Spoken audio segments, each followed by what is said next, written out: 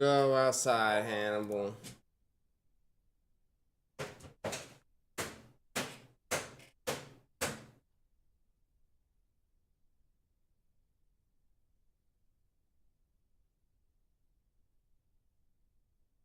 God, I fucking hate dope heads. Imagine being able to build an app with your name on it, just by thinking about it. Meet Base 44. Pilot for Extreme Makeover, Flight Log Edition. Please welcome the man who once filed a FOIA request on Epstein, written entirely in Pig Latin, Sam Hyde. You're watching the Sam Hyde Show, filmed in front of a fashy goy studio audience in a base network. What are we gonna do now? Are we just gonna sit here and take it? It's a serious question, it's not rhetorical. What do you guys want to do about this? Do you know what this is, Rivera? I believe so, sir. Do you know what this is, Valentine? No. Phase 3. The Epstein Files, Phase 3 is here. Declassified. By order of Attorney General Pamela Bondi. That's the joke in and of itself. You remember Pam Anderson? You remember Barbed Wire? Remember that movie coming out? It sounds like her name is Pamela Barbed Wire. It sounds like her name is Pamela Blowjob. Pamela Bondi. What's she gonna do? Give a blowjob? Attorney General. Oh, yes, sir. I'm gonna march in the war for Pamela Bondi. And FBI Director Kash Patel. How did it get this bad? How did it get this bad? Kash Patel. Based Kash Patel. The guy can't even make eye contact. He can't not make eye contact. The most transparent administration in history. The 45th and 47th President of the United States, Donald J. Trump. What happens if you add 45 and 47? You get 9/11, okay? Proof's in the pudding. Oh, whoops. Oops. Oops. It's a coloring book. It's got games in it. Whoops. Ah, shit. Ah, there's the Epstein Files Phase 1. You flip it around, it becomes Phase 1. Shit. And it's not even made in America. The binder's made in Vietnam. Guys, how do I look? This is a proud moment for me. Careful with that. That's a really important page. It's kind of like a choose-your-own-adventure book. A woman in England sounds like the beginning of a joke. But unfortunately, that's our administration. We're the beginning of the next Spider-Man movie. Kash Patel as Spider-Man. You look good with that, Valentine. Thank you. They should have had Valentine out there for Phase 1. Well, thankfully, he's here for Phase 3. Now, here's the thing, guys. Phase 3, nobody else gets Phase 3. We get this only. Those suckers, those chumps that got Phase 1, they didn't even get Phase 2. Skipped right over it. I got Phase 3, including that bitch, Libs of TikTok. Nasty woman. Is she? I was trying to back you up. Is she good? She seems fine. I don't know anything about Libs of TikTok. Listen, I fucked Libs of TikTok. I did. I fucked Libs of TikTok. This is real. Recently? No, not recently. This is actually real, though. Oh. About 8 months ago, I fucked Libs of TikTok. I'm not lying either. That's the crazy part. Of course, we want to ask where. In D.C. We were on tour for stand-up. She went to the show, I'm guessing. No. Now, that kit looks Did she great, tell you but afterwards it might or not before? be you. I'm being serious. She hit Luckily, me up on we have Twitter. a line challenge. Really? Yeah. Let's shut it down, score some rib chips, But pull up a and maybe picture of Libs grab of some new TikTok. gear. And don't show me drinking on camera.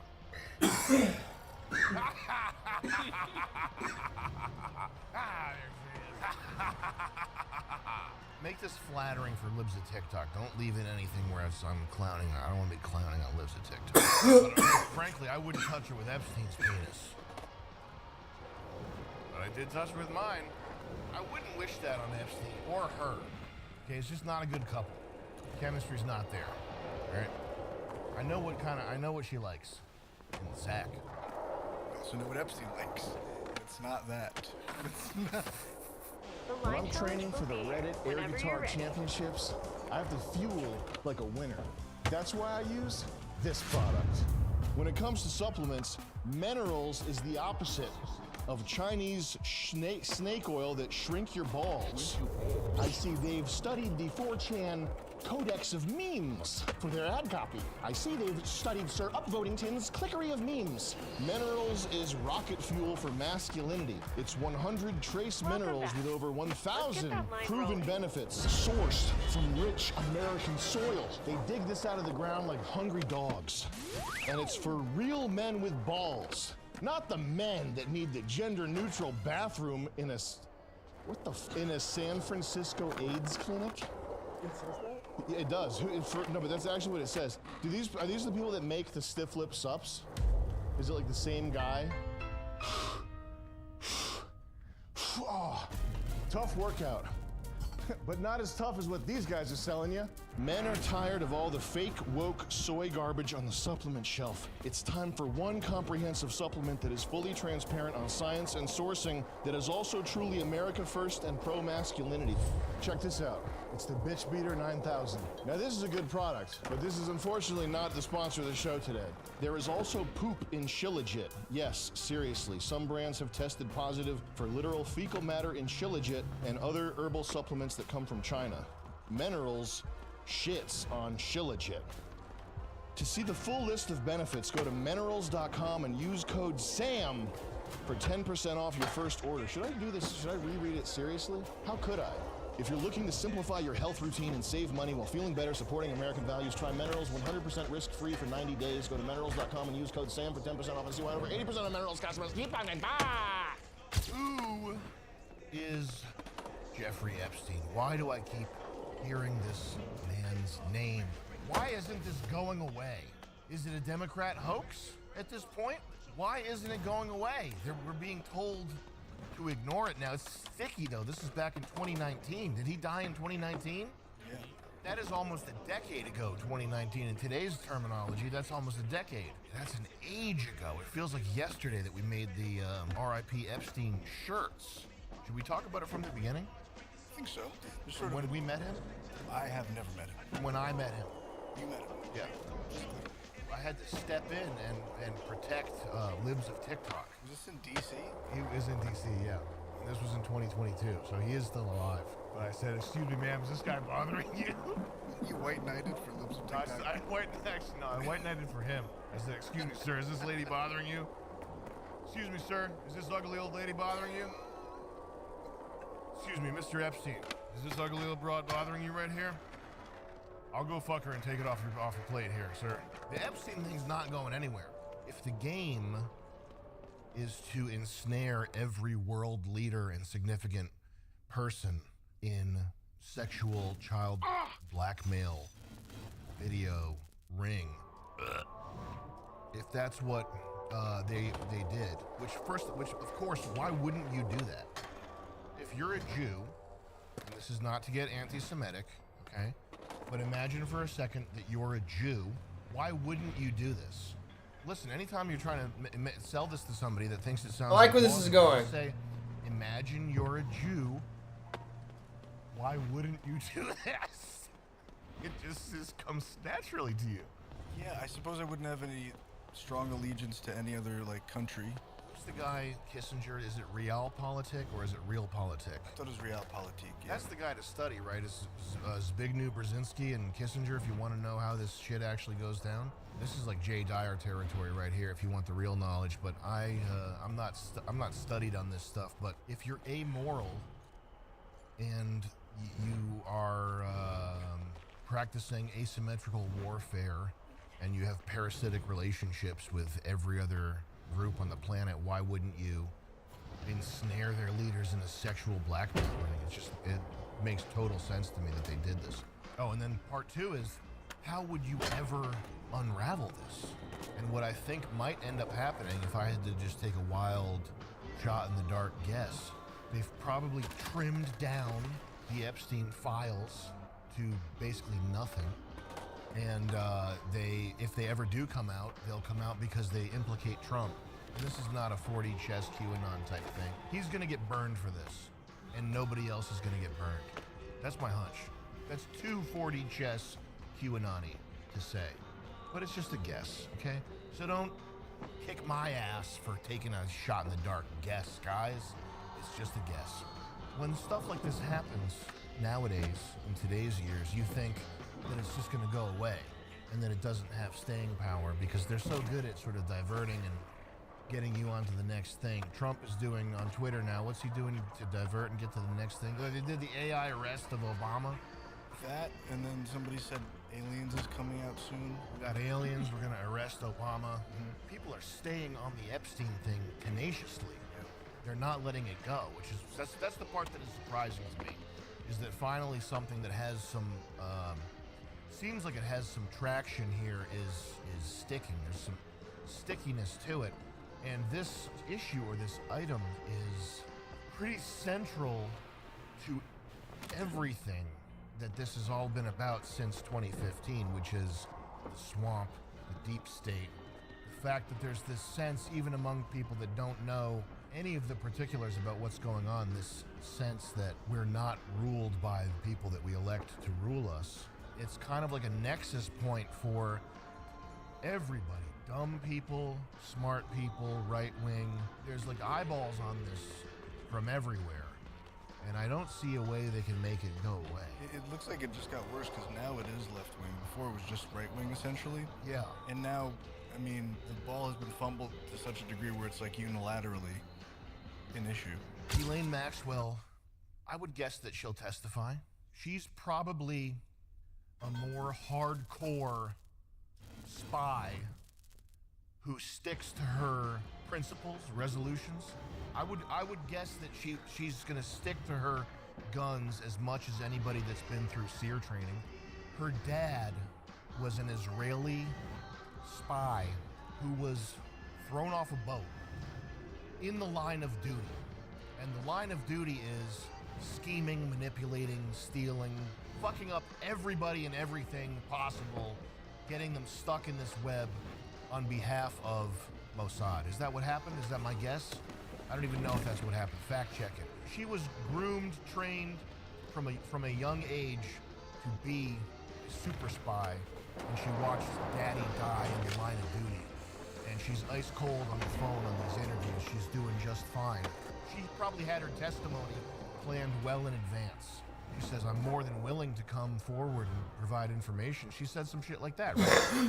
Of course she is, because this was planned when she was fucking 15 probably.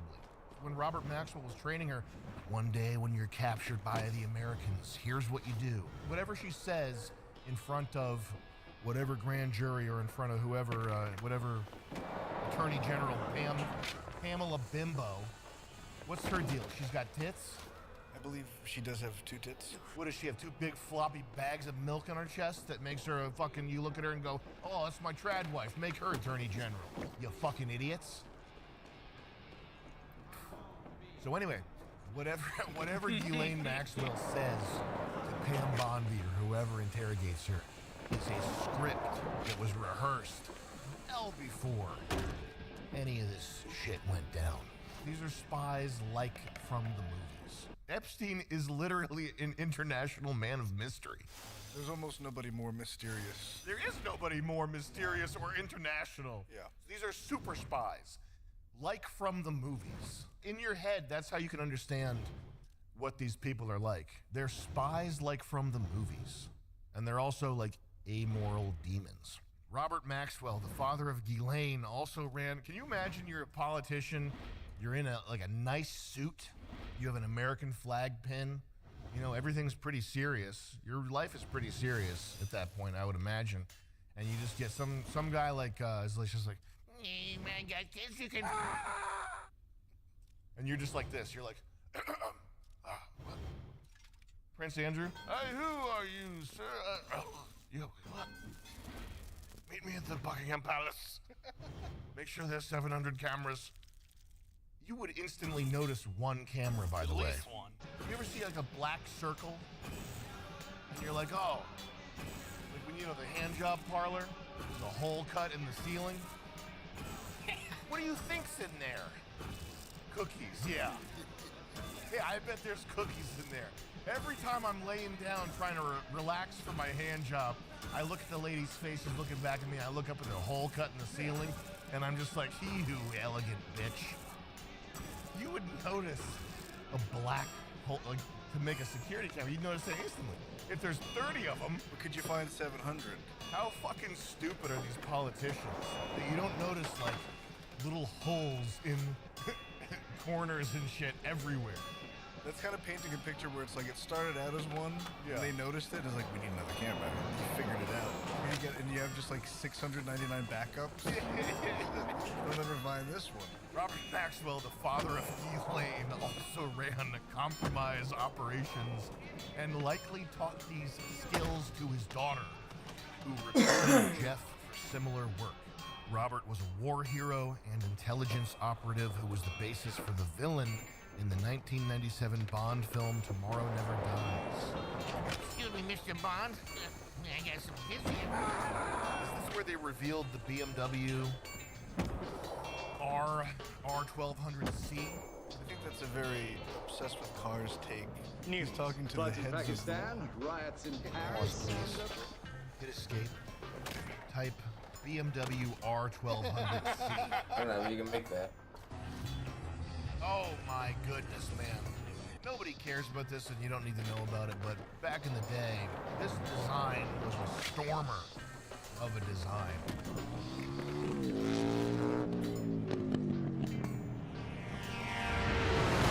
It's time once again for my little autistic faggot playtime. The segment of the show where we talk about the one thing that matters, my one true escape. So we're going to talk about the BMW R1200C. Can you type in who designed the BMW R1200C? What a legacy to leave the world with. Cimolini. What else did Luca Cimolini design? Probably a lot of good shit. It doesn't matter. It's a military surplus store, but they've got sort of a twist on it. You can buy this Russian thing, right? If you wear this, well, I would never wear something that's fully polyester. And they have this made in Uzbekistan. Do cool people wear this stuff? Yes. This is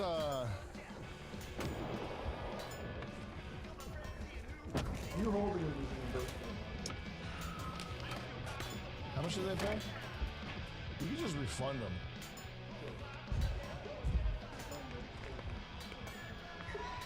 Commando store. What were you saying?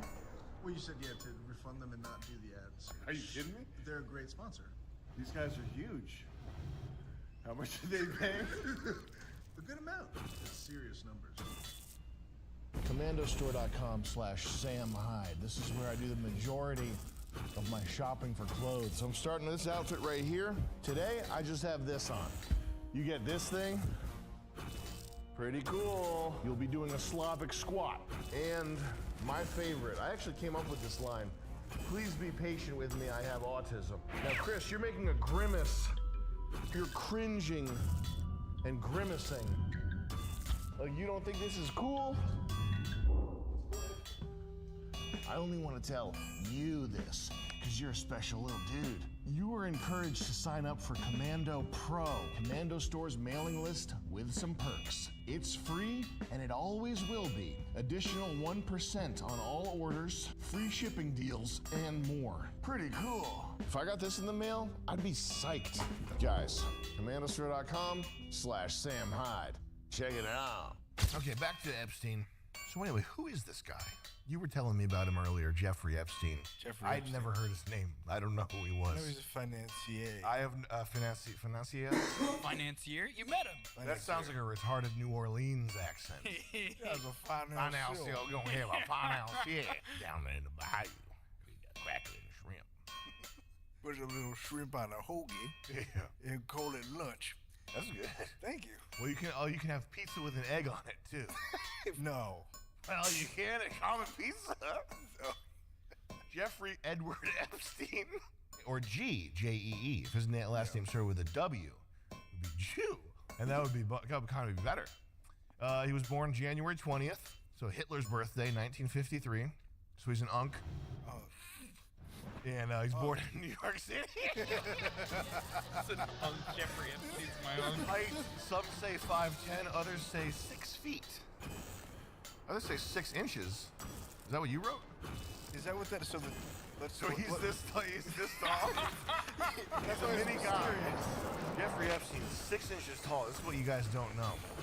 Penis-shaped egg. How is it prepared though?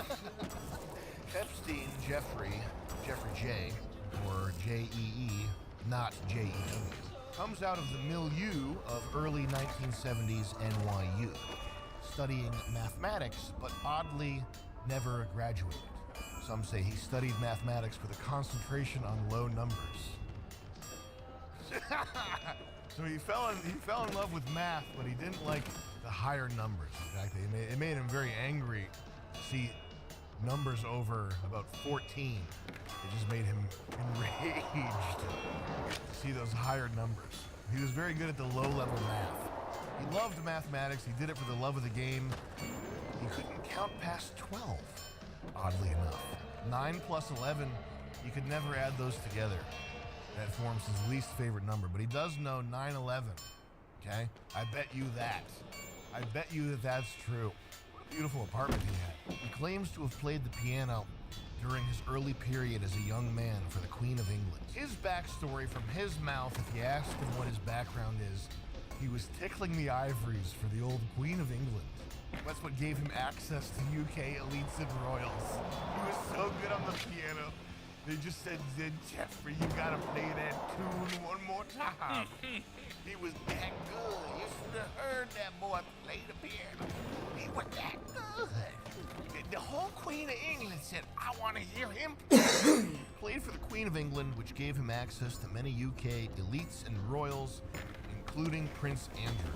It was during this period that he memorized his times tables and learned the magical rabbinic art of number sorcery to cast spells on the bovine masses.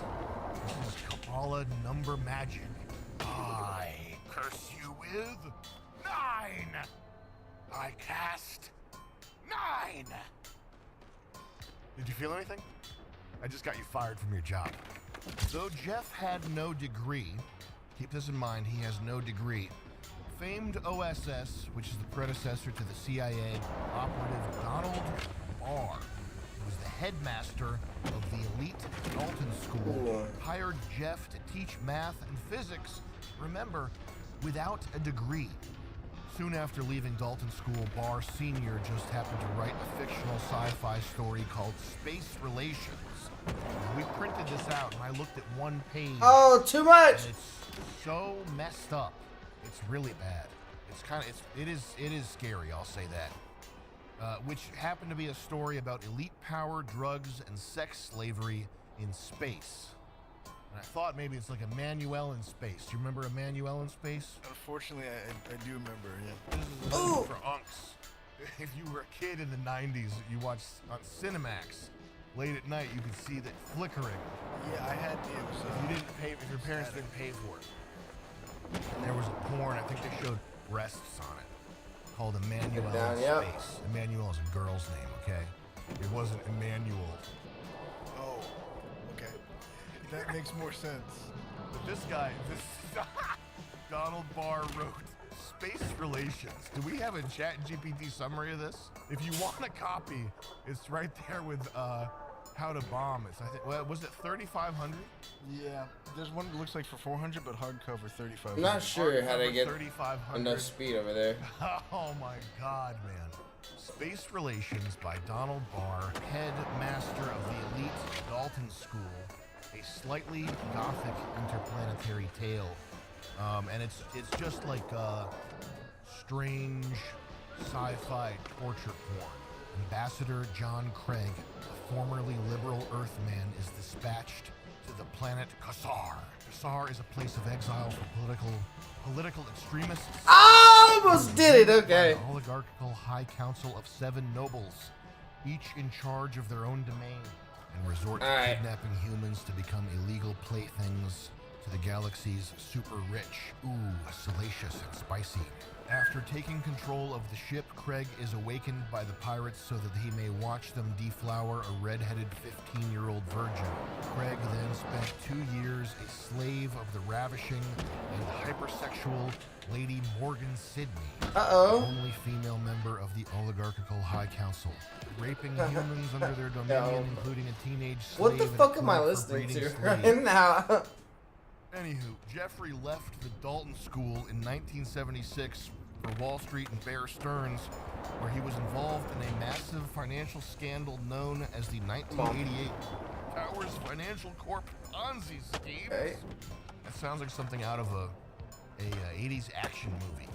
You do not want to be Hop off the involved board. in Towers Roll. Ponzi schemes. You'll likely get shot and thrown out of a skyscraper top floor. Oh shit! Jeff's partner Stephen Hoffenberg ended up Push convicted, roll. but Jeff's magical Kabbalah math sorcery somehow got him off scot-free, just giving the evil eye to the judge. 2.5. Bink. That's my impression of a rabbi.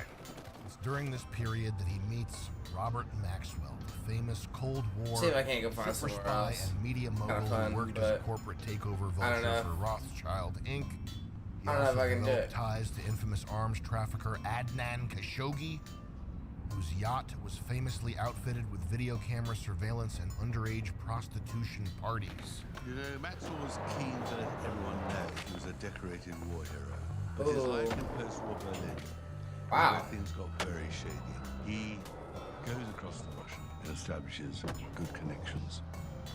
He becomes a KGB. Run. In fact, the Sultan of Brunei became Epstein's landlord during this period, and he also obtained multiple passports. Epstein did, including Almost. Pop quiz for our astute viewers out there. What do Israel and Austria have in common? You have 30 seconds to reply to your screen. What do Israel and Austria share in common? What's the connection? What's the connection there? 5! What's happening with Israel and Austria? This is why George Acosta and former Mossad Ari Ben Menashe have said on record that Epstein was intelligence. This is also the period where he meets Jewish mogul Leslie Wexner of the Mega Group, and Jeff becomes his financial advisor. As well as developing big real estate connections in the Democratic Party. At this time, he also rents a building owned by the State Department. Side note, Les Wexner actually claims to be possessed by a Dybbuk, which is a Jewish demon. And this is not a joke, and we're going to fact check that on screen. Hit it hard. Information down here at the bottom. Hit the notification bell, guys. New York properties were purchased by Wexner and fitted with cameras. It can be done. It can be done. You gotta power through that. Journalists who broke the Epstein story, Nick Bryant, notes it's the exact same compromise model used in the infamous Franklin cover-up, which also utilized underage kids and elite party houses outfitted with surveillance cameras. I think it was 700 cameras in a 20,000 square foot apartment. You need total coverage. Toilet cam. Fish tag is a huge Oh pain in the wow, ass. that was sick. With like 20 cameras, it's like next to impossible. How'd they even do it? Who was their logistics, their streaming service? That's a lot of maintenance. All in one toilet. They get the Matrix shot of the Matrix. Now the Franklin cover-up here, a late 80s conspiracy theory from Omaha, Nebraska erupted when the Franklin Community Federal Credit Union, run by Larry King, not the TV host, the other Larry King, the one that we know, the financier? He's not a financier. I believe he's a host. The TV host? That's not the one that we're talking about here. We're talking about the financier? The Franklin Community Federal Credit Union was raided in 1988 for embezzling $40 million. How do you embezzle $40 million? What is that? Theft of assets from one person or entity by another to whom the assets were entrusted. Oh, it's when you steal from your is it your trustee? Person in a trust relationship who holds the title to property for the benefit of another. Oh, so the trustee is the person that holds it. So the trustee is the one who could do the embezzling. What's the technical relationship of the person on the sour end of the relationship in an embezzlement scenario? In legal terms, a trustee has a fiduciary duty to act in the. You gotta zoom in, just zoom in so I can read it. Now we've totally the video. What do you mean? That's great. You know nothing. Raided in 1988 for the embezzlement of $40 million, US dollars, which back then was a lot of dough. Allegations soon claimed King and elites ran a child sex trafficking ring, flying foster kids nationwide for abuse by politicians and businessmen. With rumors of drugs, it is finally. a Nebraska committee led by Senator Lauren Schmidt investigated but faced resistance from law enforcement, the FBI, and media.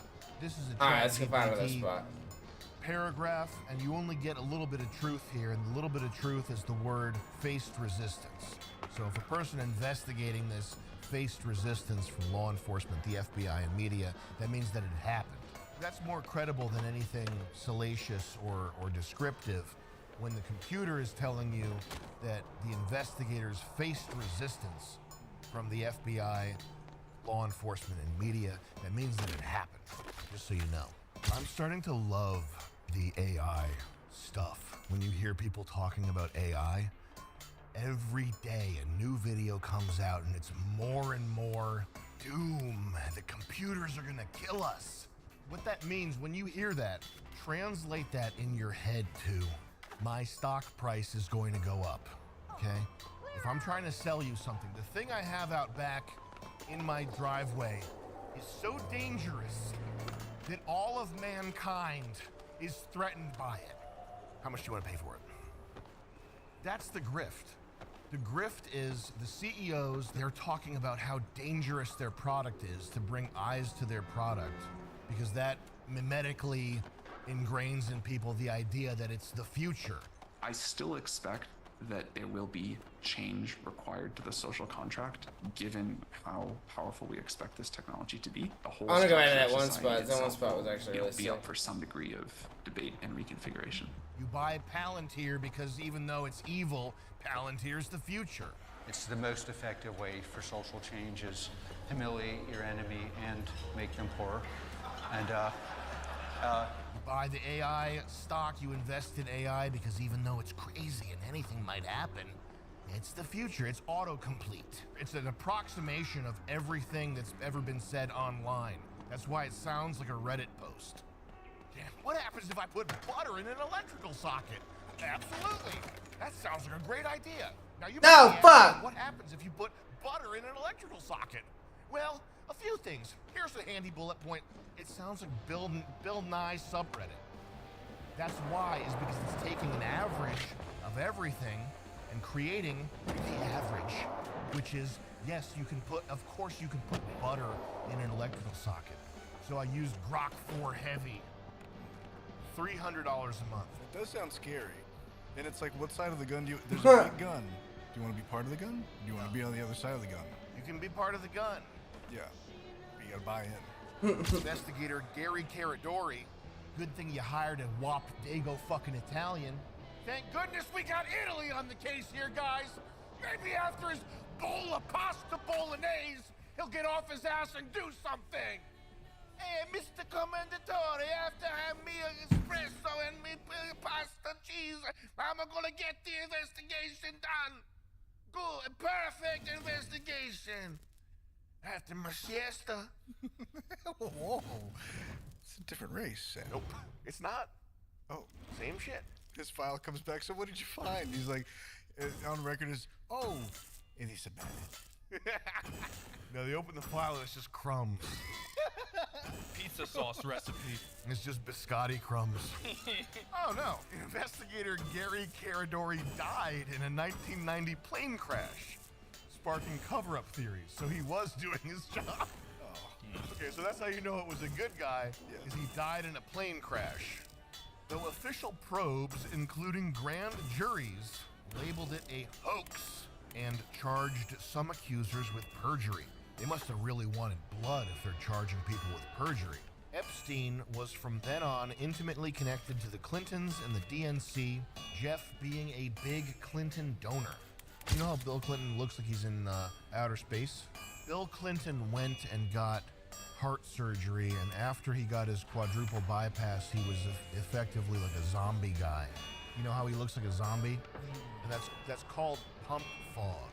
When they fuck around with your heart, they put you on this mechanical pump, and I guess that when you legally are dead and God takes your soul and kills you and leaves you to walk around like a zombie, but it's when you're hooked up to a machine and you become a cyborg, God sees this happening. He says, oh, this person's a cyborg. I'll just suck the soul out of their body and leave them to walk around the earth like a golem. So that's why when you see Bill Clinton walking around, he's like, he doesn't even do that. It's not even that expressive. Who performed the surgery? And it's the esteemed Craig R. Smith.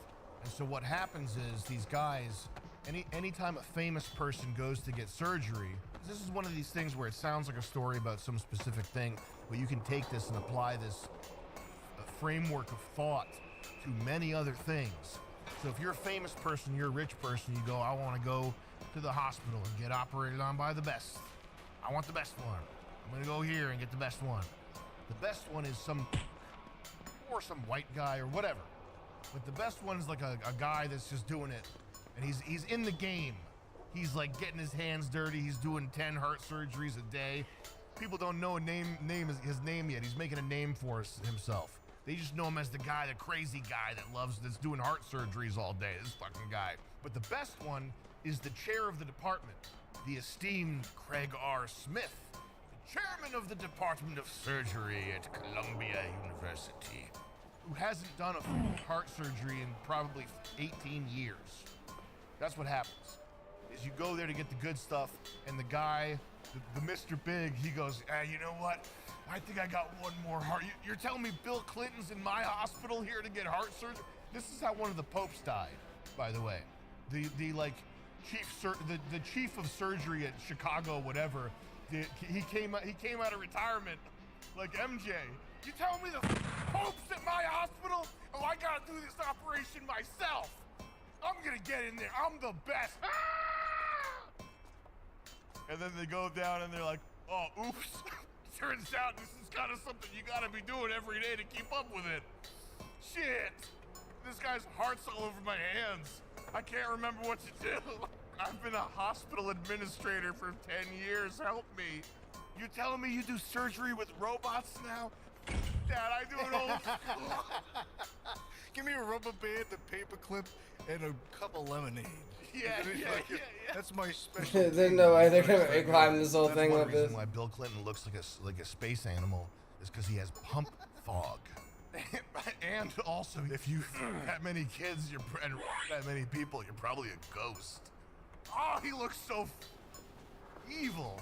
Epstein was from then on intimately connected to the Clintons and former Israeli Prime Minister Ehud Barak, for example, met with Epstein dozens of times on record, pretending to have an important conversation with a pimp.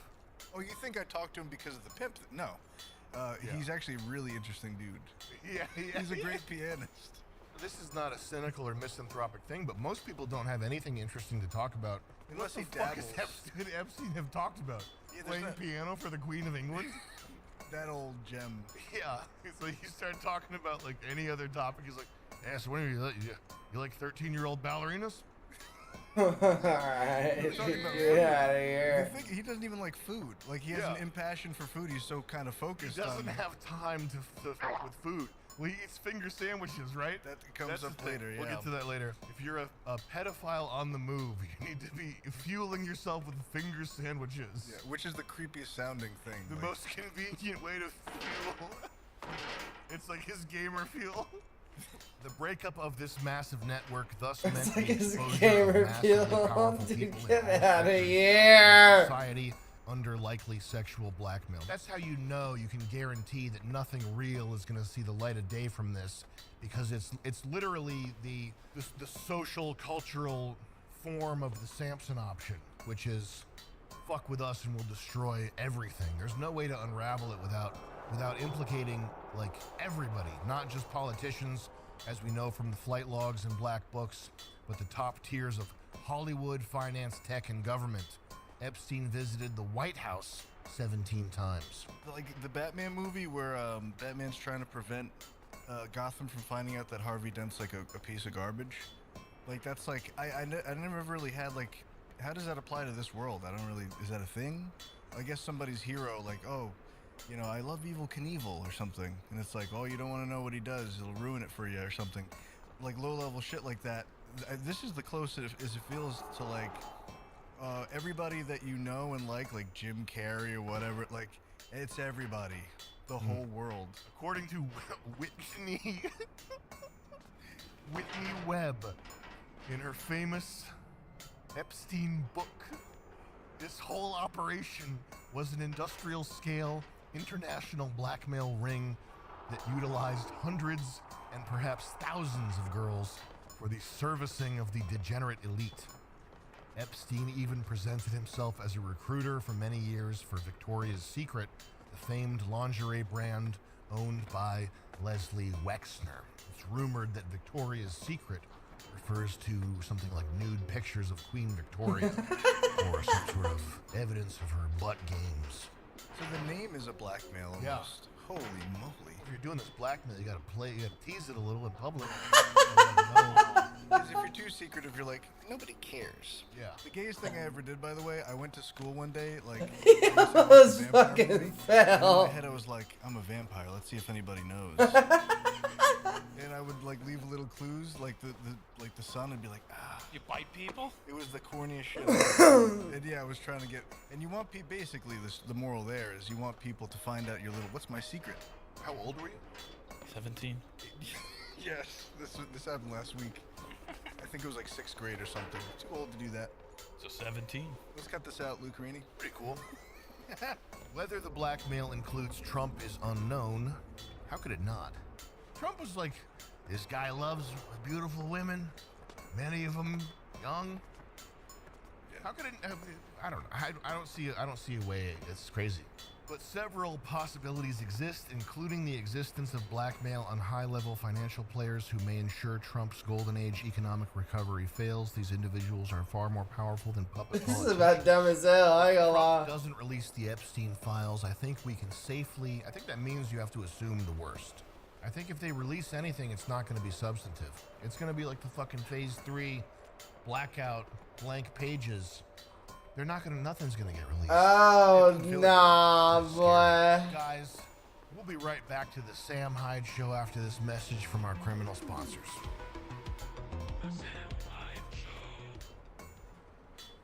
Whoa, shit. Want to find some secrets on a coworker stealing your Oh, or no. a pesky neighbor with a ghetto loud spoiler or car? I'm sick. Maybe I'm sick. you own a Fortune 500 company Help. and need the influence of war. I ain't no bitch, and I know how to get money. Maybe you're a young entrepreneur and your rival manufacturing company CEO has a severe drug dependency, putting them in a vulnerable position. So send in the girls, because it's all on camera. Don't blame us when you find yourself in a compromised position. Call now, 1-800-ELITE-BLACKMAIL, and make your leverage global by joining our club today.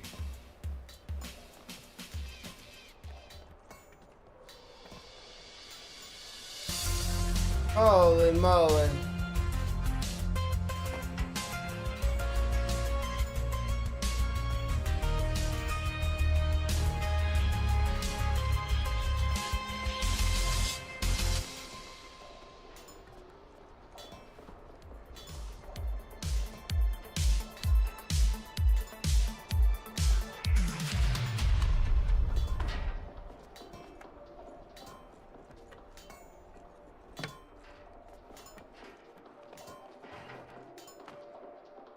For a limited time at McDonald's, get a Big Mac extra value meal for $8. That means 2 That kid just patties, fell. special sauce, lettuce, cheese, pickles, onions on a sesame seed bun, and medium fries, and a drink. We may need to change that jingle. Prices and participation may vary. It's Smurfing time. It's got magic. Deal with my awesomeness. It's got adventure. I think I can smurf right there. It's got fruits. That cleared out the sinuses. Smurfs. Rated PG and now streaming on Paramount Plus. This episode of the Oh! is brought to you by Upside.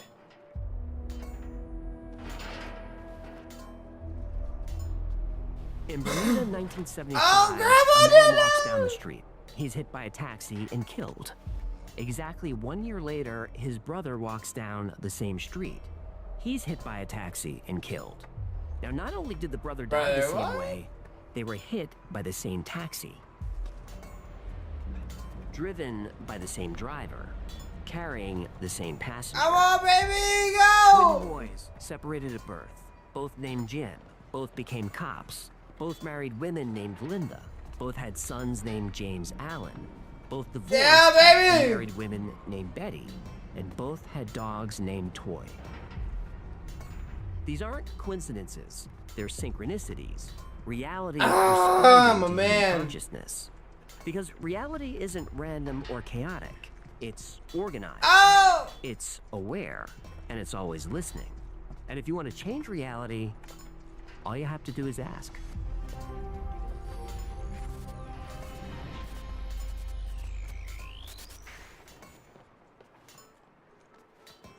Portable jacuzzi, tinfoil tent, $3,000. Yeah, Huey, here you are. It's an emergency. Oh, Fuck! I was going through my credit card statement, and there's. Forget about that, Ebenezer. I can't find it. Oh, no! Oh! My truck again. Right after what happened at the Popeyes drive-thru. That wasn't my fault. It's an 8 feet clearance. Well, it's 12 feet when you include the kayak, the satellite dish, 3 beaver-sized chairs, and a 60-inch flat-screen TV. We were clamping. All on the business credit card. Team building is a business expense. And you brought the truck back running on fumes again. Lizard people run big oil. I refuse to line their scaly pockets. Dude, fuck with me. their hard-earned cash. Okay. I promise to fill it up after I grab Gertie's mom from the airport. Look, if you're gonna max out my credit card on gas and glamping gear, at least use Oh my Upside God. so we can get some cash back. Did you just pitch a sponsorship then? I sure I don't know if I can do it. Upside is a free app that gets you real cash back on everyday essentials like gas, groceries, and dining. No points, no gimmicks, just actual money back in your pocket. Here's how it works. Claim an offer for whatever you're buying on Upside. Then pay as usual with a credit or debit card. Follow the steps in the app and get paid with money you can transfer straight into your bank account. There are over 100,000 gas stations, grocery stores, and restaurants on the Upside app, ensuring that cash back is always just around the corner. And when using Upside, Okay, really you made earn this too 3 hard. times more cash back than any other product, including loyalty programs and credit card rewards. I use the Upside app anytime I gas up the vehicles. I just claimed this offer for Chevron on Upside and filled the tank. It took 30 seconds, and now I'm getting paid back just for doing what I was already gonna do. It's the easiest app to earn with, and it adds up fast. For a limited time, Y-Files listeners can get an extra 25 cents back per gallon on your first 2 tanks of gas.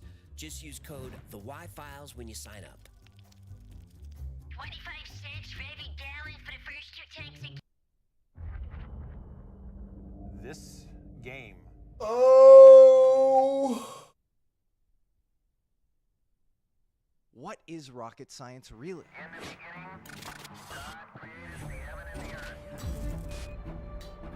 In this special episode of American Alchemy, we're going to pull on all of the threads of this hidden history. All right, Sex baby, we're getting magic, up. Nazi scientists, secret societies, launch rituals, rockets launched in time with pagan festivals, Walt Disney's hidden messages. This is the story of how communication with non-human intelligence might just be the real and hidden foundation of our entire journey to the stars, the whole subplot of our modern space program.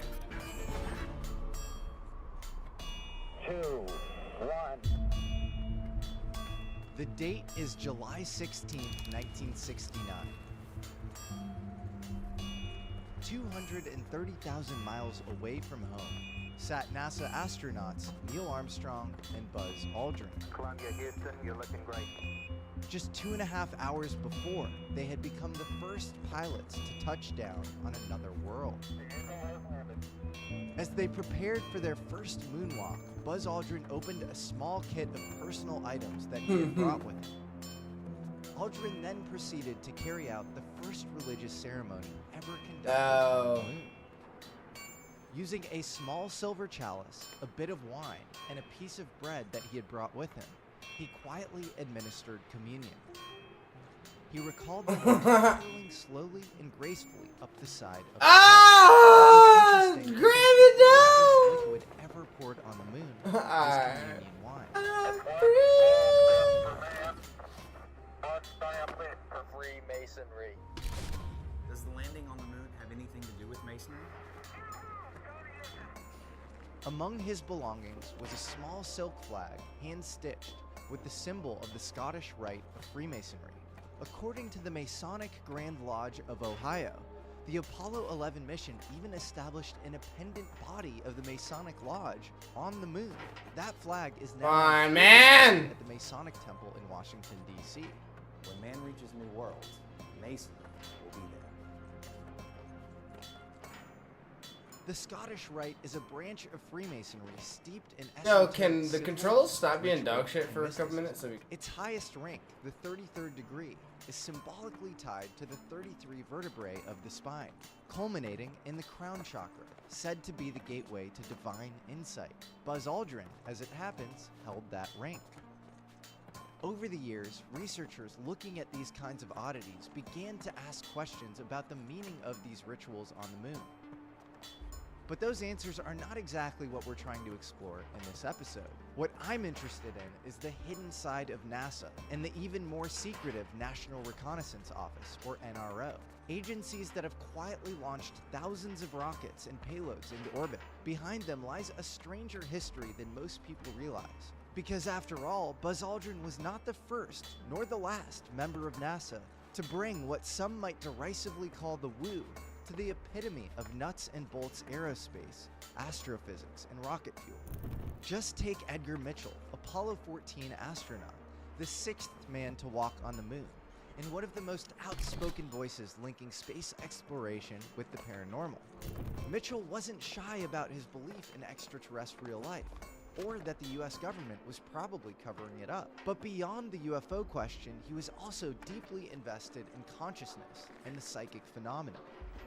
Holy. On his journey to the moon, Mitchell conducted a private ESP, or extrasensory perception experiment, attempting to send mental images back to Earth using a set of cards. The results, scored by colleagues back on Earth, were better than chance. Mitchell wasn't shy about this. In a 1971 New York Times interview, he said, "We're too much uninformed about telepathy or ESP to project its uses. But I think once we understand the mechanism, then we can start talking about uses." Few at NASA were interested, except one, Wernher von Braun. War is a dirty business, and all I can say is that I'm happy that it's all over now. Yes, that von Braun, former Nazi and father of American rocketry. He was, according to Mitchell, deeply supportive, even encouraging Mitchell to find a site within NASA to study consciousness further. After his mission, Mitchell founded the Institute of Noetic Sciences, a think tank dedicated to consciousness, psychic phenomena, and metaphysics. Von Braun attended one of its early fundraising dinners. For Mitchell, the overview effect, seeing Earth from space, was spiritual. It made him wonder if the entire cosmos might be conscious, and he wasn't alone. There I was, and there you are. There you are, the Earth, dynamic, overwhelming, and I felt that the world was just, there's too much purpose, too much logic. It was just too beautiful to have happened by accident. There has to be somebody bigger than you and bigger than me. And I mean this in a spiritual sense, not a religious sense.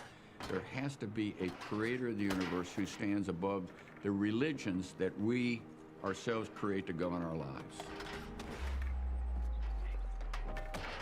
From the early days of rocketry to the height of the Apollo program, there's been a long tradition of visionary scientists who saw no contradiction between physics and mysticism. Even today, the pattern continues. They're using the images of Roman gods, and I would ask him, I said, why are you using the images of Roman gods? Why are you putting them on your mission patches and also utilizing Latin phrases from that time period? I mean, you're sending it up into space. Who up in space is going to read Latin? And his answer was, our sponsors. Behind rocket technology, the thrust. Oh the yeah, telemetry, I'm fucking the ripped, hardware, boy. There is something else, something older. There are whispers and subtle acknowledgments to gods, ancient symbols, rituals, and perhaps even the influence of non-human intelligence. And if that is true, or at least if people involved in this science believe it to be true, then we need to ask the fundamental question: what is rocket science really? Is it foundationally entangled in something very strange we've spent millennia trying to understand? Are there strange forces helping us get off this planet? So buckle up, alchemists, because this one is going way out there. Different parts of the brain have different activities. You know that, don't you? Maybe you should interview me.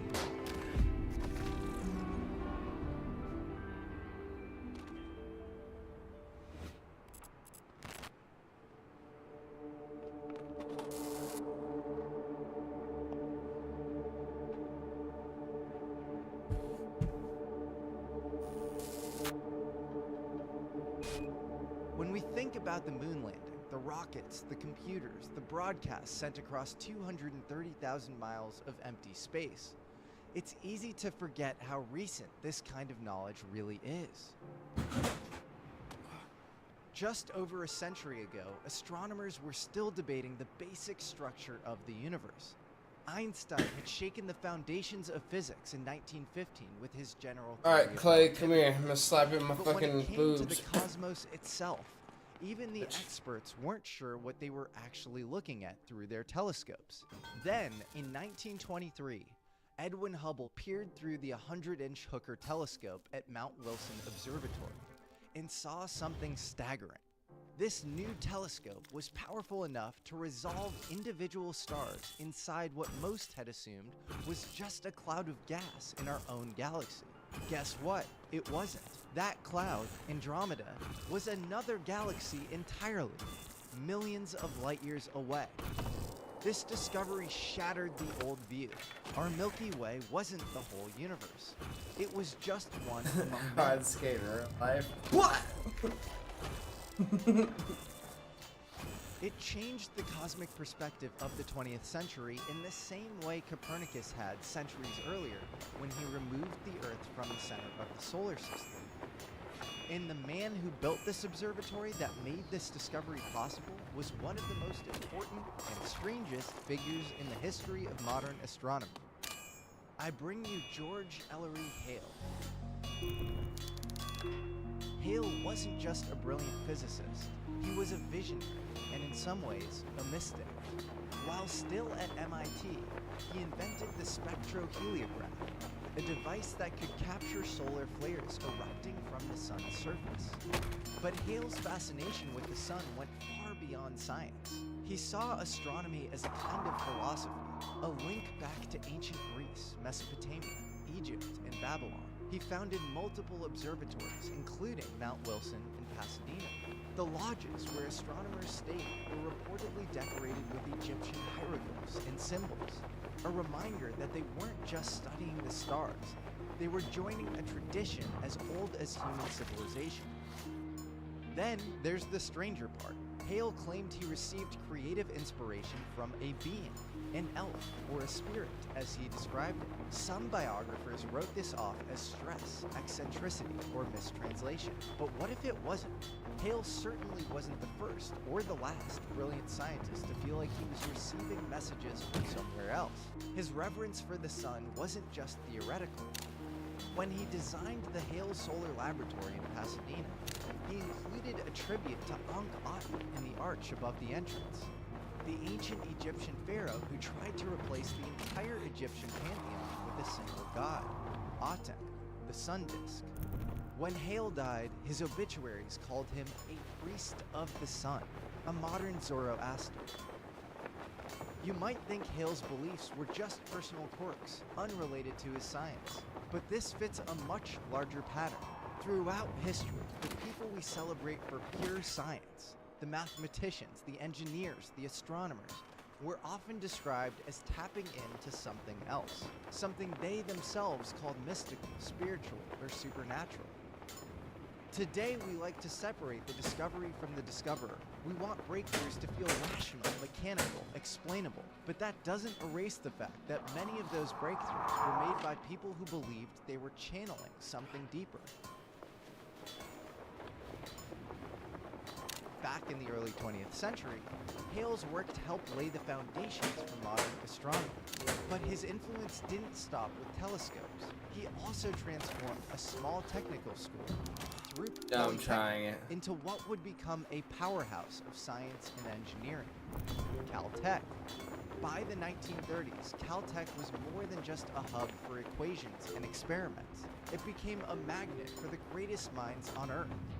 Hubble, Bohr, Oppenheimer, Heisenberg, even Einstein passed through its halls. But Caltech also attracted outsiders. One of them wasn't even a student, but he would end up reshaping the future of American rocketry, and possibly opening a door to something far stranger. Jack Parsons. Hey everyone, Jesse here. Let's talk about something that we quietly deal with, hair loss. This is something that messes with your confidence more than you'd expect. Okay, you might be wondering, Jesse, you clearly don't suffer from this. It's true. The biggest issue I face is hat hair. I actually have very thick hair, but one of my good friends deals with hair loss.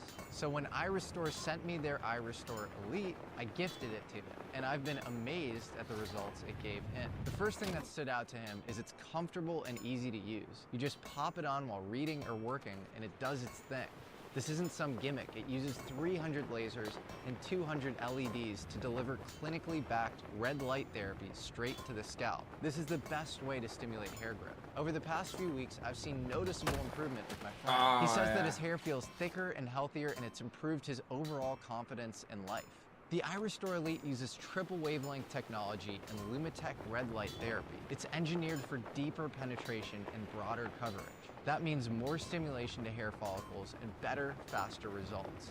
And look, if it doesn't work for you, they offer a Ooh, I'm coming in hot on it. I've never heard of a money-back guarantee that lasts that long. Try it consistently, and if you're not happy, they get you your money back. Of course, the restocking fee applies. That made it a no-brainer for my friend. So give yourself the gift of hair confidence this spring. For a limited time only, our listeners get a huge discount on iRestore Elite when you use code JESSE, J-E-S-S-E, at iRestore.com.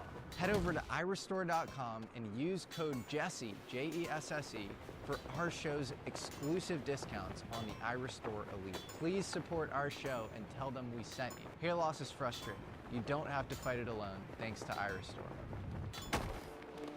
Oh man, I'm coming in so hot.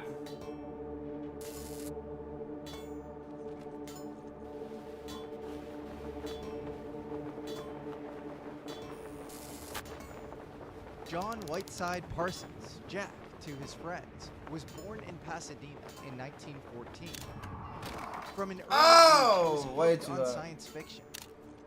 He struggled in school and never earned a formal degree, but that didn't matter. Parsons had an intuitive genius for chemistry and propulsion. As a teenager, he and his friend Ed Foreman built homemade rockets, scavenging parts from Foreman's father's workshop. One classmate later described them as a couple of powder monkeys, going out into the desert, blowing things up.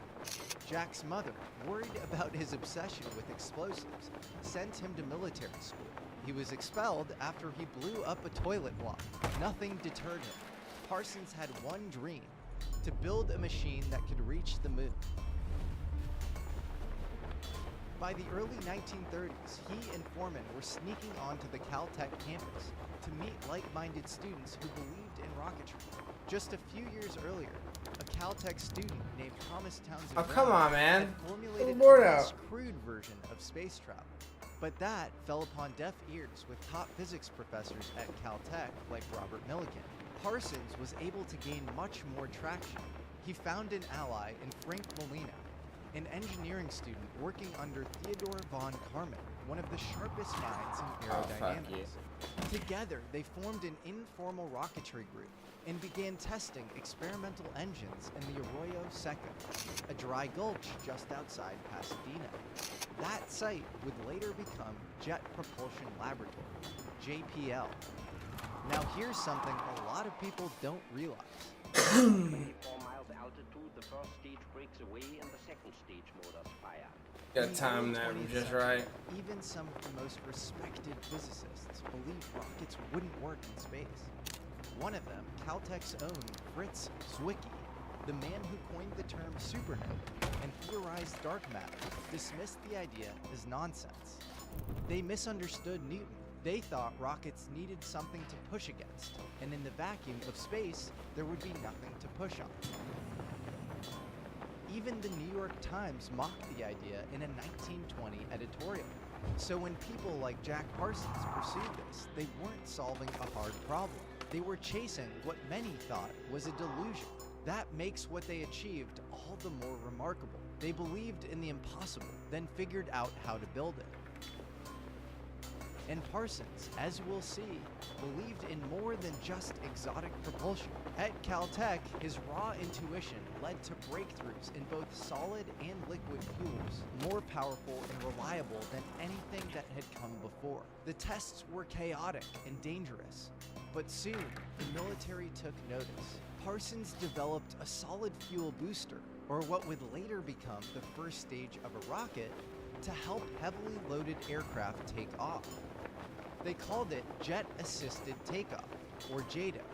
They avoided using the word rocket because it still sounded too much like science. Fuck! That was The first sick. successful JATO flight was in 1941. By 1942, the U.S. military was ordering 20,000 units per month. But just as JPL was taking off, the FBI came knocking. Because Jack Parsons wasn't just a rocket scientist, he was also a practicing occultist.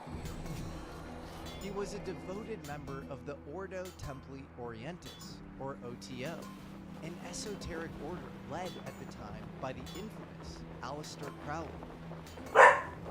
Thelema, their belief system, combined ceremonial magic, Eastern mysticism, and tantric techniques into what Crowley called sex magic. That's magic with a K, to distinguish it from stage tricks. Parsons wasn't just a casual participant. He led the local chapter from a Pasadena mansion where he lived with a rotating cast of artists, intellectuals, and magicians. The rituals were elaborate, invoking gods, spirits, and forces said to reside in higher dimensions. The most infamous of these was the Babylon Working, an attempt to summon the divine feminine archetype known as Babylon. Inspired by Crowley's novel Moonchild, the ritual aimed to recreate. Okay, so once you go into the thing, you can't take it. Sexual practices, not literal birth, but transformation of the self.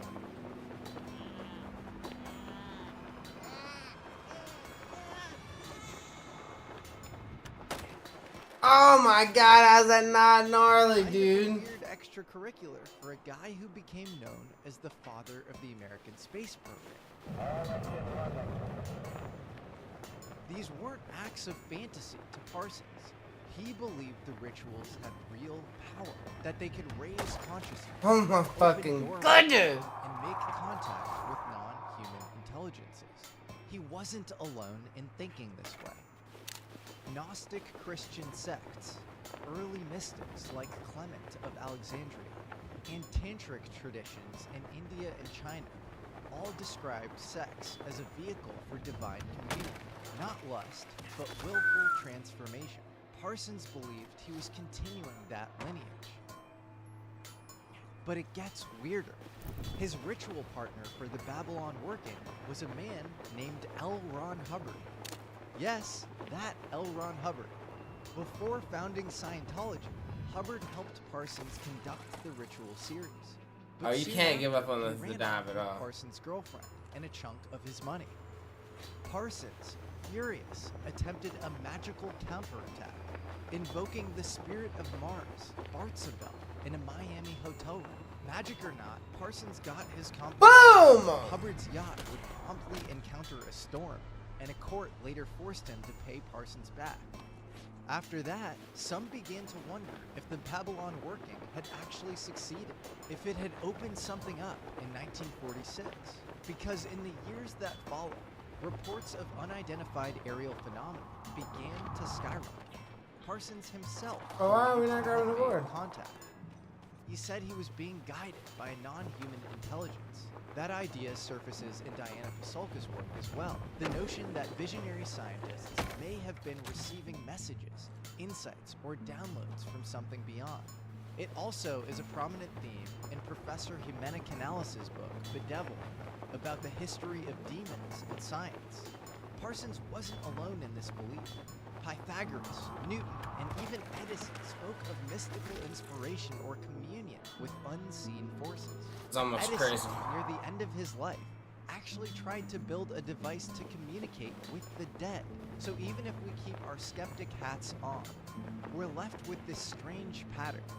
Many of the people responsible for scientific breakthroughs, people we call geniuses, didn't see themselves as... All I'm saying is, I'm the only man going for some crazy shit. receivers.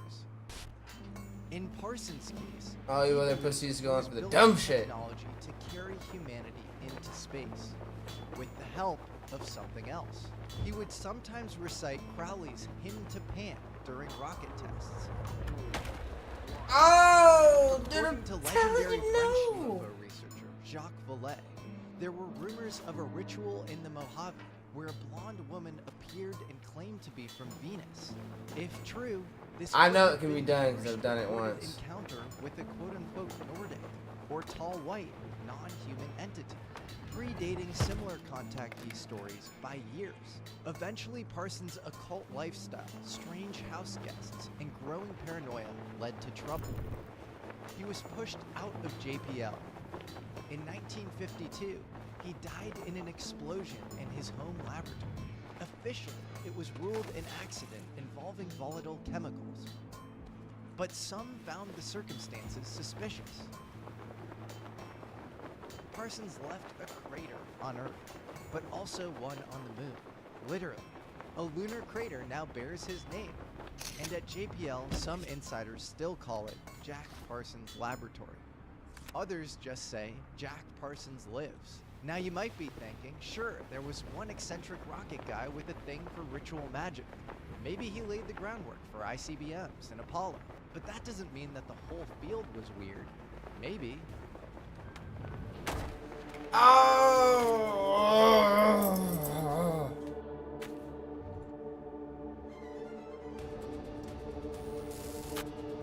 I don't know what I just pressed.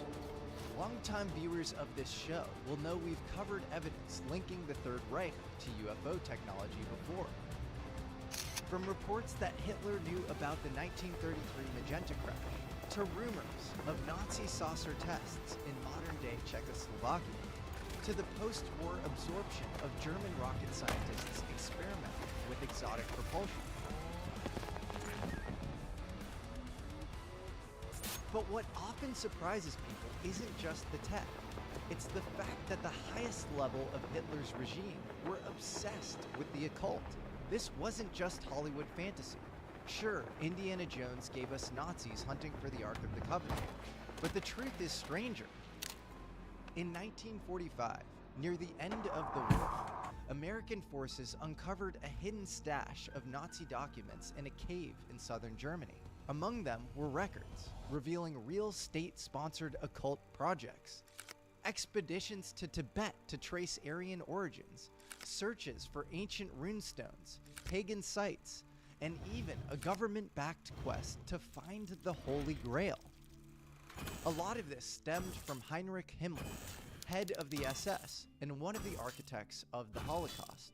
He was obsessed with Germanic mythology, paganism and mystical power.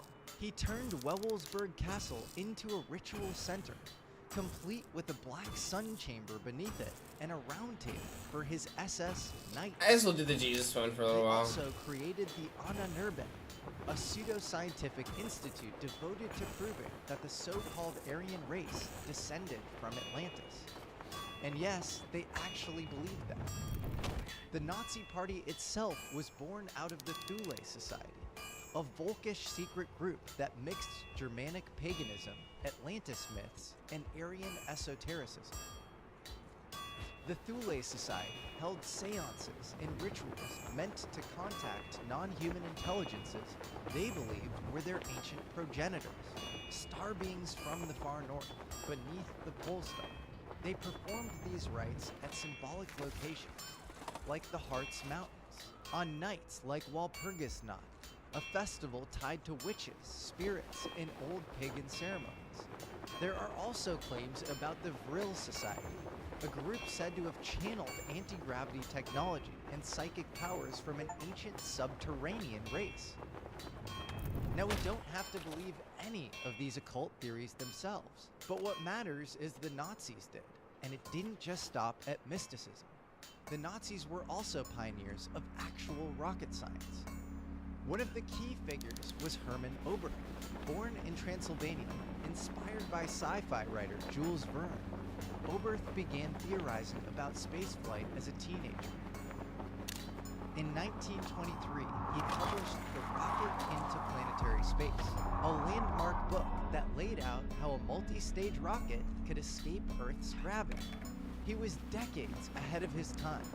He envisioned orbiting telescopes, spacesuits, weather-controlling satellites, even missions to other planets. His ideas sparked a movement, and when World War II began, Oberth was pulled into military work, building rockets for Germany and later for Italy. After the war, Oberth became one of the few major scientists to publicly support the reality of UFOs. After so many witnesses have seen the so-called flying saucers, their existence can no longer be denied. I believe that these flying objects come from another solar system. In a 1954 lecture, he argued that these UFOs had been observed since at least the 1400s. Oberth believed they were piloted by extraterrestrial visitors, monitoring Earth's nuclear sites and military. Come on, man, what the fuck is that? In Pull up the interviews, board. He even said, "We cannot take all of the credit for our record advancements in certain scientific fields. We have been helped." When asked by whom, he replied, "The people of the other worlds." Later in life, Oberth Pull out the was board, bro! What are you doing? and the Space Shuttle Challenger, but he wasn't part of the official Operation Paperclip transfer of Nazi scientists. That honor fell to his most famous student, Werner von Braun. Before we jump in, I want to thank today's sponsor, Hexclad Cookware, aka the pans I didn't know I needed. Oh, fuck you.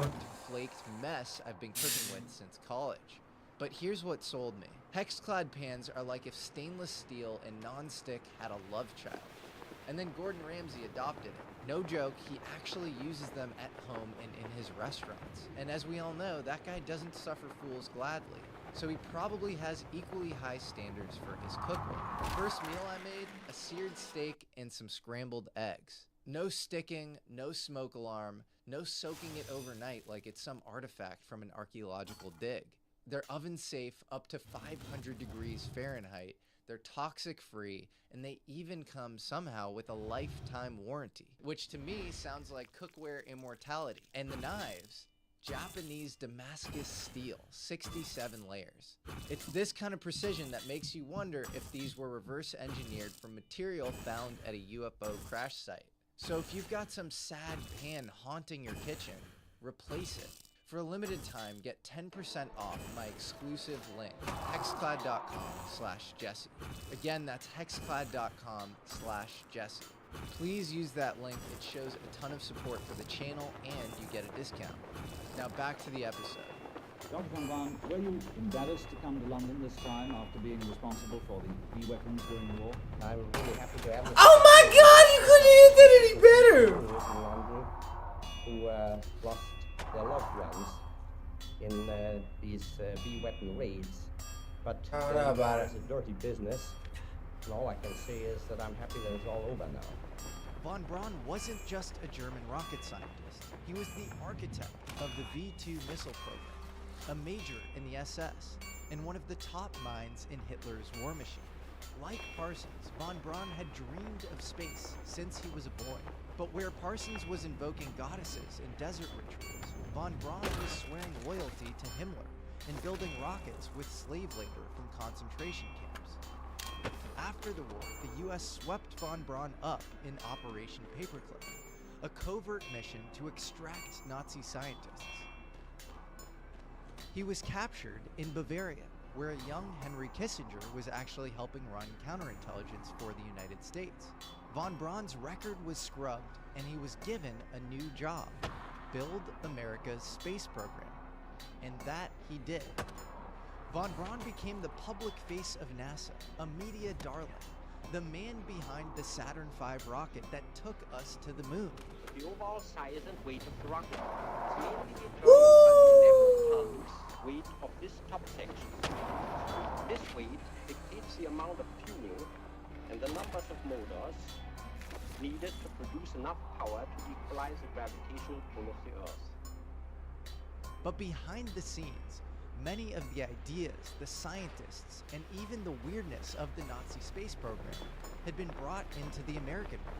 As we'll see, the weirdness didn't vanish.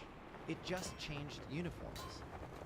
But before we get to NASA's more esoteric side, we need to check in with the other major player in the space race.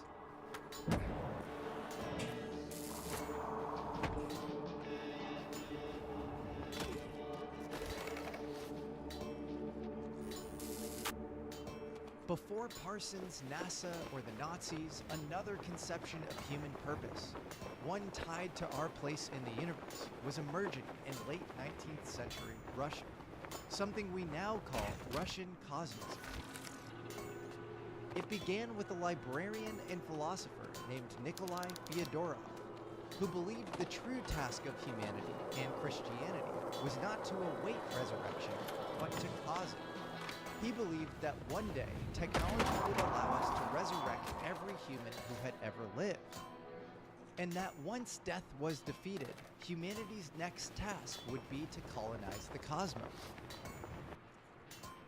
Among those most influenced by Fyodorov and his ideas was a deaf, self-taught young man named Konstantin Tsiolkovsky.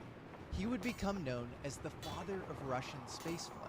Tsiolkovsky didn't just believe space travel was possible, he believed it was necessary. He saw humanity as part of a cosmic process, destined to leave Earth and populate the stars. In 1903, he developed what we now call the Tsiolkovsky rocket equation, the fundamental formula describing how a rocket accelerates based on its mass and exhaust velocity. Like Oberth, he anticipated breakthroughs in rocketry and space exploration well before they were technologically feasible. And here's where things get especially strange. As Diana Pasulka points out in American Cosmic, Tsiolkovsky believed that non-human intelligences, what he called ethereal beings, were communicating with us through celestial symbols. He wrote, "We are made as the ethereal beings, existing beyond our dimensions of recognized reality. These higher beings are in communication with us, reading our thoughts and sending us messages through celestial symbols, which most of us do not even perceive, much less understand. A genius is one who comprehends and channels these messages from higher beings into technologies, products, and even art." Tsiolkovsky seemed to believe that his rocket science, the very math that would take humans off Earth, was received through this kind of cosmic transmission. He may have seen himself not only as an engineer, but as a medium for an intelligence beyond human understanding, a another example of someone who saw the spiritual dimension of science as fundamental to the work itself. Even as the Soviet Union officially rejected religion, Dude, pull the board out, you dig in! Kind of cosmic mythology, one in which ancient contact with extraterrestrials was treated not as fantasy, but as a legitimate scientific possibility. These ideas were often framed in speculative or scientific language, a political workaround that allowed Soviet thinkers to explore humanity's possible contact with advanced extraterrestrial civilizations. Oh, man! Figures like Alexander Kazantsev and Felix Ziegel proposed that alien visitors may have influenced early human development, seeding myths and technologies that were later taken on by ancient cultures. Unlike in the West, where such theories were typically fringe, in the USSR they were sometimes discussed in academic circles, covered in state-run media, and even investigated by military and intelligence services. This made paleocontact, as they called it, not just a conspiracy theory, but a semi-legitimate line of inquiry into humanity's cosmic origins. But it was the Americans who won the space race when they made it to the moon. And maybe, just maybe, that Pull the board out, man. Holy shit. Reverence for the esoteric dimensions of spaceflight that men like Tsiolkovsky and Fyodorov had long envisioned. Maybe the space race wasn't just a Cold War pissing contest, but a transcendental mission. Which brings us to NASA, where the weird gets even weirder.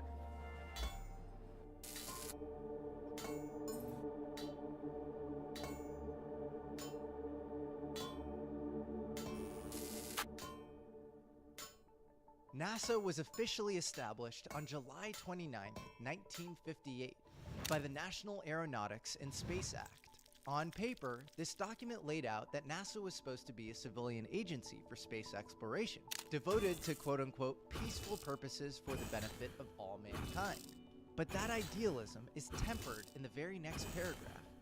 The act makes clear that the general welfare and security of the United States requires such an organization, and that any activities peculiar to or primarily associated with weapons systems, military operations, or the defense of the United States fall outside the civilian mandate. In practice, that meant if NASA found anything deemed strategically sensitive at all, a breakthrough in propulsion, a powerful new sensor, or even contact with non-human intelligence, it could be withheld indefinitely. It's a reminder of something we've talked about before, the echoes of the 1954 Atomic Energy Act. If you read the definition of special nuclear material in the Public Atomic Energy Act of 1954, it basically states any material that releases any kind of atomic energy. That would be retrieved crash material. So it's kind of a sneaky way. No, it is. If you actually read the Atomic Energy Act, if something is not a nuke, but it has radiological energy coming off it, you know, alpha, beta decay, whatever. Same secrecy. Same secrecy. So how did the Nazi rocket scientists get in?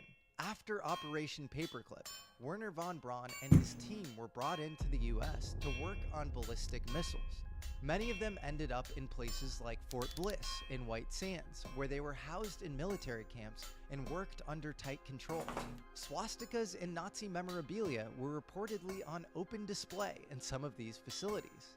FBI documents even show that at one point von Braun was caught sending classified documents to his Nazi counterparts in the USSR, but it seemed like no disciplinary action was ever taken. During this period, von Braun caught the attention of Walt Disney. The two collaborated on a series of educational films about space exploration. Von Braun features a lot in them, explaining the future of space exploration and the capabilities of imagined rockets and space stations.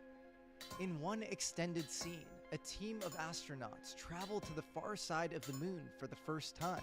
That's when a radar engineer yells out that some kind of radiation is being picked up on their sensors at 33 degrees.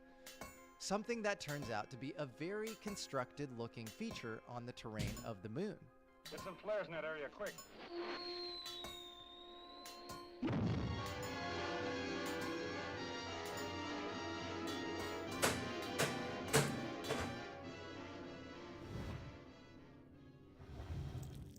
film moves on without too much attention being paid to the set of ruins on the moon, almost like it was just included for those that would notice it.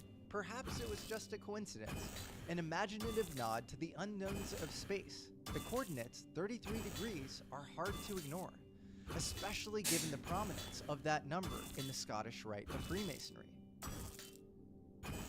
There are a few Scottish Rite Masons you might have heard of, and those that were awarded the highest honor of becoming a 33rd degree.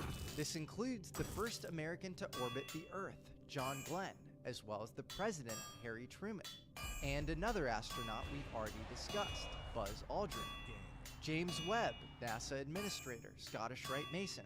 Kenneth Kleinecht, Director of Mercury, Gemini, and Apollo, also a Scottish Rite Mason. We've also got Leroy Gordon Cooper Jr., who flew on the Mercury and Gemini programs. And then you have Walter Schurra Jr. and Don Eisele, who flew on Apollo 7, as well as Virgil Grissom, who flew on the Mercury program but sadly passed away in the training capsule fire for the first Apollo mission. Thomas Patton Stafford flew Apollo 10, all Freemasons. Later, on Apollo 15, the 8th person to walk on the moon was also a Mason, James Irwin. And another man we've already mentioned earlier, Edgar Mitchell, who spent more than 9 hours walking on the moon's surface on Apollo 14, Freemason. So by the mid-1960s, the structure of NASA, and I mean the actual power structure, was a strange cocktail of former SS officers, Freemasons, and occultists. And then there's the Teos Cave story. You know where I do want to go, though? You know, there are all these conspiracies that the moon landing was faked, and then there's the UFO conspiracy that Neil Armstrong saw, like, UFOs on the moon or whatever. I'm not proposing that. I don't necessarily think that that's true. But the one possibly kind of funny piece of additional evidence would be that the second expedition Neil Armstrong did was in 1975, and it was to a cave in Ecuador at the edge of the Amazon, and it was called the Teos Cave, and it was supposed to contain ancient alien metallic artifacts. And so clearly Neil Armstrong believed enough in the possibility of that thing to like go into the Amazon and risk his life and try to look for it, and a BBC documentary crew followed him in there.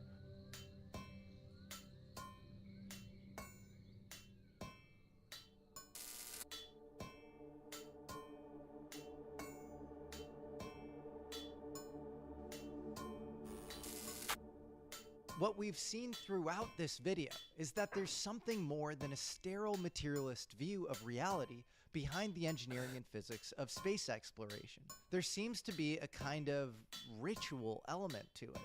And one of the clearest signs that NASA wasn't just about nuts and bolts science is something hiding in plain sight: the mission patches. Take the official Apollo program patch. At first glance, it's simple: the Earth, the Moon, a path connecting them, and a large letter A. But look again. Behind the A is the constellation Orion, and the crossbar of the A is deliberately aligned with Orion's belt. The three stars, Mintaka, Almilon, and Alnitak. In Greek myth, Orion is the hunter, but to the ancient Egyptians, those three stars were Osiris, god of the afterlife, death, and resurrection. And in the patch, they're outlined in blue, given special emphasis. Strange, right? Especially for a mission named after Apollo, the Greek god of the sun. Why name the mission after one deity, but center its symbolism around an entirely different pantheon? And which pantheon are we talking about here? Was the big A for Apollo, or for Asar, the Egyptian name for Osiris? In Egyptian myth, Osiris is murdered by his brother Set and resurrected by his wife Isis and their son Horus, who then defeats Set and restores cosmic order, a myth of death, rebirth, and celestial destiny, written into the sky. NASA's primary launch pad at White Sands, where Von Braun ran early tests, was Launch Pad 33. Same thing at Kennedy Space Center. There's only one runway, and it isn't runway 1 or A, it's runway 33. Even key mission planners had surprising backgrounds. Farouk El-Baz, who oversaw lunar science planning and helped select Apollo landing sites, was nicknamed the King by the astronauts. His father was a scholar of Egyptian religion, and of course NASA was never shy about a little syncretism. They would mix and mash and pay homage to all sorts of ancient traditions. Juno, the Roman queen of the gods, lent her name to one of the earliest launch vehicles. Mercury, the Roman messenger god, was chosen for the first human spaceflight program. Then came Gemini, the zodiac twins. And finally, Apollo, the Greek sun god of light, knowledge, and rebirth. One of the most intriguing aspects of the whole story is how the symbolism doesn't stop at names or patches. It carries into the actual timing of the launches themselves. Back in 1936, while Jack Parsons was still testing rockets, bullshit means even harder. His team managed their first successful liquid fuel test on Apollo 1 night. That date, October 31st, was originally Samhain, a pagan festival marking the midpoint between the autumn equinox and the winter solstice. Over 20 years later, Explorer 1, the first U.S. satellite built by JPL, was launched on January 31st, 1958. That day is known in the Christian calendar as Candlemas, but in the pagan tradition as Imbolc. The odds of the U.S. space program being bookended by Samhain and Candlemas, two cross-quarter days with deep ritual significance in European pagan tradition, are striking. Even if not consciously planned by the engineers, the timing seems to follow an occult template. Samhain as a symbolic gateway, and Candlemas as a moment of rebirth. Together, they frame the dawn of American spaceflight. But we're just getting started. This alignment with sacred dates was not a one-off. During the Apollo era, launch planners sometimes chose dates that aligned with celestial or symbolic turning points. One of the clearest examples was Apollo 8, the first crewed orbit of the moon. It launched on December 21st, 1968, the winter solstice, the day the sun is symbolically reborn after the longest night of the year. Apollo 8 marked the first time humans left Earth's gravitational field, and from lunar orbit, the crew delivered the famous Genesis reading on Christmas Eve.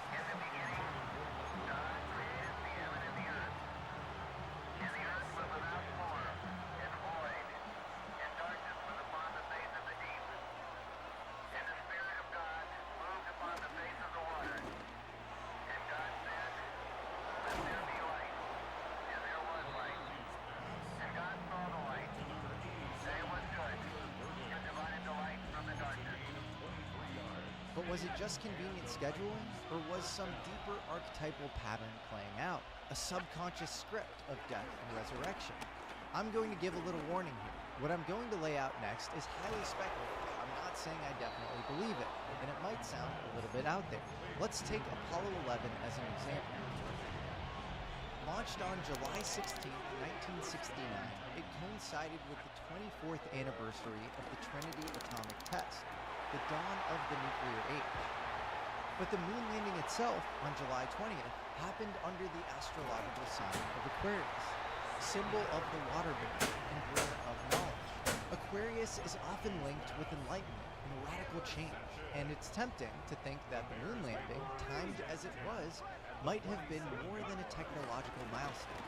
It could have been seen as a ritual passage into a new cosmic age, the so-called Age of Aquarius. Remember, Aldrin poured wine into a silver chalice during his private communion ceremony on the moon. Humanity, in a sense, poured itself into another world. What's especially fascinating is that these symbolic alignments haven't gone away. They've continued into the 21st century. In a presentation, former CIA officer John Ramirez described one particular case, the 2005 launch of NROL-16. The mission patch was strange. It showed a pelican, a sun, several pentagrams, a silhouette of Bigfoot, and palm trees. Ramirez said that the pelican caught his attention because it matched the aviary code name Pandolfi. Pandolfi has been a mysterious figure, long tied to the UFO topic. He has worked on exotic physics, was connected to the Jasons and MITRE Corporation, and was part of the CIA's Office of Scientific and Weapons Research. A lot of people say that Pandolfi works the CIA's Weird Desk. According to Ramirez, Pandolfi was directly involved in this NROL-16 launch. The launch itself happened on 12:50 a.m. on April 30th, 2005. This happens to be the same day of Walpurgisnacht, a traditional pagan holiday tied to the idea of gates opening between worlds. The vehicle carried a payload named Prometheus, launched on a Titan IV rocket, and headed northeast towards the constellation of the Big Dipper. This alignment has uncanny parallels to a ritual described in the 1977 grimoire known as the Necronomicon. According to the text, the best time to perform the ceremony of walking, a kind of spiritual journey to the stars, is when the Great Bear hangs by its tail in the sky. The ritual is said to work best around midnight, facing north, with specific emphasis on the northeast, the direction the Big Dipper rises. The number 5 is the sacred, and the launch occurred at 0:50, 5 years into the millennium, on a patch covered in 5 pentagrams.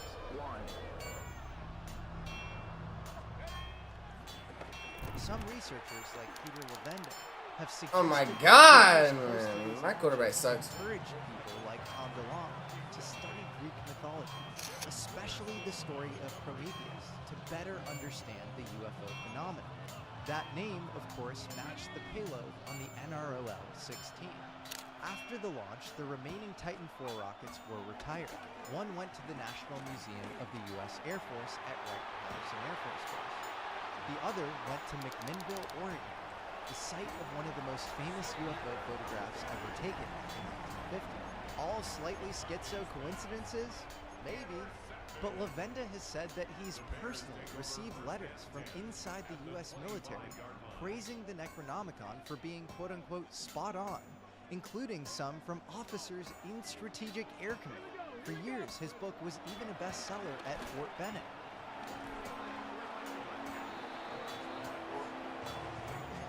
Then there's the symbolism of the Big Dipper itself.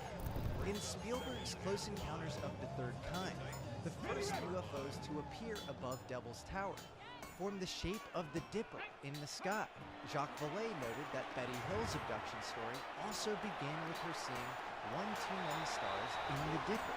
Even Navy pilot Brian Graves, who's very humble in his claims, has said that pilots reported UAPs emerging from the Dipper, and even dogfighting near it in orbit. Ancient Egyptian rituals used Dipper-shaped tools to send pharaohs into the afterlife. Taoist sages would trace its stars in ascension rituals. Ptolemy, one of the fathers of modern astronomy, in 2nd century AD Alexandria, would also say that souls would ascend through Orion's belt. Even the Thule Society saw the circumpolar stars as a point of origin for non-human intelligences. And then look at modern super experiencers like Chris Bledsoe. Bledsoe believes that the non-human intelligence he is in contact with, which he has termed the Lady, is linked to the Dipper, and that her companions call themselves, quote-unquote, the Guardians. Coincidentally, Guardians is the term now used by the U.S. Space Force, and the emblem of Space Delta 7, the Space Force's intelligence wing, shows a bear holding a key in front of the Big Dipper. So we return to the central question. Are these patterns just coincidence? Are we connecting the dots in a crazy way? Pareidolia, finding patterns where they don't exist? Or does the pattern these disparate dots create suggest something deeper?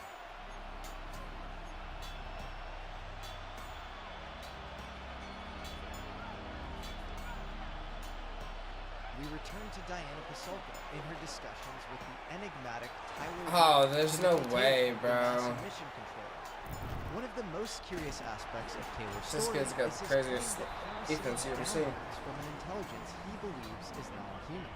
These downloads appear as sudden flashes of insight, full mental blueprints, or instructions. He says they come to him through specific protocols, and they've led to real patents in technologies. They have also shaped how he approaches his ongoing work within the U.S. space program. Even if we take the most skeptical approach, assuming Taylor is simply a high-ranking engineer with strange personal beliefs, it still leaves us with a wild but undeniable fact. Someone overseeing major NASA launches believes they are influenced by a non-human intelligence. I'm fairly sure Tim Taylor is a known entity at Kennedy Space Center. I personally tried to meet up with him once, but he had to go to Florida for a launch. And finally, I found this bizarre connection between Tim Taylor and mid-century anti-gravity inventor Thomas Townsend Brown. Brown's daughter Linda reviewed Tim Taylor's book on Amazon before anybody knew who Tim Taylor was. Well before he was written about even pseudonymously in Diana Pasulka's American Cosmos. And then Tim Taylor apparently told Christopher Bledsoe's son, Ryan, that he was part of a secret time travel program in Nassau in the Bahamas, and that Thomas Townsend Brown was the president of that group. I know a ton about Thomas Townsend Brown, and I can tell you definitively he was obsessed with time travel. He also spent an inordinate amount of time in the Bahamas with the inspiration for James Bond and Winston Churchill's super spy, William Stevenson. And then there's Tim Taylor telling Pasulka that he was part of the quote-unquote adjustment team, an homage to Philip K. Dick's great book about a team of time travelers. And if we're gonna entertain this speculation for a second, then how would a didn't run cover 3 the entire time. I run cover 3. We know in general relativity that gravity and time are highly related. So maybe you do an experiment like Thomas Townsend Brown's. You might create a high voltage environment that dude, the games are just fucking not fun anymore. A very oddly timed rocket that happens to coincide with ancient traditional rituals. It's all just so fucking pay to win, or you gotta play the shit all the day, every day, in order for your team to be any goddamn comparable. But even if you dismiss all of those crazy theories, it is clear that the modern this is shit that pisses me off. This kids. A technical story.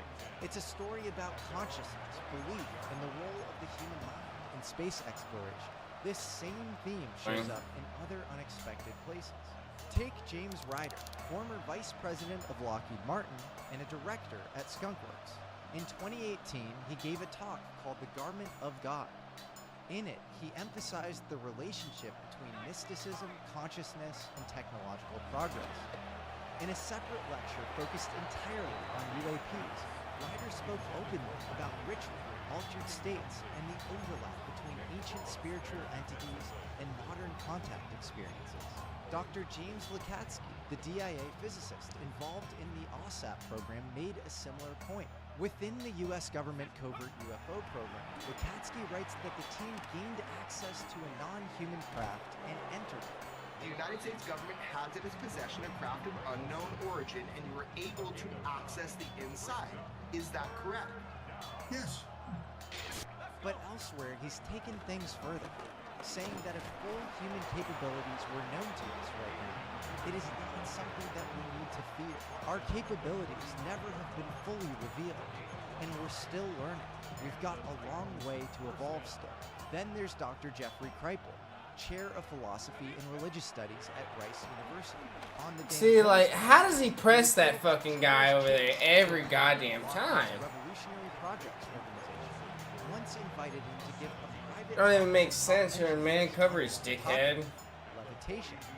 Kripal spoke about shamans, saints, and monks from around the world who claim to float. Oh my god, dude! I have one play TDs open and they just not inaccurate. Like, yeah, this game's not fucking real.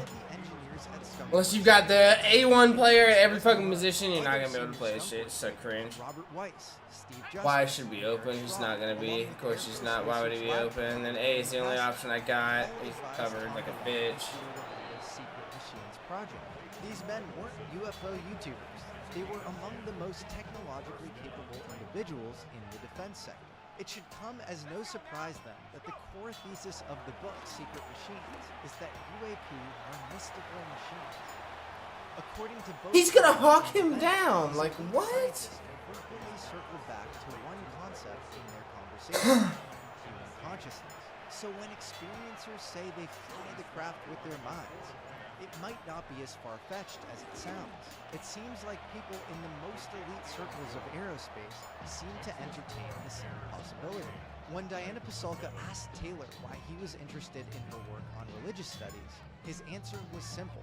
The next development in my field, rocket science, will come from yours, religion.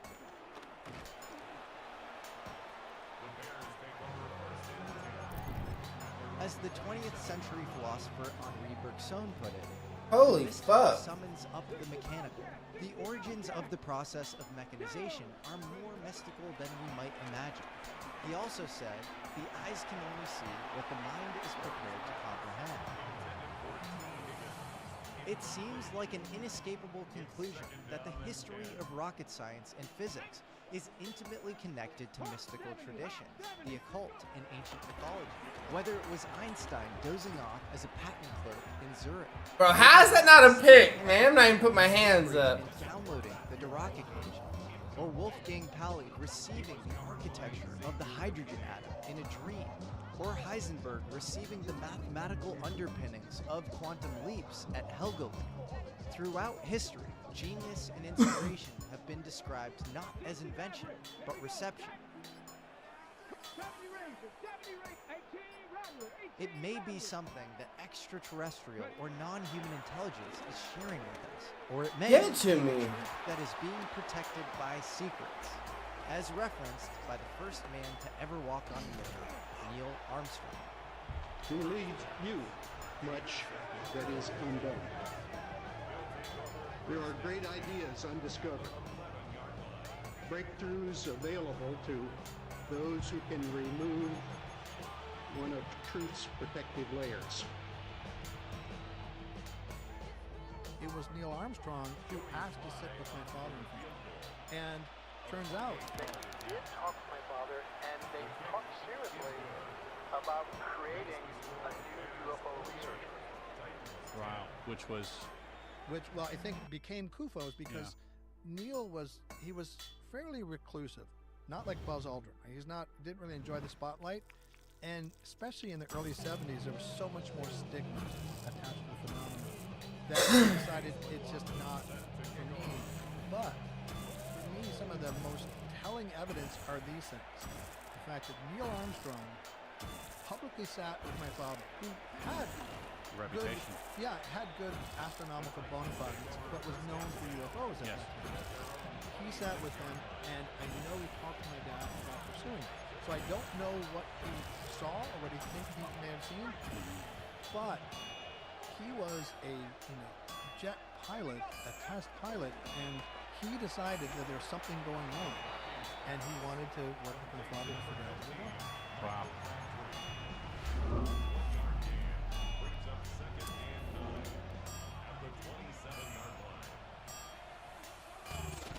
Alchemist, did you enjoy that? Well, here's the thing. That episode was just the tip of the iceberg. So much research went into the script, and a ton of wild stuff had to get cut. I'm talking Nazi occult expeditions during World War II, debates about whether the moon is inhabited or hollow, and a lot more. If you want the full picture, head over to the American Alchemy magazine we just launched on Substack. That's where we deep dive into all sorts of crazy topics that we don't have time to fit into every video, with weekly articles exploring all of the strange, forgotten, and conspiratorial corners of space, history, and high weirdness. So join up today at our free or paid tiers on Substack. I am including the full link in the description of this video. And the first subscribers all get free American Alchemy hats.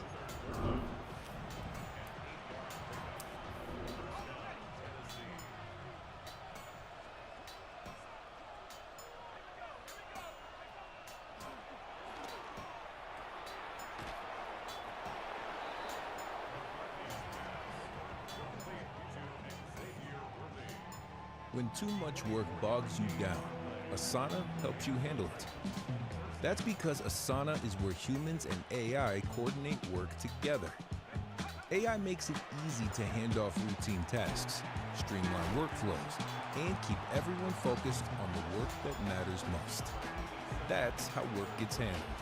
That's Asana. Visit us at asana.com. That's ASANA.com. This episode of the Y-Files is brought to you by Factor. At the height of the space race in the late 1970s, the Viking probes successfully landed on Mars, collecting pictures, data, and samples from the Red Planet. It was so successful that Soviet scientists wanted their shot at glory. But their focus wasn't on Mars. It was on its moon, Phobos, named after the Greek god of fear. After all, if NASA could land on Mars, landing on one of its moons should be easy, right? Well, it turns out Mars's largest moon was right to be named after the Greek god of fear. Because as barren as the landscape looks, as impossible as it is to live there, something does. And that something does not want to be seen.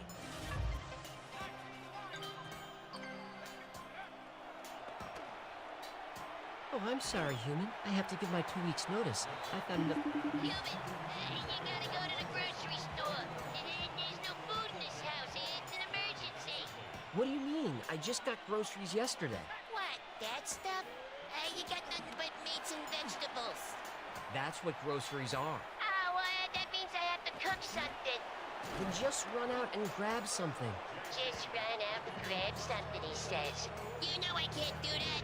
Last time I went out there, there were paps in the bushes. Those were not paparazzi, those were landscapers. I know a pap when I see one. That weed whacker was a ruse. Listen, I'm so hungry I can eat a beaver. Oh my god! You gotta catch those, I know bro. what a beaver is. And by the way, that's not how that expression goes. What? So hungry I can eat a beaver? Please stop saying it. It sounds gross. What? You telling me you never ate beaver? Yeah, I don't Boom! Wait, you have? Well, yeah, it has a very strong flavor, but it's really not bad once you get used to it. Can you please forget about the beaver and just use Factor? Factor? Oh, did you just slide your way into today's sponsor? I sure did. Factor is a subscription meal service that delivers prepared meals to your door. They're fresh, never frozen, and ready to heat and eat in minutes. Will it fill this beaver-sized hole in my stomach?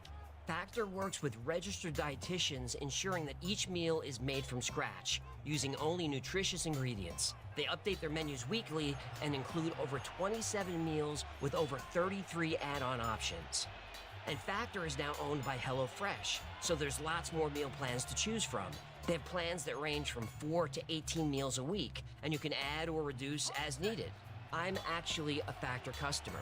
I eat their meals every day at the studio. You're telling me I could get fresh meals delivered straight to my house? The lineman touched it. Yes. Fuck you, game. Factor75.com Fuck link you. below and use code TheWiFiles50 to get 50% off your first Factor box. Factor75.com and use code TheWiFiles50. You got it. Okay, boys, you can get out of the pot. I told the Beaver Brothers the crack pot was a hot tub. They really dodged the bullet. I almost ate a lot of beaver tonight.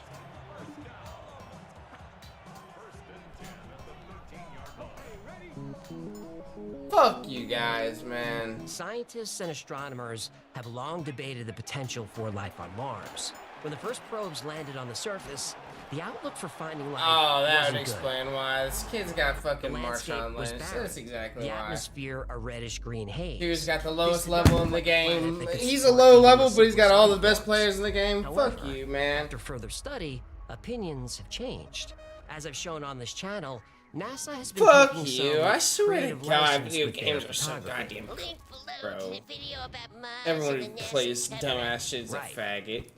You probably know Vistaprint for business cards, but did you know we print everything you need to get your brand in front of your fans? We print banners and signs that help your business stand out. We print postcards and flyers that get people talking. And we print So must-have fucking merch cringe. like tote bags, t-shirts, and water bottles. Whether you want a few or a few thousand, we print on everything so that customers can go from noticing your brand to falling in love with it. Right now, new customers can get 20% off with code NEW20.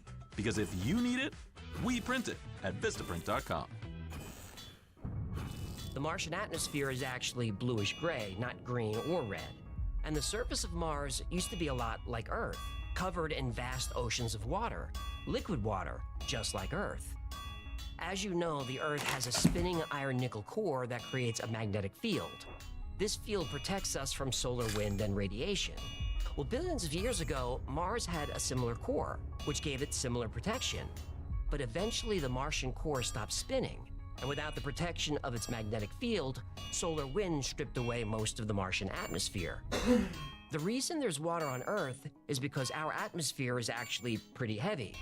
When Mars lost its atmospheric pressure, its water evaporated into space. Well, most of its water. There's still water frozen in the Martian ice caps. Scientists have even discovered organic compounds in Martian rocks, compounds that are the building blocks of life.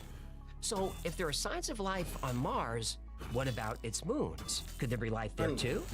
Well, Mars has 2 moons, Phobos and Deimos, both named after the sons of the Greek god Ares. American astronomer Asaph Hall discovered them in 1877. Now, Phobos is the larger and closer of the 2 moons, but large in this case is misleading. It's only about 14 miles across. For comparison, our moon is 2,000 miles wide. Phobos is also oddly close to Mars, only about 5,000 miles away. Our moon is 200,000 miles away. Phobos is covered with massive craters and dense. The surface is dull with no atmosphere. It's not round at all. It's been called a giant potato. Phobos looks more like an asteroid than a moon. And for a long time, astronomers thought Phobos and Deimos were asteroids that got captured by Mars's gravity. Not only do they almost perfectly resemble asteroids, they appear to be made out of the same type of rock. But their orbit is so oddly close to Mars that scientists from the Japan Aerospace Exploration Agency, or JAXA, proposed another theory. Instead of being trapped asteroids, Mars's moons might have formed in a similar way to our moon. Oh, you mean created by aliens in a distant part of the galaxy and brought here to serve as a base of operations? No, I'm talking about the giant impact hypothesis. That a large object collided with the Earth, and the moon was formed by the debris from the impact. Yeah, that's not how the moon was formed. Well, I have my suspicions too, but let's stick with Mars. Okay, but if you throw out more cockamamie theories, you're gonna hear it. I know, but you're gonna like the theory about Mars. We'll see.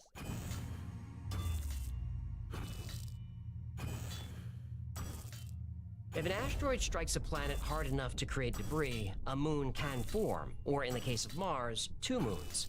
And there's scientific evidence to back it up. Just like Mars, scientists have found inactive signs of life on the tiny moon. Possible remnants of microorganisms or DNA, aka the building blocks of life. Martian life. Okay, you're right. I like this theory. According to one of the lead scientists at JAXA, Phobos is an ideal natural laboratory. If Martian life once existed and was widespread elsewhere on Mars, the chance that its dead remains exist also on Phobos is, in my opinion, relatively high. This is because numerous small asteroidal impacts on Mars eject Martian surface material, and the ejecta is relatively easily transferred to Phobos. Another scientist on the team had a similar thought. In my opinion, of all the chances for finding life as we know it in the solar system, the surfaces of Mars and Phobos are our best bet. Phobos is a time capsule of ancient Mars. If ancient life existed on Mars, its moons could be the key to unlocking the Red Planet's secrets. In fact, Phobos could be the key to unlocking many secrets. Even though it's smaller and less symmetrical than our moon, it has one surprising similarity. Like our moon, Phobos might be hollow. Welcome to a moment of calmness from One A Day. Wait. Don't zone out yet. One A Day multivitamins help provide nutritional support for your well-being as part of a healthy lifestyle. So whether you're navigating a busy day or seeking quiet reflection, One A Day vitamins are here for you. Choose clarity, choose wellness. Choose One A Day multivitamins. Science that matters for nutritional support. Grab your One A Day vitamins at your favorite retailer today.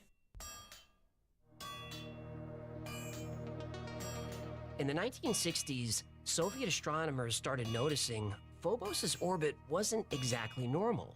It was orbiting faster than Mars was spinning, meaning it was lighter than expected, much lighter. A faster orbit also means the gravitational field was extremely weak. So weak that a 150-pound human on Phobos would weigh only 2 ounces. How much would you have weighed on Phobos when you had your COVID weight? I don't want to talk about that. The idea of Phobos being hollow gained traction in the 1950s and 60s.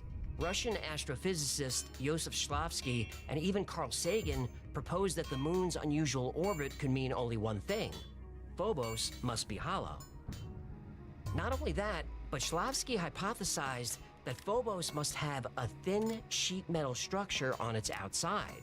In other words, Phobos is artificial, unnatural, alien, whatever you want to call it.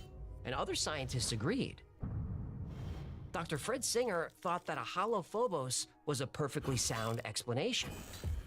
If the satellite is indeed spiraling inward, as deduced from astronomical observation, then there is little alternative to the hypothesis that it is hollow and therefore Martian-made. Fred Singer wasn't a nobody. He was the science advisor to President Eisenhower. Even NASA admits the moon is odd. In their words, the interior of Phobos could be a rubble pile barely holding together. One Phobos researcher said the moon appears to be held together by a kind of mildly cohesive outer fabric. Outer fabric like Martian sheet metal? Could be. Whatever it was, astronomers and scientists from around the world were beginning to suspect Phobos was hiding some secrets. And the Russians? They wanted in.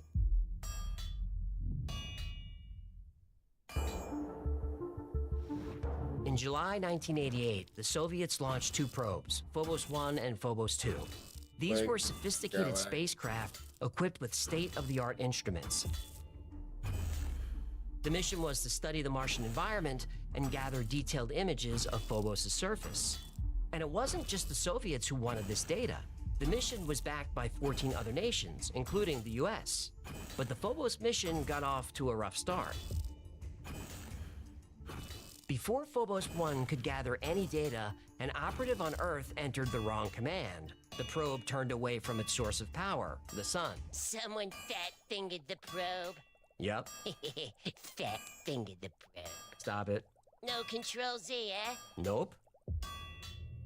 With no power and no radio contact, Phobos 1 was lost to space. But Phobos 2 was working perfectly, for a few months anyway. However, on March 28, 1989, just as Phobos 2 was preparing to make its closest approach to Phobos, something unexpected happened. It started going haywire. The probe's signals weakened, and it began acting strange. Instead of maintaining its steady course, the probe suddenly began spinning out of control. The control center couldn't explain it. This was space. Things don't randomly start spinning, unless they're hit by something. They scrambled to maintain contact with the probe, but no success. Phobos 2 sent back one final image, then everything went black. After days of failed attempts to reconnect with Phobos 2, the mission officially ended. The probe's sudden failure was allegedly caused by a computer malfunction. Allegedly? Well, before it failed, Phobos 2 had been sending data to Earth. The last transmission from Phobos 2 contained a series of perplexing images. And the last image Phobos 2 sent to Earth provided proof that it didn't fail because of a simple computer malfunction. Phobos 2 was attacked by a UFO. Nationwide is so much more than a great insurance company. They're one of America's largest financial services companies. Like how I'm more than Saquon Barkley, the NFL's reigning leading rusher. I'm also the NFL's leading husher. Shh, hush up back there. Wow, I might have just set the hushing record. Well, almost. For your insurance and financial needs, Nationwide is on your side. Nationwide Investment Services Corporation, member FINRA, Columbus, Ohio.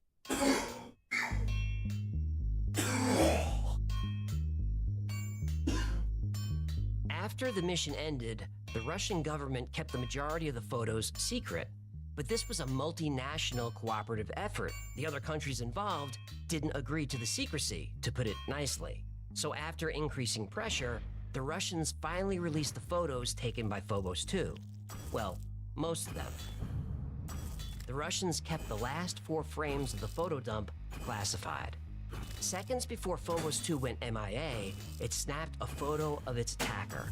It depicted a long elliptical shadow cast on the surface of Phobos. A massive oval object was hovering above the moon. The shadow's shape and size could not be explained as natural phenomena. Some scientists thought it might be a shadow or a trick of the eye, while others speculated that it was an object. Either way, something was there that shouldn't have been. But without those last 4 classified photos, it was hard to know exactly what it was. Then, in 1991, Soviet test pilot Maria Popovich revealed one of those top secret Russian photos, and suddenly, it all became clear. In the picture, a long elliptical object is clearly seen approaching Phobos. It's estimated to be 15 miles long. On a recent sightings episode, we brought you information about the possible destruction of a Soviet space probe called Phobos by a UFO. Phobos 2 was sending back pictures, as usual when suddenly the last picture from Phobos arrived. On that picture, you could see Phobos, the Martian moon, and an oblong-shaped object. The object cast a passing shadow on Mars. And it's interesting to note that these photos were taken with infrared cameras. Infrared is used to measure the temperature of objects.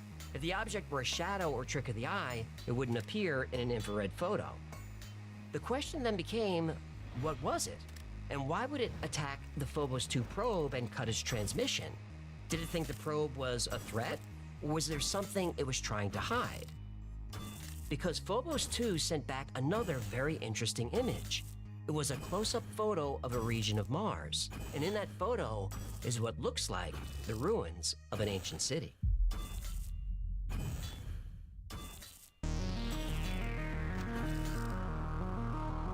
Mars's tiny moon, Phobos, holds some massive secrets. Secrets that something or someone doesn't want us to see. Over the decades, probes and satellites sent to Mars and its moons have captured images of things that don't look exactly natural. Perhaps the most famous is the so-called face on Mars. Face on Mars, link below. The face is located in a region of Mars called Cydonia. It was first photographed by NASA's Viking 1 orbiter in 1976. Some believe it's evidence of an ancient Martian civilization. Others think it's a message or a marker left by alien visitors. Anunnaki. Could be. According to the Anunnaki legend, not only did they stop on Mars on the way to Earth, they set up an outpost there. Anunnaki, link below. Also in the Cydonia region and elsewhere, there are a number of objects that look like artificial constructions, including pyramids, obelisks, even the ruins of ancient cities. One of the most intriguing structures is a pyramid in the region called Elysium Planitia. The Elysium Pyramid is a massive structure that rises nearly a mile above the surrounding plain. Many believe that the pyramid's shape and alignment are too precise to be a natural formation. The only explanation is that it was constructed by intelligent beings. Other puzzling features on Mars include the so-called tubes and glass tunnels that form a network across the planet's surface. Some say this is the work of an alien architect and evidence of underground Martian cities. Phobos orbits very close to Mars. If there was a civilization on Mars at some point, you'd expect to see anomalies on Phobos as well. And we do. Phobos has deep, uniform grooves. The grooves are not only parallel to each other, but they're nearly the same width, 700 to 1,000 feet. And they're the same depth, 75 to 90 feet. Not only that, but they're brighter than the rest of the surface, as if they were made from a different material. And over the years, new grooves have formed, grooves that suddenly appeared in between space missions. But it wasn't just the tiny moon holding secrets. The Phobos 2 probe also took pictures of what looked like remnants of a city on Mars. Again, you can see rectangular shapes and even grid-like straight lines, as if there were buildings and roads below. Now, scientists claim these anomalies on Mars and Phobos are a trick of the eye, nothing more than pareidolia, our tendency to see patterns in random images. Phobos' craters, too, are strange. The largest is Stickney Crater, named after the wife of Asa Hall, the man who discovered the moons. Stickney Crater is a massive 6 miles wide. It takes up almost half of Phobos' surface. The rim is so circular that it almost looks fake. Believers of the hollow Phobos theory believe that the crater is the entrance to the moon's cavernous interior, caverns potentially harboring alien life. And only a short distance from the giant crater is the Phobos monolith. It's 279 feet across and 300 feet tall. It's oddly bright and oddly rectangular. Nature likes circles and curves, not sharp edges and straight lines. American astronaut Buzz Aldrin even talks about the monolith. Mazda? Once you discover the Mazda CX-90 plug-in hybrid, Mazda. It doesn't take long to get it. With 3 rows, a luxurious interior, and the ability to go all electric, it's flexible enough for nearly any journey. It will have you saying, Mazda. The Mazda CX-90 plug-in hybrid. It's made to move you. Every Mazda SUV offers you an elevated driving experience and refined performance. Discover it at your local Mazda dealer today. We should go boldly where man has not gone before. Fly by the comets, visit asteroids, visit the moon of Mars. There's a monolith there, a very unusual structure on this little potato-shaped object that goes around Mars once in 7 hours. When people find out about that, they're going to say, who put that there? Some say the monolith is an artifact, a remnant of an ancient Martian civilization, placed near the crater as a beacon or marker. But there is another theory about the monolith, that it's evidence of technology shared between worlds, because there are structures on Phobos and Mars that are almost identical to structures found right here on Earth.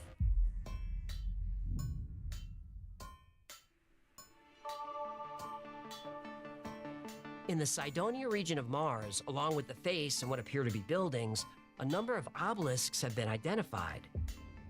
These structures seem to be arranged in a precise geometric pattern, forming a series of interlocking triangles and hexagons, too precise and too consistent to result from natural processes. But when you think of obelisks, you can't help but think of ancient Egypt. And you can't talk about Egypt without mentioning the Great Pyramid of Giza. There's a theory that the Great Pyramid was not a tomb or monument, that it was an ancient power plant. And there's scientific evidence to support the theory that the pyramid created electricity, a lot of it. Nikola Tesla even tried to replicate this technology. Tesla pyramid link below. So now we have to consider the electric universe theory. Electric universe theory link. Well, you know, it's below. This theory says that electricity, not gravity, is the dominant force in the universe. Everything is part of a vast interconnected web of electric currents. Every planet, every star, and every galaxy, all connected. And that electricity is all around us, everywhere. Now, if that's true, the pyramids around the world, like those in Egypt, Mexico, Indonesia, and Peru, could have been tapping into this electricity field. This is zero-point energy, which exists in all quantum fields. It's all around us all the time. The pyramids could have harnessed that energy and transmitted it around the world to the obelisks, which were like power substations.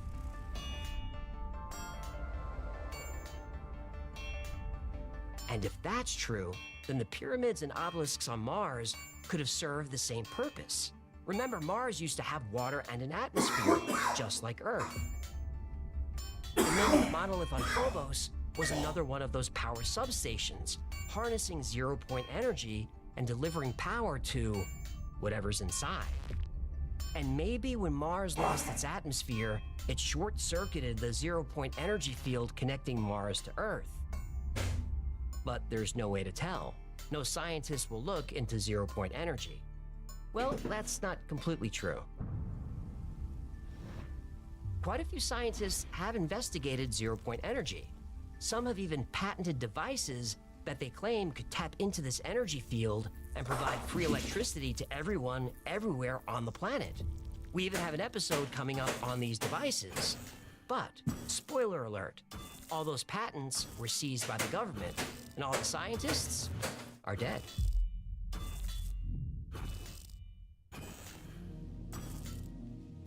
So what exactly happened to Phobos 2? Why did it start spinning out of control? Why did Russia keep the photos classified for so long? What are the anomalies and who or what created them? Well, like the Mars episode, this one is difficult to debunk, but not impossible. Let's start with the facts. All the mystery surrounding Phobos 2's sudden failure is true. In 1989, Soviet scientists published a report in Nature magazine about Phobos 2's experiments. Only 3 paragraphs in the 37-page report discuss the probe's loss. They admit not only that it was spinning, but that it was possibly struck by something. Now, whether it was targeted by an alien ship, we don't know. But what the Russians downplayed was it was spinning before it got to Mars. Phobos 1 went dark, that's true, and Phobos 2 was malfunctioning the whole time. Because it was spinning, Phobos 2 was transmitting data all over the place. The data that did get back to Earth was messy. The cameras weren't working properly. The giant 35-mile-long cigar-shaped UFO, it was a data glitch. But the story is worse than that. Remember how Marina Popovich came forward as a whistleblower? She said that the image of the giant cigar-shaped craft was the last one sent before the probe went dark. Well, that wasn't true. There were actually 57 more images sent back to Earth for 2 more days. In those images, you see a white line going down the center of every frame taken with the infrared camera, no matter what the camera was pointing at. When Phobos took pictures of Jupiter, there's the white line again. White lines, vision dreams of passion going through my mind. And all the while I think of you. Grandmaster Flash. I know who it is. Okay, so there was no cigar-shaped UFO. That was a glitch with the infrared lens. When we look at the same pictures that aren't infrared, there's no object. Now, most articles and videos about the Phobos 2 incident will say that Marina Popovich was a cosmonaut who'd been to space, but she wasn't. But she really was a test pilot, and she was a rock star. She reached the rank of colonel and was the first Soviet woman to break the sound barrier. But she was also a big-time UFO believer. And whether she was lying about the image or is just misinformed and excited, I'm not sure. But I am sure she wasn't a whistleblower. She had permission to show those photos. The Soviet government loved her. When she passed away in 2017, she was buried with full military honors. Now, also, to sell the Phobos 2 story, that clip of Buzz Aldrin talking about the monolith is often used, but it's never used in full. It's usually cut off at who put it there, implying that an alien race put it there. But if you listen to the full clip, he thinks it's a natural formation. When people find out about that, they're going to say, who put that there? Who put that there? Well, the universe put it there. If you choose, God put it there. The elliptical shadow is a little harder to debunk. We do have newer images that show the shadow of Phobos on Mars, and the shapes are identical. Now, UFO believers will say this is impossible because the original Phobos shadow has sharp edges. But that photo had been retouched. Specifically, it was sharpened. If you look at the original unsharpened image, it looks exactly like current photos. It's not a UFO. Okay, but is Phobos hollow? Yep. Probably not. Damn it. Phobos was formed when a bunch of small asteroids clumped together. So while it's not hollow, it's full of caverns and empty spaces. The grooves on Phobos are weird because Mars's other moon Deimos doesn't have them. Now, last year, a paper was published in the Planetary Science Journal. It says the grooves are probably caused by Mars's gravity, which squeezes and pulls on the moon. The grooves are where the parts of the surface of Phobos are falling into those empty spaces, causing channels and canyons. Now, this is a sign that Phobos will eventually be pulled apart, and this is expected to happen in about 40 million years. Yeah, but what about the sheet metal skin? Well, the paper addresses this too. When Phobos is pulled and squeezed, it throws up dust. Over millions of years, this dust settles fairly evenly around the surface. So Phobos is covered in a thin layer of skin, but it's not sheet metal, it's dust. Now, the monolith is there. Yes! But it's not an unusual feature. Monoliths like this are found all over the solar system, including our moon. All built by the aliens for the space internet. Could be aliens. I'm not saying it's not. But I am saying monoliths are common. They could be common because they were placed there, we don't know. The pictures of the city on Mars is probably pareidolia, but until we go there, we won't know for sure. Now, the glass tubes and tunnels actually were explored, and they're not glass tubes at all, just rock formations. I get so annoyed when everything is debunked. Well, I don't know if I debunked everything, but I think I presented enough information to help you separate the facts from a lot of wrong information that's floating around the internet. There's still so much we don't know about Mars. Regardless, Phobos is still a very interesting object, and scientists believe evidence of life could be there. All we have to do is land a probe there and check. It may be a coincidence, but every mission to land on Phobos has failed. But we're not giving up. This September, Japan is sending a probe to Mars, and that probe is scheduled to collect samples from Phobos late next year. And that probe could answer all the questions about this mysterious moon. Unless the aliens shoot it down.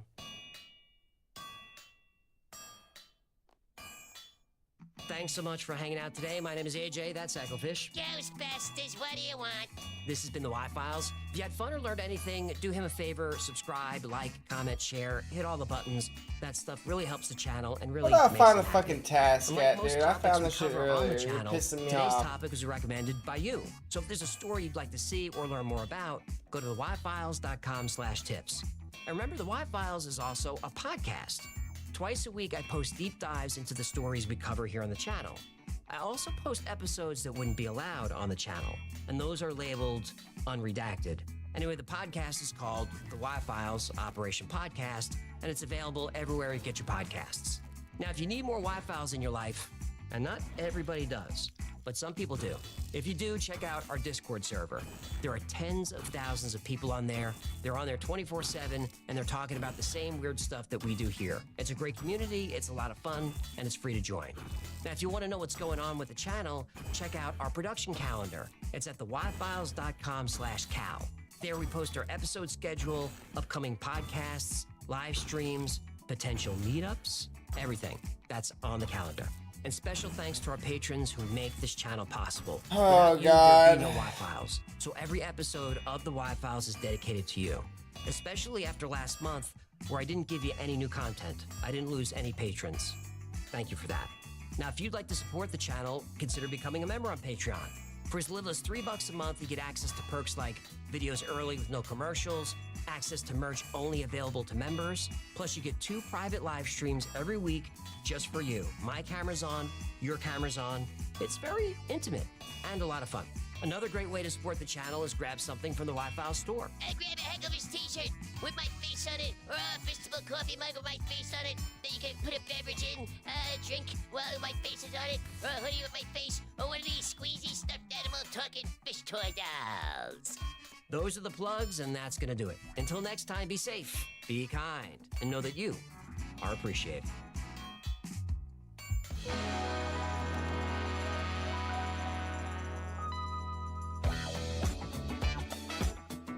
Okay, we're going around and do a task for a while. I play Polybius in Area 51, a secret.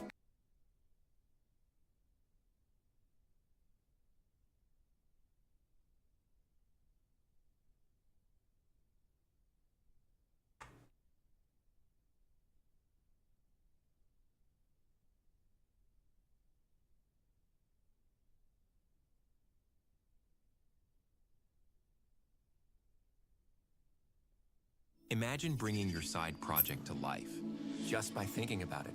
Meet Base 44, a complete AI creation platform.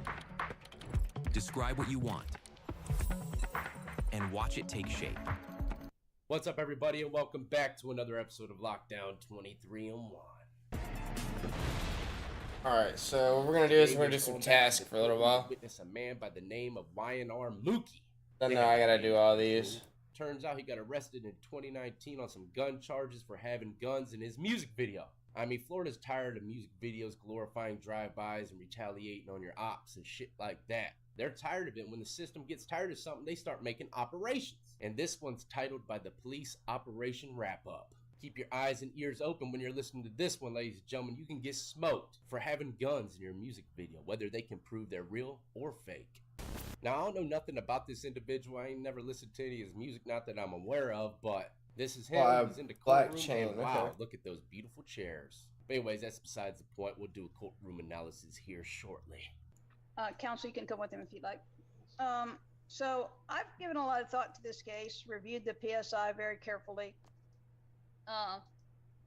consider all the evidence presented at trial. And let me just tell you right up front, I do not believe a youthful offender sentence is appropriate in this case. I'm not going to impose one. I'm going to sentence him to an adult sanction. So then my next question to me, after determining that a youthful offender sentence is not appropriate in this case, of what an appropriate sentence is. I do think a 20-year sentence is excessive, and I'm not going to impose a 20-year sentence. Nice. Prosecutor was trying to push for 20 years. I'm sort of stunned when you take a look at the defendant's criminal history beginning back in 2015, that it shows a consistent pattern of not learning from mistakes. 2015, he entered a plea to, in juvenile court, of domestic battery, resisting without violence, making threats. He completed a youth offender program, and it resulted in that case being dropped, because that was part of the terms of the agreement.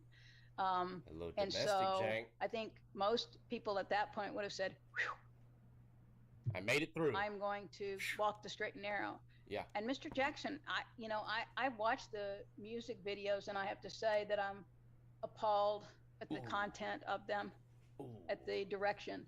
But one thing that really sticks out is Mr. Jackson is a talented young man. Imagine knowing that you're about to be sentenced after the judge just watched some of your music videos, knowing damn well how treacherous them things are. But this judge seems to be very logical and looking at it from every angle. Even though the rap video and lyrics and music was appalling, she still finds that he has great talent. And you know, I think about that all the time with these rappers, man. If only they rapped about something a little bit different, in a different kind of way, man, that would have been so much bigger. You gotta watch your P's and Q's, man. I don't flash nothing. I don't talk nothing about really anything going on in my personal life. Shit, I don't even have no more Instagram posts. I don't need that shit. I don't need to be on the radar for real. YouTube is plenty of attention for me. Back in the day, man, I don't know if y'all remember my old stories, but I was ghost mode. I didn't like attention. I didn't like nobody even knowing anything about me. He could do anything he wanted with his life if he made the right choices. And I think that the video spoke loud and clear to the jury of what the purpose of that video was. It may have been some art, but that wasn't what it was for. I think he's in the middle don't of find it. Mr. Jackson's assertion that he's not a member of the Young and Ruthless credible.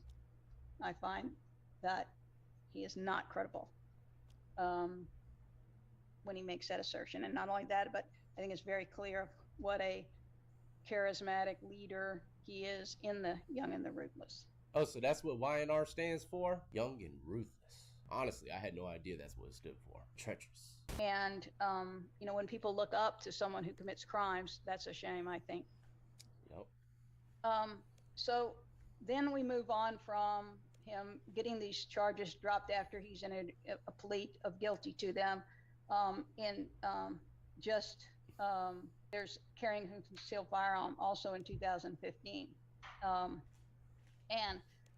So he's sentenced to probation. There's a carrying concealed firearm and a resisting an officer without violence. And so he is, for the carrying concealed firearm, he's withhold adjudication of delinquency. He's placed on probation. He's given another shot, another chance. I think it is time for the courtroom analysis. I remember those buffalo skins anywhere. I took a ride on those chairs in '92. And would you look at the peeper Tommers over here? Get the hell out the window. I can't even concentrate, guys. I've been waiting this whole damn time for this courtroom analysis to tap into y'all. Yeah, when these rappers go to court, every cop wants to be in the mix. Look, I got the call. This is my arrest. I'm booking them. No, bro, I got this. I'm going to court. No, I'm going to court. Damn. Modernized bus stop bench. Unreal. And I'll be damned if that ain't a Walmart PS5 demo stand over there. I ain't have no money growing up when I was a kid. I couldn't buy the whole system. Part of So I'd Pete. sit in these stores for hours just playing on their demo standing up. And now, as you can see, I'm still standing. Messed me up, man. Messed me up. But these guys just won't leave me alone. I've never seen a courtroom with a no smoking sign and a fire alarm. That's a little bit of a contradiction, huh? But we can't forget about the half moon drop top standing on top of the Wrangler recycled denim jean carpet. Later in 2015, he doesn't make it very long indeed before there's a violation of that probation. Yeah, baby. Of delinquency, he's placed on probation. He's given another shot, another chance. And so then there's a violation of that probation. God, that girl's white as lightning. 2000 later. This cannot be a real person. This is unreal. Why is she so damn bright? And so then in that case, This motherfucker so doing he's the put on Thriller. probation, and he violates it Hold again. But another violation of the probation. And then we have the possession of a firearm by adjudicated delinquent, in which he pleads guilty. He's just sentenced to jail. So I see a consistent pattern of violating the law. He's Homeboy got some itches. driving with no valid driver's license, and while that may be considered minor, one might Had to think throw that that in driving there, with didn't you, Your that no valid driver's license is minor. The fact is that I gotta kill a duck. it's just another Here, duck. incident of him. Come here, boy. Not It's your ass, violent son. law. In fact, Oh, there's two lucky. incidences of no valid driver's license. There was one in 2018. Come here, boy. Squish. And another in 2019. And again, it's you know, it's while it's not a serious crime, it's It's just a pattern. another indication of It's a Mr. pattern. Jackson's thumbing his nose at the law. And so my concern is that Never heard that this one is before. now the third firearms offense Third? for which you've been held responsible. Oh man, this dude might be and smoked for real. Elemental wizard, huh? Third time's a charm is what they It just say. seems that your intent on, rather than becoming that successful artist that you could be with all the potential in the world you have, of just making the decision that you would be rather A hairdresser's associated over. with a criminal gang and make videos that promote or in furtherance of the criminal gang. So I find that you are a danger to the community. Treacherous. And I Treacherous. find that the only way to protect the community from you is to put you in prison. But I'm not going to put you in prison for 20 years. I'm going to put you in prison for 10. So I'm going to adjudicate you guilty. 10 10 years Oh in my the God. Florida Department of Corrections, to be followed by Oh, they mad. 5 years of probation. Damn, they ain't even. And they during leave that it? period of probation, you'll not associate with any criminal gang members. You are going to complete the Authentic Manhood program. I'll give you credit. They mad. Court though. cost in the amount mad as hell. of. Tell you what, I'm going to waive your court costs. Oh, waiving the court costs. What the hell is this, man? Waiving court costs. I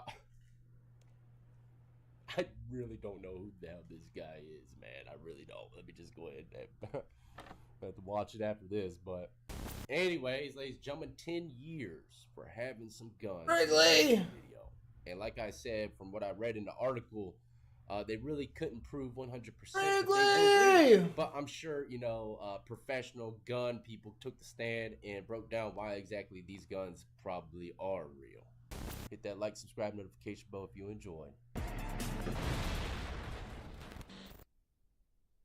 What's up, everybody, and welcome back to another episode of Lockdown 23-1. Today, ladies and gentlemen, we are entering the courtroom once again to witness a Jacksonville rapper by the name of Queso. Hopefully I pronounced that right. I ain't never heard of him, but I did Originally, check so what out the his fuck does music, he and it's eat? pretty damn good. Gangster as hell, but it's good. Anyways, I believe he's charged with 2 separate first-degree murders. So let's get right into it, and please don't forget to hit that like button if you enjoy.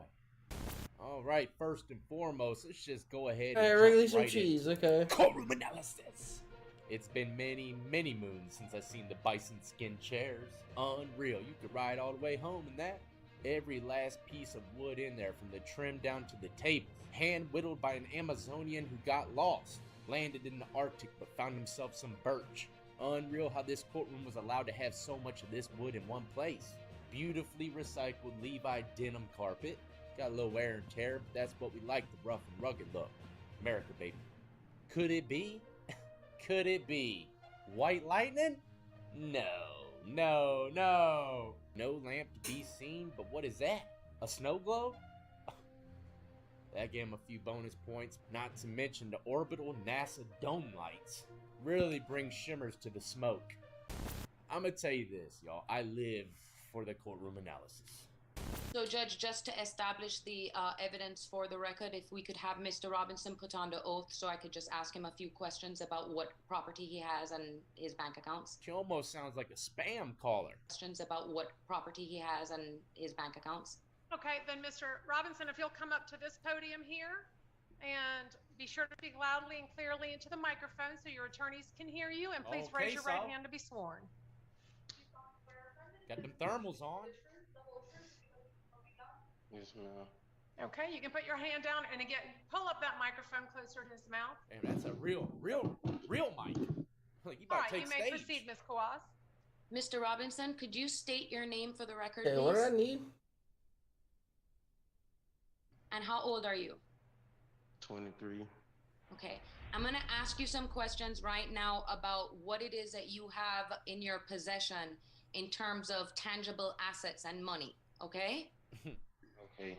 Do you have a checking account? Her asking about his personal finances is actually a normal thing to do, at least for the ones that are trying to get a court-appointed attorney. If you can't afford one, the court will issue one for you, but you have to prove that you're piss poor and can't hire one. So, you know, a lot of people go into the courtroom, they might have some money, they might have a couple stacks hidden somewhere, but they ain't gonna tell the courts that because they don't want to pay for an attorney. And a lot of guys, man, that have been through the system know to try to take that route first because you might get lucky and get a really good lawyer on pro bono, you know, not have to pay a damn dime. That's happened to me. I wasn't trying to do that. I just got lucky and had a really good attorney for free. So that is why she's asking about his money. Right now about what it is that you have in your possession in terms of tangible assets and money, okay? Okay. Do you have a checking account? I don't know what a checking account is. Okay, do you have any bank accounts? Yeah, I have a bank account. He doesn't know what a checking account is. Great answer. I don't know what a checking account is. Okay, do you have any bank accounts? Yeah, I have a bank account. How much money do you collectively have in your bank accounts? Zip zero, stingy with De Niro. As far as you can remember, because I know you've been incarcerated for a long time. Broke as a Well, joke. before I got locked up, I had like $1,000. Okay, we could say approximately no more than 1,000? No. Okay, so We can say approximately no more than 1,000? Nah. She didn't try to fix it or nothing. He was supposed to say, yeah, that's approximately about right. But he said no, so that leaves a huge window. Maybe he has less, maybe he has more. Who knows? I like this guy, man. I don't even know him. So anything, any other bank accounts that you have any money in? Nah. No. Nothing. Do you own any real property? And by that, I mean land, houses, buildings?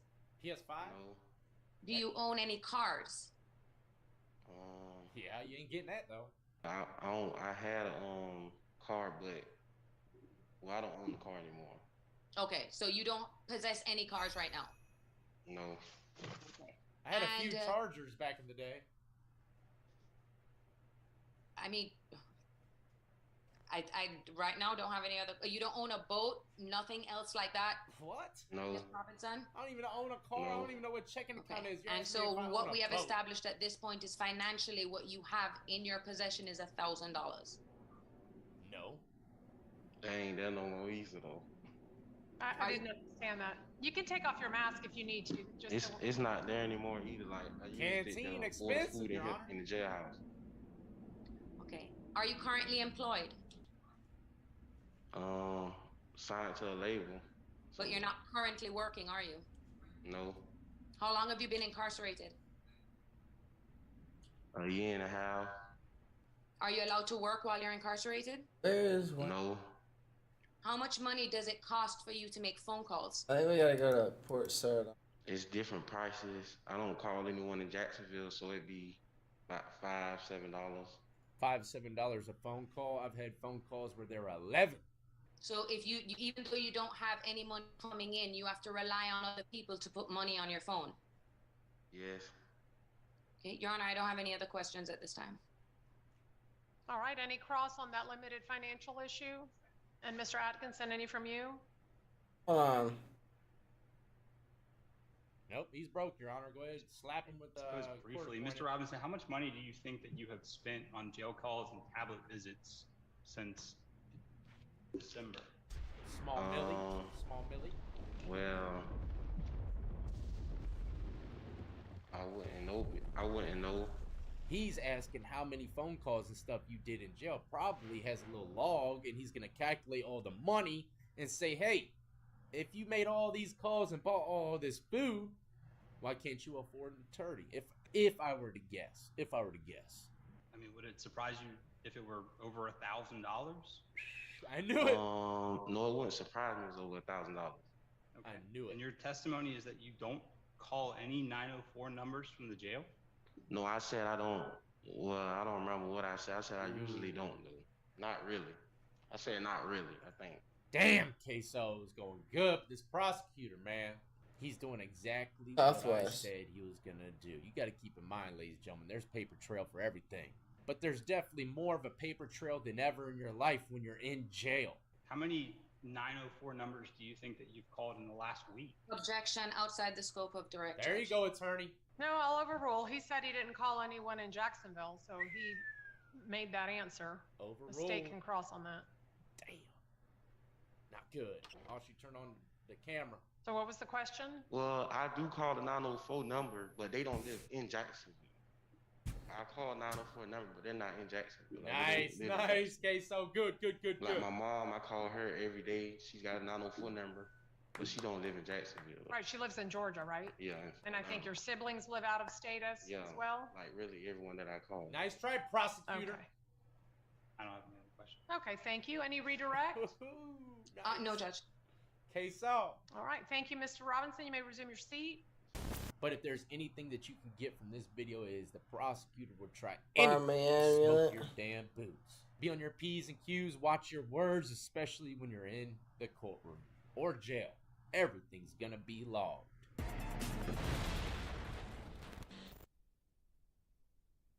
What's up, everybody, and welcome back to another episode of Lockdown 23 and 1. Once again, ladies and gentlemen, pull out those dusty old khakis and the stolen polo button-up from J.C. Penney, because we're going to the courtroom. We got a dress to impress. The young man that we're going to witness be sentenced today for his crimes is Jalen Brazier. The story is that this man ended up linking with his cousin. His cousin kept him That's what I thought. Hold on. These fucking jets, man. I gotta get the hell out of Virginia Beach! There's not a fucking bank nearby, god dang. But the reasoning behind this man getting sentenced is because he ended up linking with his cousin, a girl by the name of Zion Foster. She was coming home from work, kept in contact with her family, saying she was on her way. When she didn't show up, they got worried, ended up calling the police. They come find her, and this is what happened. When she linked up with the cousin, the man that you're gonna be seeing get sentenced today, they ended up smoking a little bit of reefer. And what he says is that she just happened to pass away in the back seat after hitting the thing. Y'all reefer smokers out there know exactly like I do. How the hell can you pass away on that shit? Just 1 second smoking, next second dead. And he freaked out, took the body and put it in a dumpster. Ends up telling the police exactly what happened and saying, you know what, I just freaked out. So there really ain't nothing else to it. I mean, that's exactly what happened. I don't know if it was from some kind of underlying health conditions, but she ended up passing away. He hides the body and ends up going to the dump under 75 to 100 feet of trash. And now he's going to be sentenced for just being scared and getting rid of the body. Now we're going to go ahead and bypass all the logistics in the courtroom and get right into this guy's speech. Everybody gets a chance to say something before they get sentenced, and this is his. One, I did turn myself in. Yes, I lied, but I was not in the right state of mind. There was no way for me to prepare for a situation like that. I was scared. I'm not totally clear on the situation. And the report is rather sketchy with respect to the situation. Appreciate it. Okay, so what I think should happen is I should be able to cast to heal others. So old, he still uses legal pads. Come on, Your Honor, you know we're digital now. He ain't forget about that white lightning, though. But would you look what he has in the stash box? In case someone gets out of line.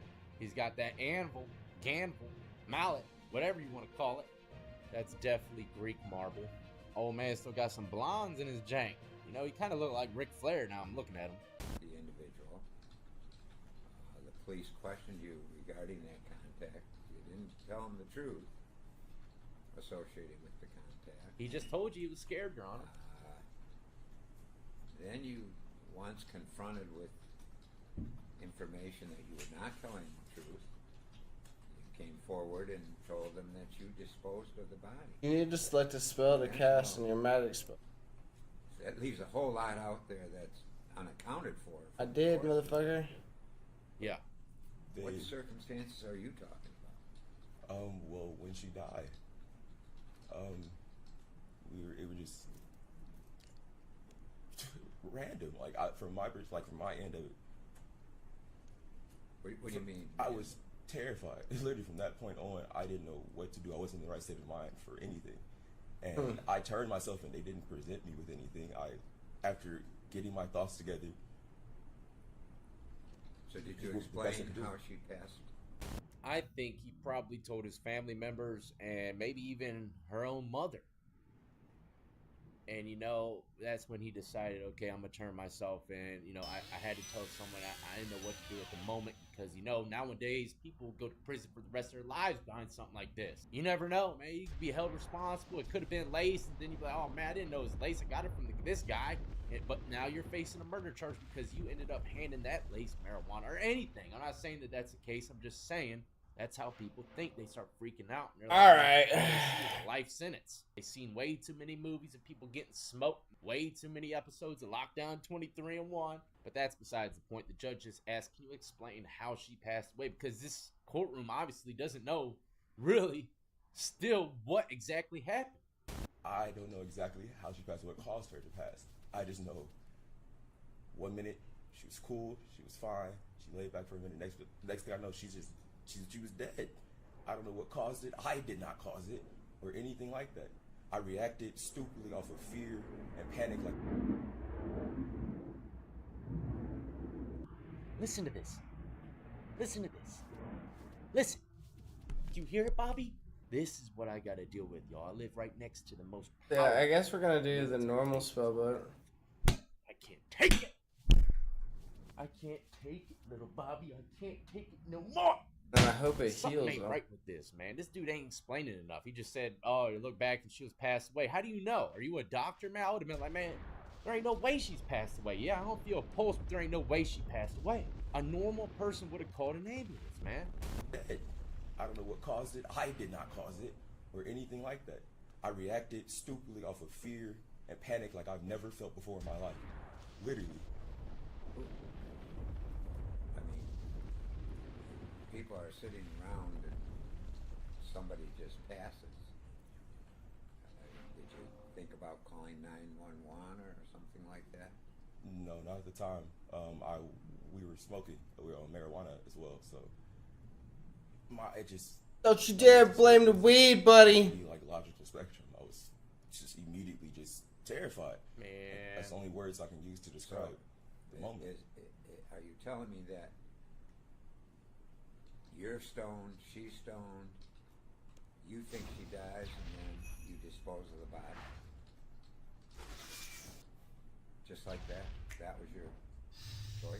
Huh. Yeah, Your Honor. Something's fishy. I didn't know what to do. I was like, I just did not know what to do. It's like, I mean, the first thing that came to your mind. I'm trying to understand with the limited that this person passed away in your presence, and your first thought is, well, Okay, recharge prayer points. how bad it looked to start with. Just like, how do I explain? I didn't even get to recharge the fucking prayer points. And just a lot of possibility just popped in my head, and I was just.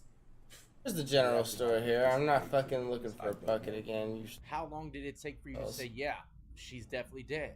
Did you smack her a couple times till she wakes up? Did you sit with her for a couple hours? I mean, what? Literally, I don't do anything. I just didn't know what to do. Literally, I literally did not know what to do. I sat for at least 10 minutes sitting there. Say literally again, I'm what gonna do I recommend do? you smoke your. My kids are upstairs. We just got into this place after struggling for like 2 years to get it, and everything is falling down. Dang. There you go. Give us some substance. There you go, bro. Open up. And I See, wish I now could I'm starting to take it believe him back. a little more. I would have called the ambulance, called her mom, because her mom's so sweet. Her mom is so sweet. I just knew. Yeah, this is sad now. I wish I could take it back. Nobody been in the situation. At the very least, they'd be able to be like, okay, this happened, confirm this, and everybody has some sort of peace right now. There you go. But I just didn't know what to do. I don't think those are crocodilians. Like, in life, you try to mentally prep for a lot of situations. But when one that you just would never have even thought to happen just happens, and you're like, wow, immediately the first thing comes to your mind is everything about to lose, how it's about to affect your kids, your life in general. Yep. And then after that, how it's flipped when whoever, it's like play telephone and change many times. Facebook, everything, just a lot hitting me at once. So I had to just take time and try to get my thoughts farming together. amulet. 'Cause I was on panic mode ever since that happened. Her mom at one point talked to me, and I couldn't bring myself, like, your daughter just died. What do I do? And I can't even explain it. What happened? I just can tell you my honest reaction. No, now this is sad.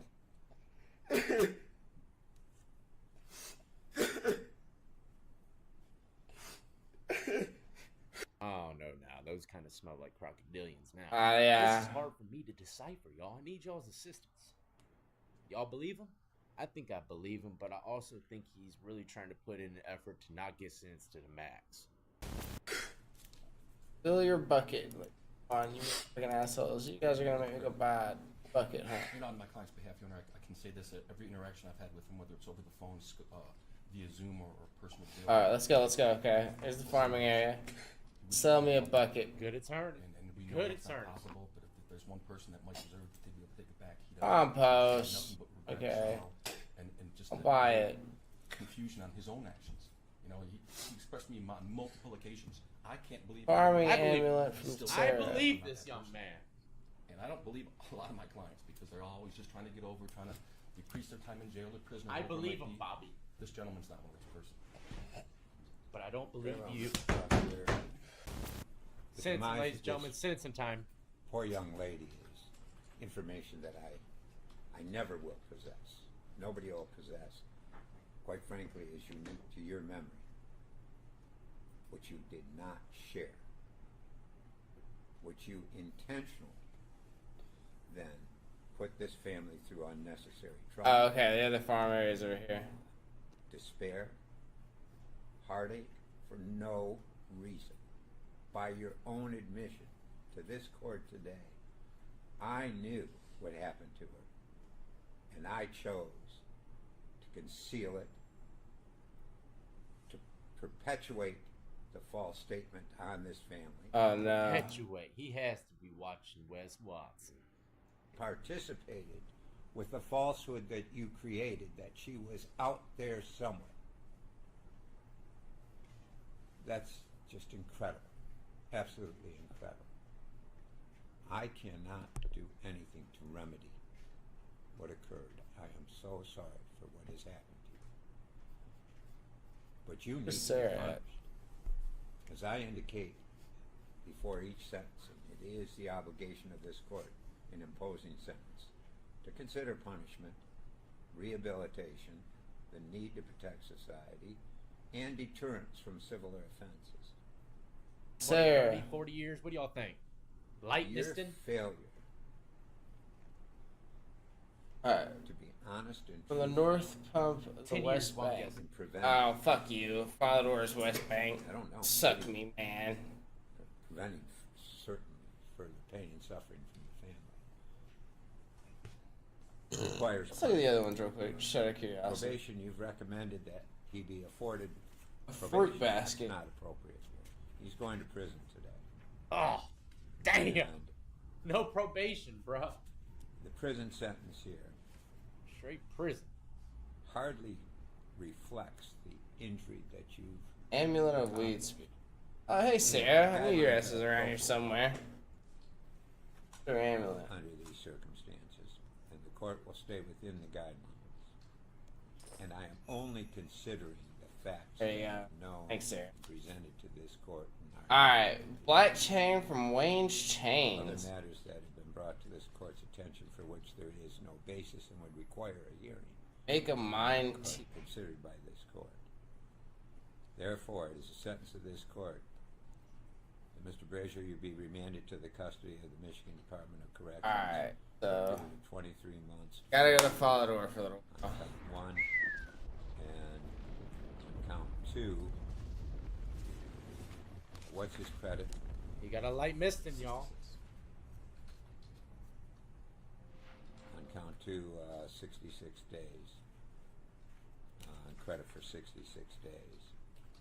He's got a total of $136 state court costs, $130 crime victimized assessments, $250 circuit court costs. Now, where is Wayne's Chains? Mr. Doty, your attorney fee is $925. $975. You're entitled to appellate What? review of He the said conviction 925. Don't sentences.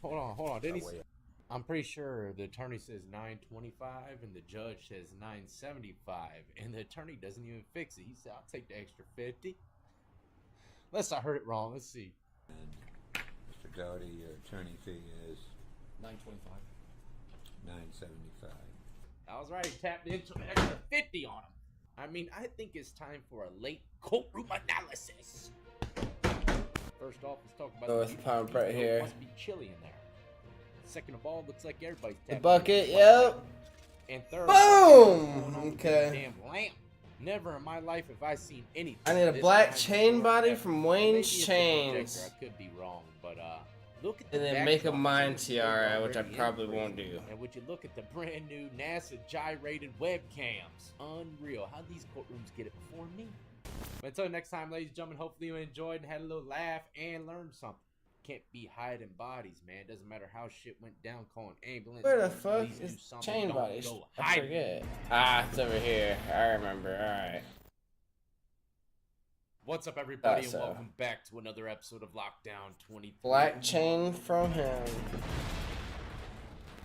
If you And haven't how do I been make to a the mind channel, first and tier? foremost, welcome. Hit that like, Gonna subscribe, stop by here real notification bell quick. I if you forget what enjoy. this- We talk about all things lockup related. And today we're going back to the courtroom. Where it is, the oil truck is backed up at the courthouse, ready to lather the boots up for a good old smoke fest. 65-year-old Jenny Norris was shot standing outside of her home on August 7, 2021. Witnesses told police a black vehicle circled the block multiple times before shooting, and then as the vehicle came around the final time, someone inside fired 8 shots before driving away. 23-year-old Terrell Lipkins was charged, and his trial began March 14, 2022. A diamond The jury shop reached with a no verdict on stop? March 17th, and he was found guilty of all charges. Blood and Limpkins was released from prison in early 2021 after doing time for the same exact felonious assault, which is a drive-by. That's why they were circling around the block so many times. Look at while that trying black to chain body, Now, buddy. He does, and he happens to go outside and talk to Miss Jenny Norris. And even though the bullets weren't meant for her, she's the one that ended up getting hit. She was pronounced dead at the hospital. I can't even begin to tell you how many stories I've done where drive-bys went wrong. But like I said, Mr. Lipkin was found guilty in just 2 days by the jury, and today we're going to see him get sentenced. Before we start to go to the sentencing, the court Alright, did thank you. find the defendant guilty of carrying a concealed weapon And I don't know whether. Okay, making up with Ciara, not doing that one. For the loom. Now that I have both these entries in front of me, Brawl under I'm Falador's confident in that south finding wall. and still would stand by that finding. I do apologize, Your Honor, but it is necessary that we do this courtroom analysis. Let's go ahead and start this off strong with the long neck green lamps. Handcrafted in 1990 Yay! Jumanji Shoe Factory. Let's just face it, okay? It ain't no courtroom unless you got a long neck green lamp like that. And what better way to complement the long neck green lamps than a long neck antibacterial bottle? And let's not forget about the judge's great choice in suits. Shit. Alright. For opening the state's case. Before we Grapple up and then jump do this off other thing, Falador's is there anything north else with the wall. state or I'm sorry, with the defense, is there anything you would like to, I know you did a sentencing memo, is there anything that you would Say like it's to right say there. on your client's behalf or put forward before the court? Alright. What else we got? Damn, is that another judge behind him? Imagine getting smoke from the front and back. This courtroom's built different. They got the mega clock in the back, knowing damn well you ain't never gonna care about that no more. Where you're going, it's all gonna become. Oh, that's one hilarious. I know you did a sentencing memo. Is there anything that you would like to say on your client's behalf? Other than what I stated in my sentence. Actually, alright, I'm gonna start the hard one, so I'm not gonna lie. Here of at least 15 to life. I believe that would. Oh, fuck y'all, man. I would ask that all. Alright, I expected it to be a little hard. I didn't expect it to be fucking dumb. RDO not be imposed, and that the applicable mergers be done along with the gun specifications that should merge as well, as I stated in my Alright, that's a funny one. But he was asking, I believe, for 15 to life and for all the charges to be ran concurrent. What the fuck are you talking about? This isn't even in Falador, bro. Anything else from the defense? No, Your Honor. Okay, we'll go to the state of Ohio. Is there anything that you'd like All to put on right. the record, or is there any family member or anyone? Give me who wants 2 to make a seconds. Come statement on, Chat before GP. I go to sentencing. Yes, Your Honor, there are a couple family members. And just for the record, I know that the court allowed Mr. Kowalczyk to speak, but I want to make it clear that Mr. Lipkins has had an opportunity to speak as a client. Is that correct, Mr. Kowalczyk? For appellate purposes, I have advised him not to speak. Thank you. The first, Your Honor, would be Jenny Jones. My name is Jenny Bell Jones. I am the firstborn and oldest. Oh, fuck! Okay, I appreciate you coming here today. Please feel free. Alright, chat, who wants to make a clan? Loud enough so we can get it down, okay? Okay. Thank you. Damn, poor Jenny. As I sit and think every day of how to get me and our family through this awful, unnecessary tragedy, I just keep coming up with the same answer. What would our mother Jenny say or do? I think she would tell me, smoke 'em. Everything happens for a reason, and the love and the closeness within our family will grow stronger as we rely on each other to try to heal the pain of the daily memory of this tragedy. Now that can be done. That will forever be a scar. That can be done. Our mother would always be there for each and every one of us when we needed her. No matter if the situation was good or bad, she was always there to support her family. Through weddings, funerals, childbirth, sickness, broken bones, surgeries, divorces, baby showers, graduation, Oh man. Christmases, and hundreds of birthdays. Jenny's about to Just get me. everything. She was always there. Damn. She did whatever needed to be done in order to make sure our family was taken care of. This tragedy is only one of many types of situations that we would turn to our mother for comfort, guidance, support, and love. But our family cannot do that now. Damn, man. Thank you, Your Honor. And I just want to make the record clear, Your Honor, and I know the court. Yay! There's one more. To be aware of this, that on December 15, 2016, Mr. Lipkins was convicted of felonious assault, a felony. He received a sentence. I gotta go to Aradon. He was released early on judicial release on that sentence. Like, someone explain to me how the fuck that is in Falador's task. On July 22nd of 2019, he was convicted of intimidation of a witness and aggravated menacing. What? 9 months on that. On November 2nd of 2020, he was convicted of 2 counts. No, it's fucking not. And tampering with evidence. On January 29th of 2021. Oh, hold on. Having been sentenced to prison on those convictions, he was released. Did I read that wrong? Judicial release. 7 months later, Mr. Oh, Ascarnia. My bad, my bad. His actions, this world has lost Jenny Norris, who we know now was a grandmother, a mother, and a great-grandmother who was loved by many people. And we lost Probably this area. For that reason, I know this court will impose the appropriate sentence. Thank you. Thank you. Anything else from either counsel? Before I get started, the Norris family, I mean, deepest sympathies. I've heard so much about your mother and grandmother that she was like the mom of the neighborhood.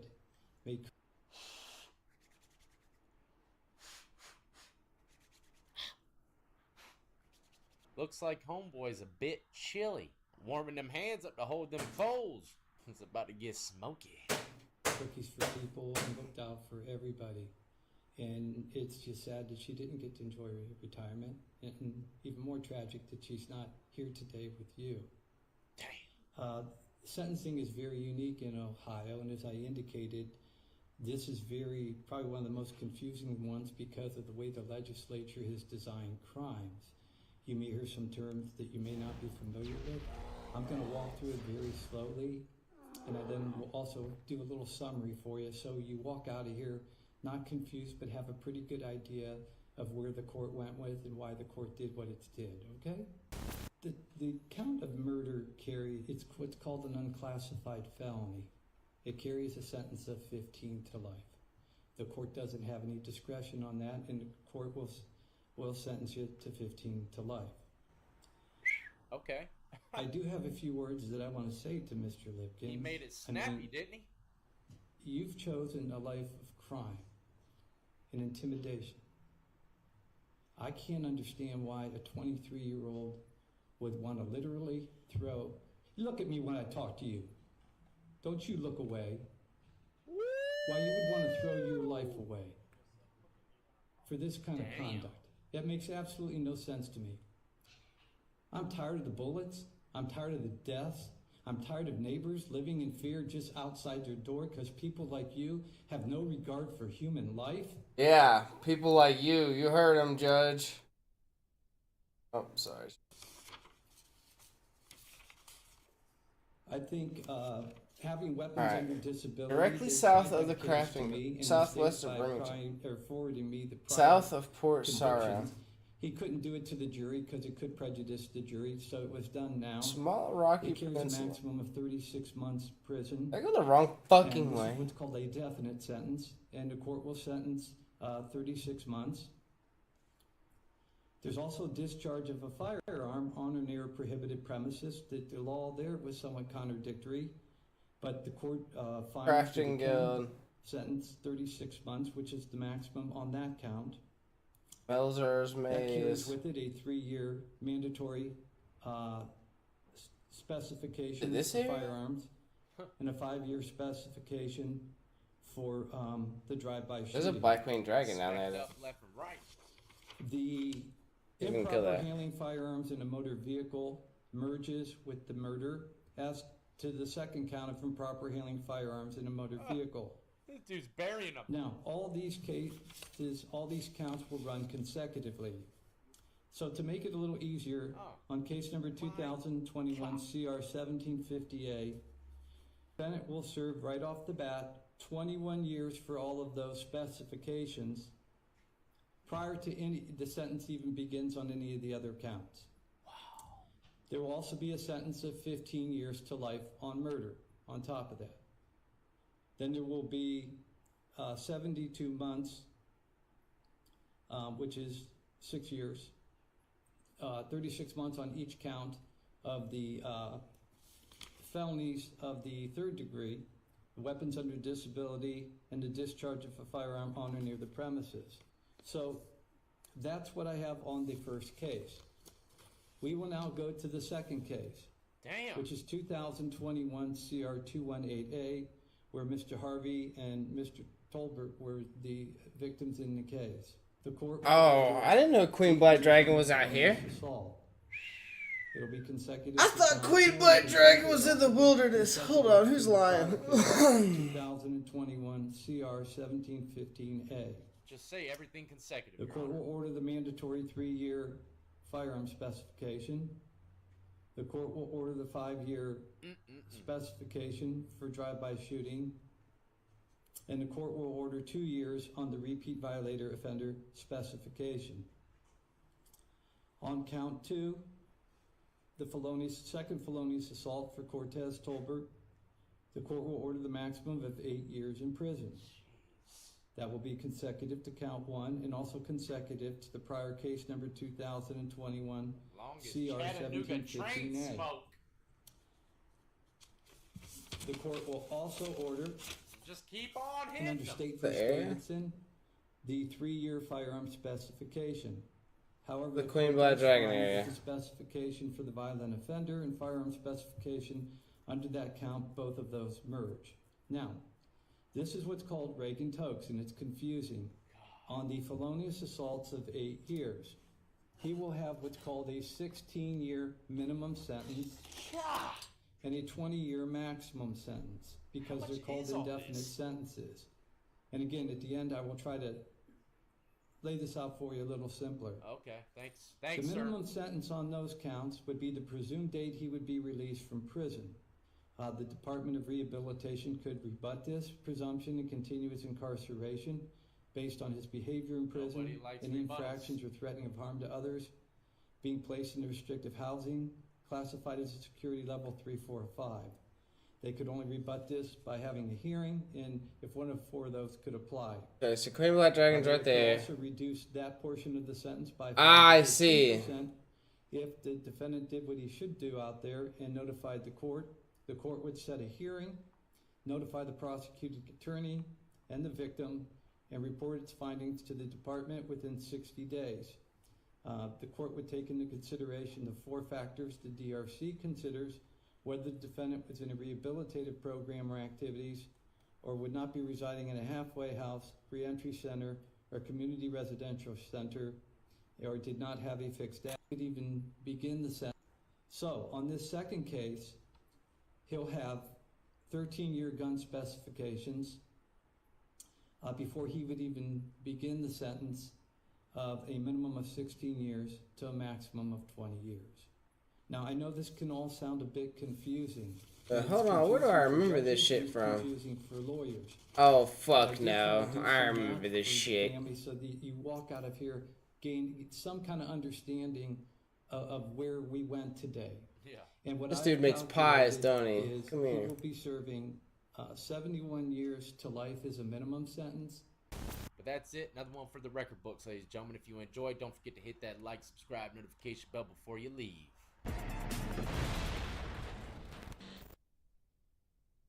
What's up, everybody, and welcome back to another episode of Lockdown 23 and 1.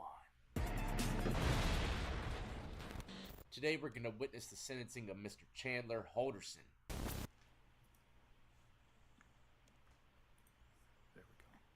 There we go. Getting that That's he audio changes right, the skill Connor. caps. Alright. Hopefully it's Bro, not who the too fuck am I much supposed to left kill? here. I'm supposed to kill somebody. Sounding good. One of you bitches come over here. Whispers sound good. I'll be the one, There we motherfucker. go. It's the same letter. think we're all on the same page then as far as information coming into this hearing. As a statutory question, Attorney Vera, is there any reason we should not now proceed to a sentencing hearing? No, Your Honor. Very good. Attorney Brown, are there any victim statements being made here in court today? No victims themselves are going to speak. What we're going to do is Ms. Raymond's going to speak first about some letters that we have that we're going to read. And Pirates! Very good. Why don't you proceed, please? All right, so this is the very end of the road.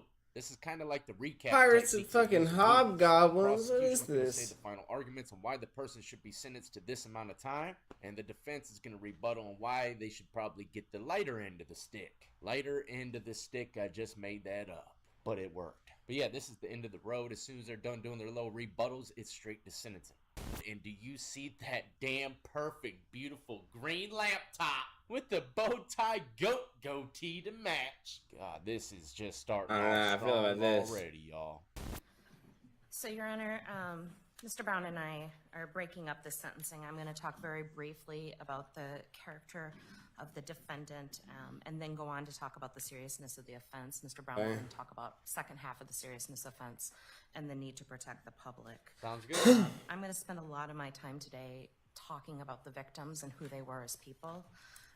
But I am going to start with talking about the character of the defendant.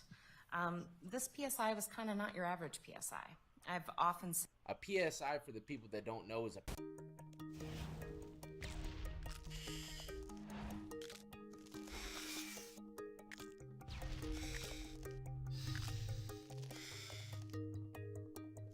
But that's what it is. A pre-sentence report is where they calculate all the bad things you've done in your past to see how much time you're going to get in your future. said in serious sentencings that reading PSIs is one of the most depressing things about my job, and that I really dislike it. Although what it does Well, get a provide new is job a then. context to crime. Almost every homicide I've prosecuted, No. there's been a fairly tragic backstory of the defendant. Violence, drugs, just tragedy. And you often are left with an explanation. Not an excuse, but an explanation as to why a crime occurred. Why did this 18-year-old kill a 17-year-old? There's not an explanation here.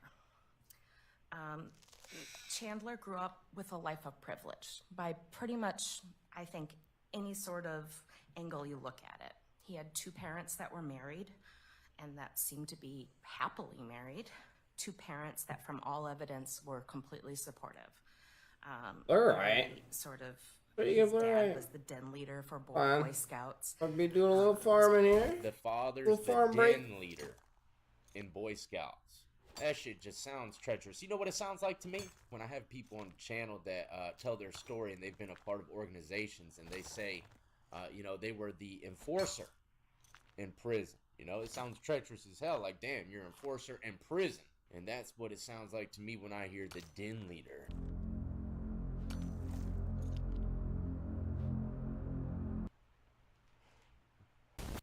Chandler grew up with no housing insecurities. He never had to wonder where his next meal was coming from. And he was never exposed to any violence that we saw any evidence of, or even really guns. What the hell is that? And he was never exposed. See, that's what prosecutors do. They joke us, mock us. Wear rainbow socks as they're smoking us. Damn, them things are rolling down like damn elf socks. Unreal.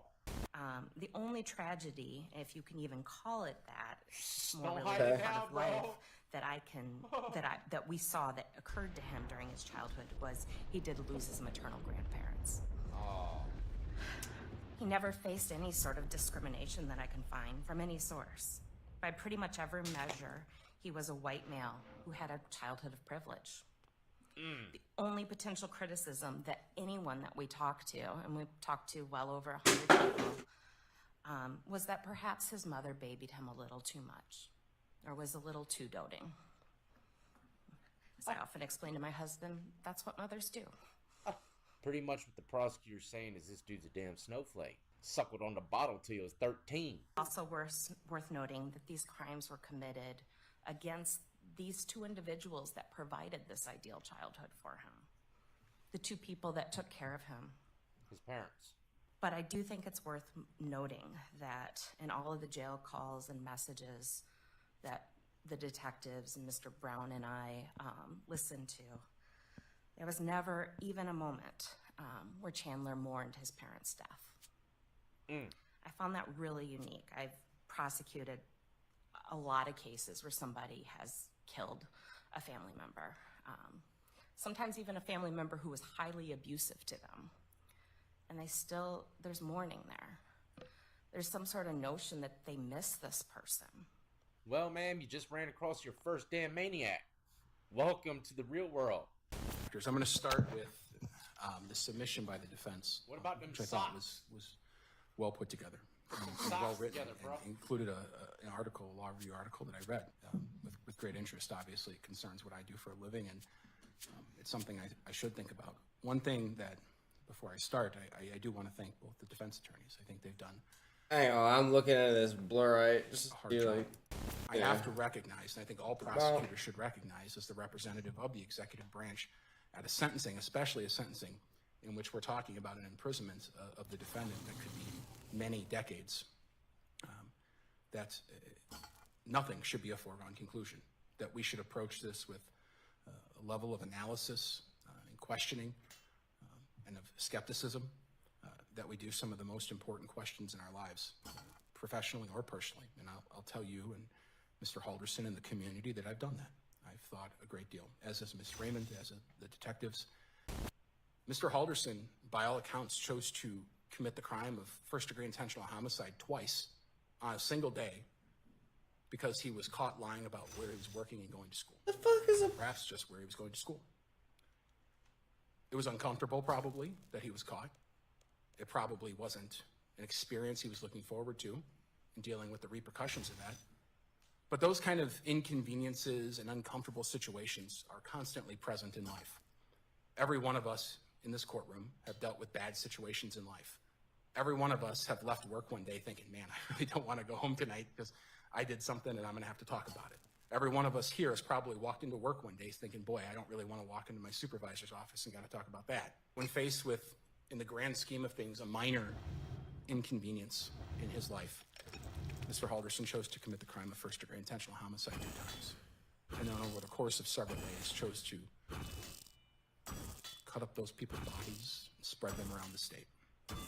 Damn. Chose to lie to the police. Damn. Story, lead his family down this road of believing that there was just some hope somewhere out there that Bart and Krista were alive. Because he got caught in a minor inconvenience. Your car insurance company hopes that you never find this site, but now you can stick it to them. Listen, your car insurance company might charge you more because of the... Attorney Vera, were any statements being made beyond counsel's regarding the sentencing here on Mr. Halderson's behalf? No, Your Honor. Then would you be speaking on this regard? I will, yes. Cool. Go right ahead. Thank you. You know, we've talked about family and the seriousness of this case and the public. And sentencing is a very intimate matter, especially in a case like this where it is a family situation. I bring that up because at the end of the day, regardless of what happens today in this courtroom, no one is going to be happy. No one is going to run out of this courtroom feeling like justice is served. No one is going to run out of this courtroom feeling good. This family is going to always have this situation, is going to be touched by this situation, and Chandler himself is always going to be touched by this moment. Regardless of what you do today, the outside world, the community, the public, however you want to address it, is going to be not happy. There are going to be people that, if you decide to sentence Chandler to life without parole, they're still going to be mad. They're going to ask for Wisconsin to bring the death penalty back and to apply it retroactively to him. And if you sentence him without or with parole, there are people that are going to be mad because it's too lenient. I bring this up because, again, it's what happens here today is not a win-win or lose-lose situation. It is what it is, and it's difficult. What I do want to focus on today is just what we're asking for, which we are asking for the possibility of parole. I believe now the grandmother of Mr. Holderson is going to say something, or he is. You have a statement, Your Honor. You may remove your mask if you wish. I believe the conditions in the jail are and very good as far as the pandemic. So if you want to speak without your mask, and Attorney Dorrell's comfortable with that, you could. And I would only ask that you read slowly, simply because my court reporter has to take down what you're saying, and sometimes we read faster than we mean to. Your Honor, I want to take this opportunity to state my intent to appeal my convictions. If there are any lawyers listening and willing to take on my appeal, take a moment to please reach out to me. It's not that I do not have feelings. It's that I was warned to not show them due to the scrutiny of this case. Thank you. You know what that reminded me of? Y'all know I'm a movie buff. Y'all ever seen the movie SWAT? Homeboy gets arrested and I think he says, I got $100 million for anybody that frees me from this one. That's pretty much what this guy just said to the attorneys. Thank you. That mustache, I don't trust it either. The court Gangs of New always York mustache. tends to make a number of observations at sentencing hearings that are contested and which carry a good deal of weight. And I'm not going to depart from that process today. Ooh. Just show the lamp, Your Honor. Show it one more time. I first think it's important to acknowledge that... Does the judge got gauges? First and foremost, I want to recognize again the jurors.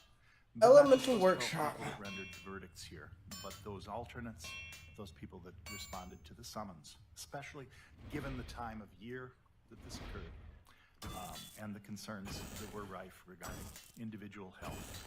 There's no foregone conclusions in sentencing. I've learned that since my time on the bench. I've learned that each case is different. Each case demands an individual examination. And sometimes I will confess I sit down not knowing what I'm going to do, or not even certain which direction I'm leading. So I appreciate all of the statements made by counsel here and in writing, recognizing that the determination doesn't come until this point and nothing is foregone as far as a conclusion. I like this judge. Never mind. Never mind. Never mind. This is the third individual for which I've had to make this determination. And similar to ADA Raymond's comments, I've had to sentence a host of other people up to this crime, where I need to finish that. you can observe a lot in the background of the individual that you end up wishing hadn't been the case, because they might not have come to the point if they had had a better foundation. Just give him It the is to smoke Barton already. Christa's credit the foundation Mr. Halderson enjoyed. And it does not explain what happened here. And as everyone has discussed, there may be the ability to have rehabilitation throughout some course of time. And that's why the defense requests that that be kept in mind as to the determination of eligibility for parole.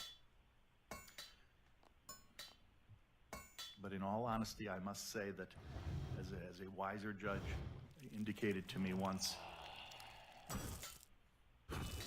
you should sentence people not because of your anger,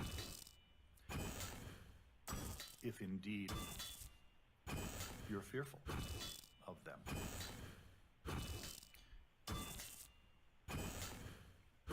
I cannot conceive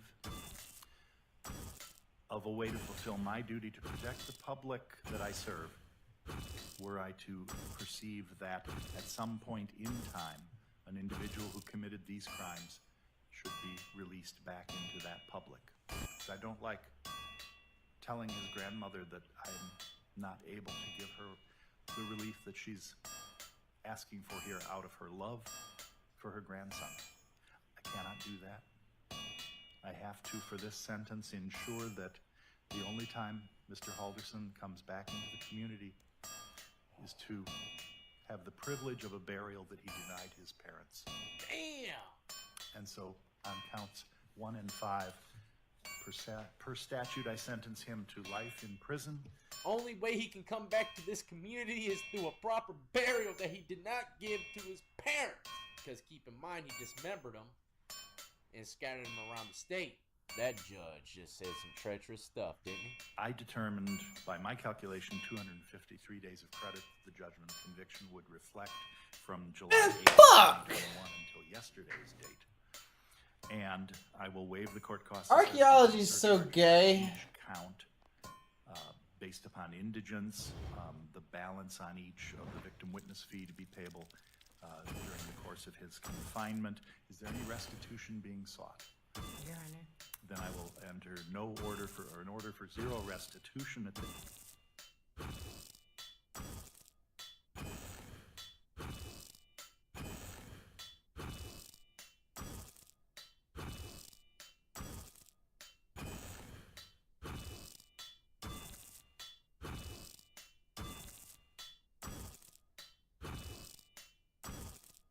Awaken to a world of wonder in Final Fantasy XIV Online. Archaeology is a useful skill that will give you access to powerful passive skilling and combat relic powers. If you're new to this skill or find yourself in need of help, you've come to the right place, as this guide will help you on your journey to level 99 and beyond. Whenever you're ready, grab your cup of tea and let's get digging. Archaeology training involves excavating at designated hotspots where you use your mattock to unearth materials and soil, gaining valuable experience in the process. As you dig, a blue progress bar above your character's head will fill up.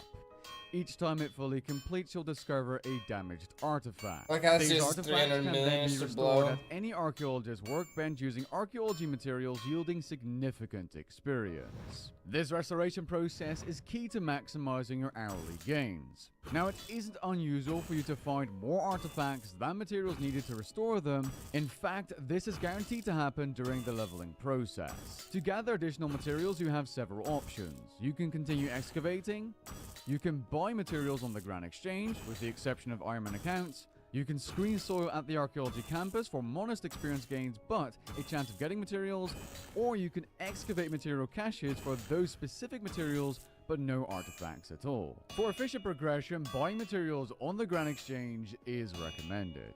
Ironman players who cannot trade must, however, rely on other methods. Each type of debris typically has 3 excavation hotspots. During the excavation process, you'll notice a blue time sprite moving between these hotspots. Aligning your digging with the sprite's location grants a sprite focus boost, enhancing your experience and artifact acquisition rates. These benefits become better and better as your skill level increases. Restored artifacts can be submitted for collection logs at various NPCs throughout RuneScape, including Volusia at the campus. This yields chronodes and specific items tied to relic powers based on the NPC and collection log completed. Furthermore, completing collection logs is essential for advancing your qualification level in archaeology. Higher ranks will unlock many archaeology buffs, upgrades, and more slots for your research team. There's an assistant, associate, professor, and guildmaster qualification. More on these during the leveling process. The majority of the archaeology skill involves you training at the highest level excavation hotspot you have access to. Exceptions to this rule include staying at a lower level hotspot to complete a specific collection log or archaeology mystery, which are the skill's mini quests. Mysteries are generally completed by interacting with objects inside dig sites, completing research and puzzles, and or collecting pages. Some mysteries must be completed to gain access to deeper areas of a dig site. Those mandatory mysteries will be covered as part of this guide. While leveling, I would kindly remind you to upgrade your Matog as you go, and after the assistant qualification at level 40, sending out your research team as often as you can for extra experience and or mystery progression. If your goal is to gain more experience per hour, perhaps consider using some of the following general XP boosts. In addition to general XP boosts, there are a large amount of other useful items and boosts that I suggest looking up on the official wiki if interested. Some of these will be mentioned throughout the guide at the point which you can unlock them. One thing I think is essential to mention are the signs of the porter. These items are created using divination energy and necklaces and will automatically send materials gathered to your material storage. These are definitely worth using, and if you have the money, charging up a Grace of the Elves with a bunch of these will make archaeology very AFKable. Archaeology training is started by completing the skills tutorial. Speak to acting guildmaster Reiniger at the archaeology campus to get started. For those unfamiliar with the campus's location, it's a short walk east from the city of Varrock. Upon completing the tutorial, which will teach you the basics, you'll be level 5 archaeology. At this point, you'll be an intern and have access to a permanent teleport to the archaeology campus, being the archaeology journal.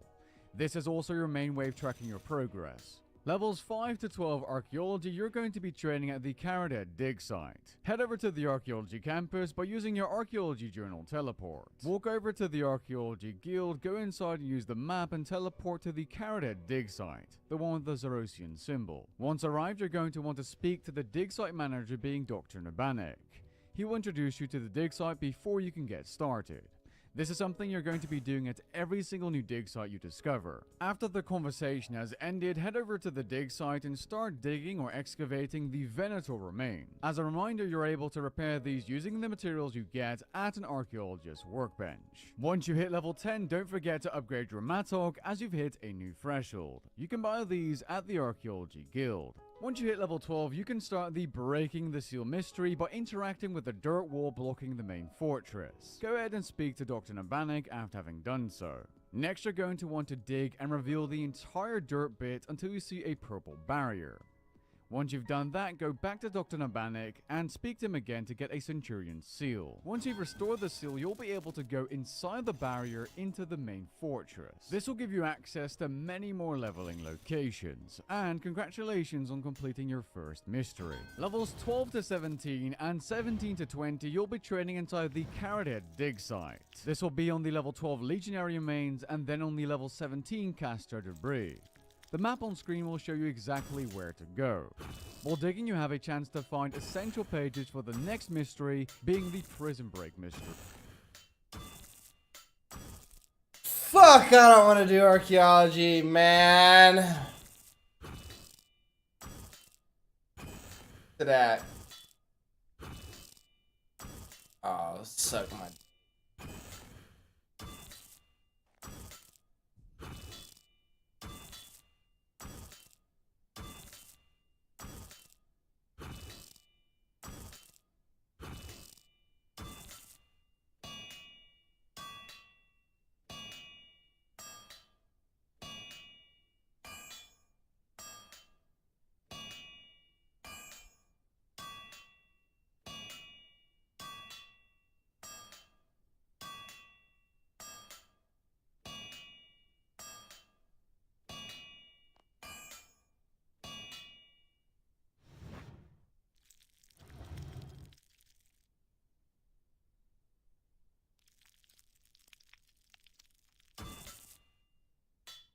Time. Well, the sentencing was kind of long and drawn out, but the judge gave him life without parole. Gave him the worst of the worst that he could possibly get. But what do you think is going to come your way when you kill and dismember your own damn parents? What's up, everybody, and welcome back to another episode of Lockdown 23 and 1. Alright, first and foremost, this is just a little scratch from Lucy. I did not get mauled over the weekend, jumped by anybody. I swear these prison YouTubers, they get a little nick on their face and everyone say, oh man, you got mugged. Lucy is my English bulldog and we like to wrestle. She just happened to headbutt me last night with my glasses on. Thought she broke my nose again, man. But that's besides the point. Today I got some wild clips coming your way, and the first one's coming from a courtroom. A courtroom I don't know where. The inmate is definitely trying to bully the judge. Don't forget to hit that like, subscribe, notification bell before you leave if you enjoy. Your job is to do your job, not to worry about me. That's what I'm saying. Well, I worry about me. You worry about your self. That's Bryce Rhodes talking to Judge Charles Cunningham. Rhodes is accused of shooting Christopher Jones, then stabbing to death two witnesses, 14-year-old Larry Ordway and 16-year-old Maurice Gordon. Rhodes has already been through 2 attorneys and is now asking for his 3rd one to be removed. So this guy starts off strong. He's in the courtroom and he's telling the judge, don't worry about me, bruh. Worry about you. Picture telling a judge that, man. I would have smoked his ass right there, but I don't care. You're sentencing days right now. Life, Jack. But you're already losing coming in there talking to the judge like that. How you expect anything to get done if the judge is already feeling disrespected? Rhodes has already been through 2 attorneys and is now asking for his 3rd one to be removed. Keep refusing to get this man off my case when we keep having problems. Do you have something personal against me to where you don't want to move him? No, sir. I have something personal against not providing you effective assistance of counsel. Judge Cunningham says he has already called the state public defender's office. See how homeboy's painting a picture already? He said, well, you got something against me? He's trying to twist it into some kind of conflict of interest here. Office. They had struggled to find someone who could represent you, and that basically Mr. Griffiths is what they've got. Rhodes once had to wear a face mask because he spit on an attorney. I write the Bar Association and the ACLU, you know. I write them, you know. I see what's going on, you know. I'll write the ACLU, see what's up. See what's up with them. Better believe it. I'll write the bar too. I'm gonna find out what's up. This is the kind of guy that will get out of his car and try to fight you in a McDonald's drive-thru. He spit on an attorney. I write the Bar Association and the ACLU, you Okay. know. I write them, you know. I see what's going on. All right. You know. Okay. Fair enough. Let's get us a date to come back. You know. We're gonna find out though. Okay. We're gonna find out real quick. Okay. This is going on for 4 years, and nothing's been done. She later apologized. The judge is he like he said, he wants everything dotted. The judge's first mistake and why the inmate probably felt as though he could dominate him was the bow tie. Man, you can't be going into courtroom with bow ties, Your Honor. Them things just scream pushover. With that drop top stash to match. Everything dotted. They're definitely gonna He try wants him. to do it the right. Everything's done the right way, regardless of what Mr. Bryce Rose is saying. My condolences, But she Miss remains Jackie. frustrated. He's just playing the system. He's playing them. Looks like we got ourselves a little IMAX action. I don't know if that's his cell phone that he rigged up in there or... Yeah, I think it's his cell phone. Man, he's watching like live cable television right now, streaming live. He probably contacts the service provider and everything when it goes down. Yeah, I'm having issues. Could you send a tech? So Prison Paparazzi, we back. I'm showing you homeless, hobos, derelicts, vagabonds, whatever you want to call them, in the jungle. Oh man, Prison Paparazzi's back, y'all. And he's interviewing homeless, derelicts. What is a derelict? I heard that before. I think someone might have called me that back in '92. I was about 9 years old. Vagabonds, I heard that one too. What, Metallica? So Prison Paparazzi, we back. I'm showing you homeless, hobos, derelicts, vagabonds, whatever you want to call them, in the jungle. Hobos. One right there. You see all the flies in the thing? Flies? Where? Oh, Yeah. damn. There's a ton of flies. Look like you've been playing baseball in But this hold thing. on. Red dirt. It gets better. The other day I posted a picture in the community section about a new car I got. I don't really do things like that, but I'm really in love with the car. I'm proud to say I'm a part of the Dodge Charger Nation. But as soon as I posted that, someone had the nerve to send me a video clip to my email address. And the title said, "Oh, death at the gas station after the new Charger purchase." Why you gotta do me like this, man? Just let me enjoy the new car. I'm sorry, dude. I gotta get some gas. I'm sorry, dude. Ah! I just ran out of gas. I was gonna get enough to go to the fucking gas station. So you're gonna take mine? A little. I was, dude. I'm Just a sorry, little. bro. I'm serious. I'm sorry. I apologize. I saw you come open my shit, so I laid down. Yeah. I watched you walk past, check it out, and I fucking knew you were gonna do that, bro. Sorry, brother, man. No, seriously. You. This is your truck right here? Yeah, I was just gonna. Dude, I'm sorry, brother. Come on now, y'all. I don't chase down gas like that. He probably sat in the corner for a few hours asking for a couple dollars. No one wanted to help him out. He said, fuck, I got this gas tank in a tube. I remember them Cypher days. Is it Cypher or Cypher? But anyways, he was just trying to get a little bit of gas to get home, right? What would you do if the guy just came out, you know, flat honest to you and said, yeah, I apologize, man. This is your truck right here? Yeah, I was just gonna. Dude, I'm sorry, brother. Nah, it ain't no I'm sorry, bro. Homeboy going to get the plate. God dang Dodge Charger owners out here trying to get every drop of gas for that line lock. Now, last but not least, we're going to the courtroom once again, and this is definitely something that I would never suggest anybody do. Any way that we can reverse this jail time? Well, you're going to go to jail today. If you need to get out, you're taking care of, you can consider furloughs.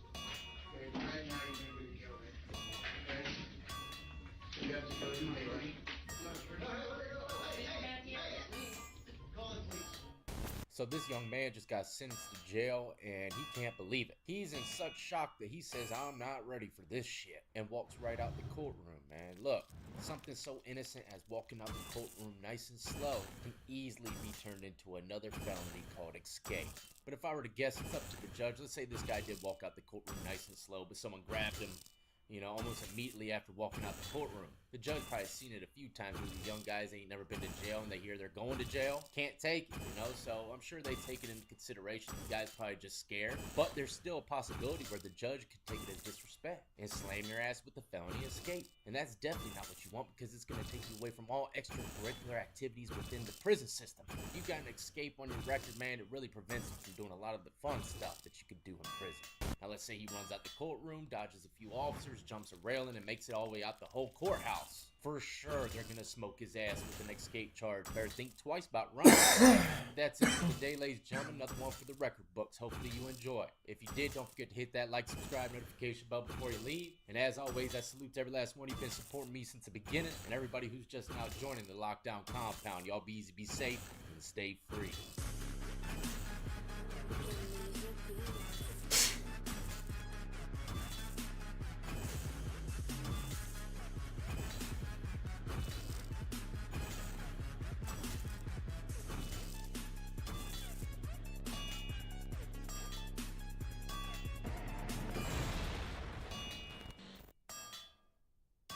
What's up, everybody, and welcome back to another episode of Lockdown 23 and 1.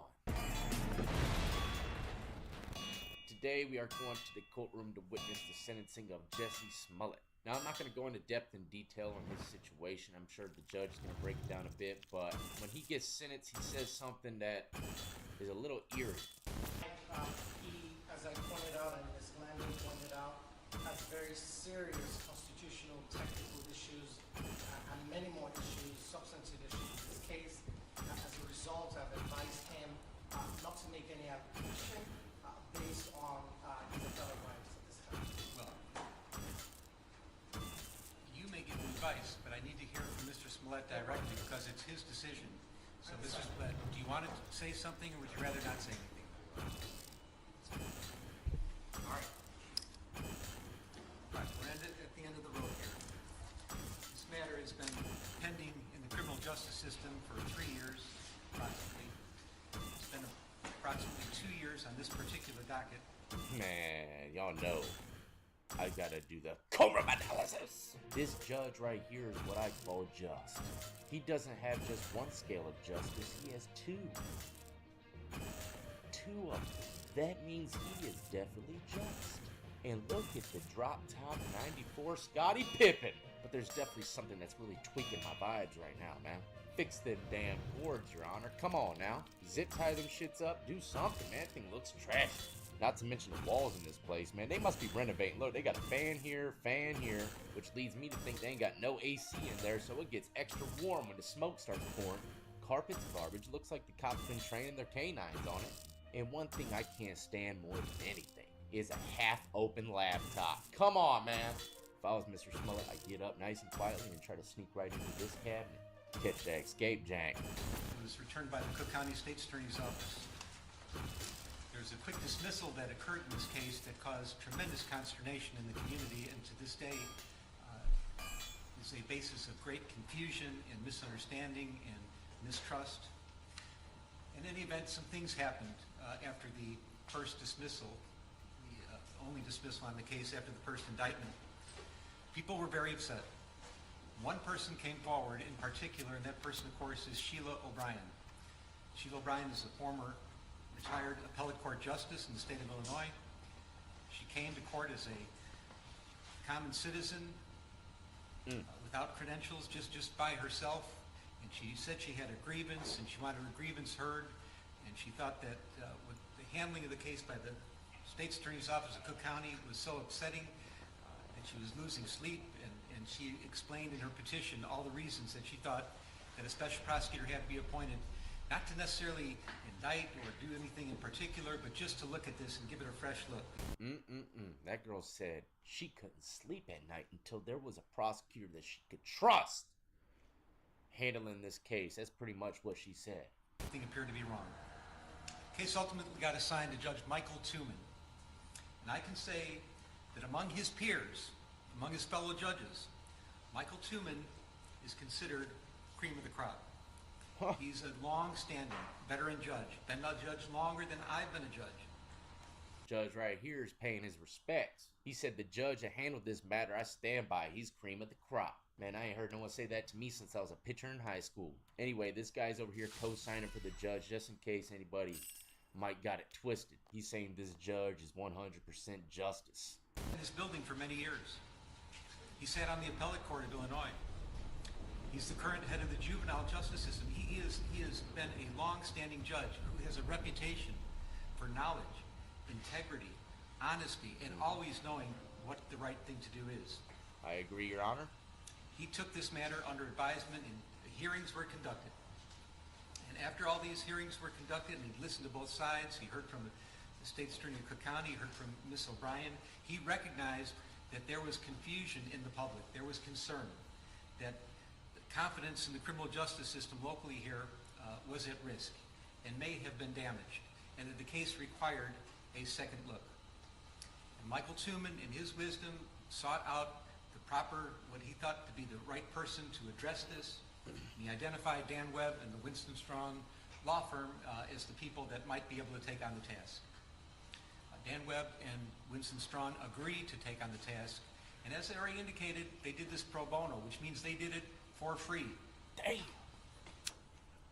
I don't know that at the time they signed up for this, that they had any idea that it was going to be as work intensive as this case has become. Why the hell would these attorneys work pro bono? For self-promotion? Hello. If I were to guess, them attorneys definitely got some more clientele after this case. And look what happened just by him reading that they did this pro bono. Read his name out loud. We're all here right now. We're all discussing it a little more. That right there is self-promoting at its best. So when the judge says pro bono, like it's something magical, it ain't magical. They're getting something from it. Trust me.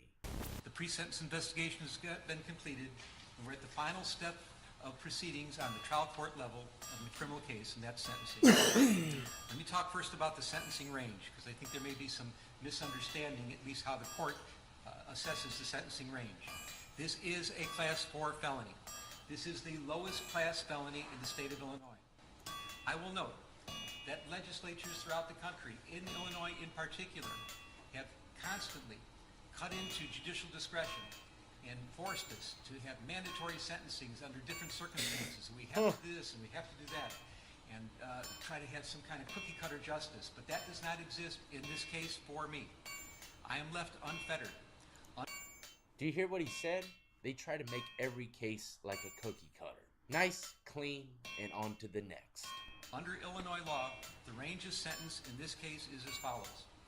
Mr. Smollett is looking at a probationary term of up to 30 months. He can receive time in the county jail as a condition of probation of up to 180 days. He can be ordered to perform community service, ordered to participate in behavioral classes, ordered to pay restitution, ordered to pay a fine.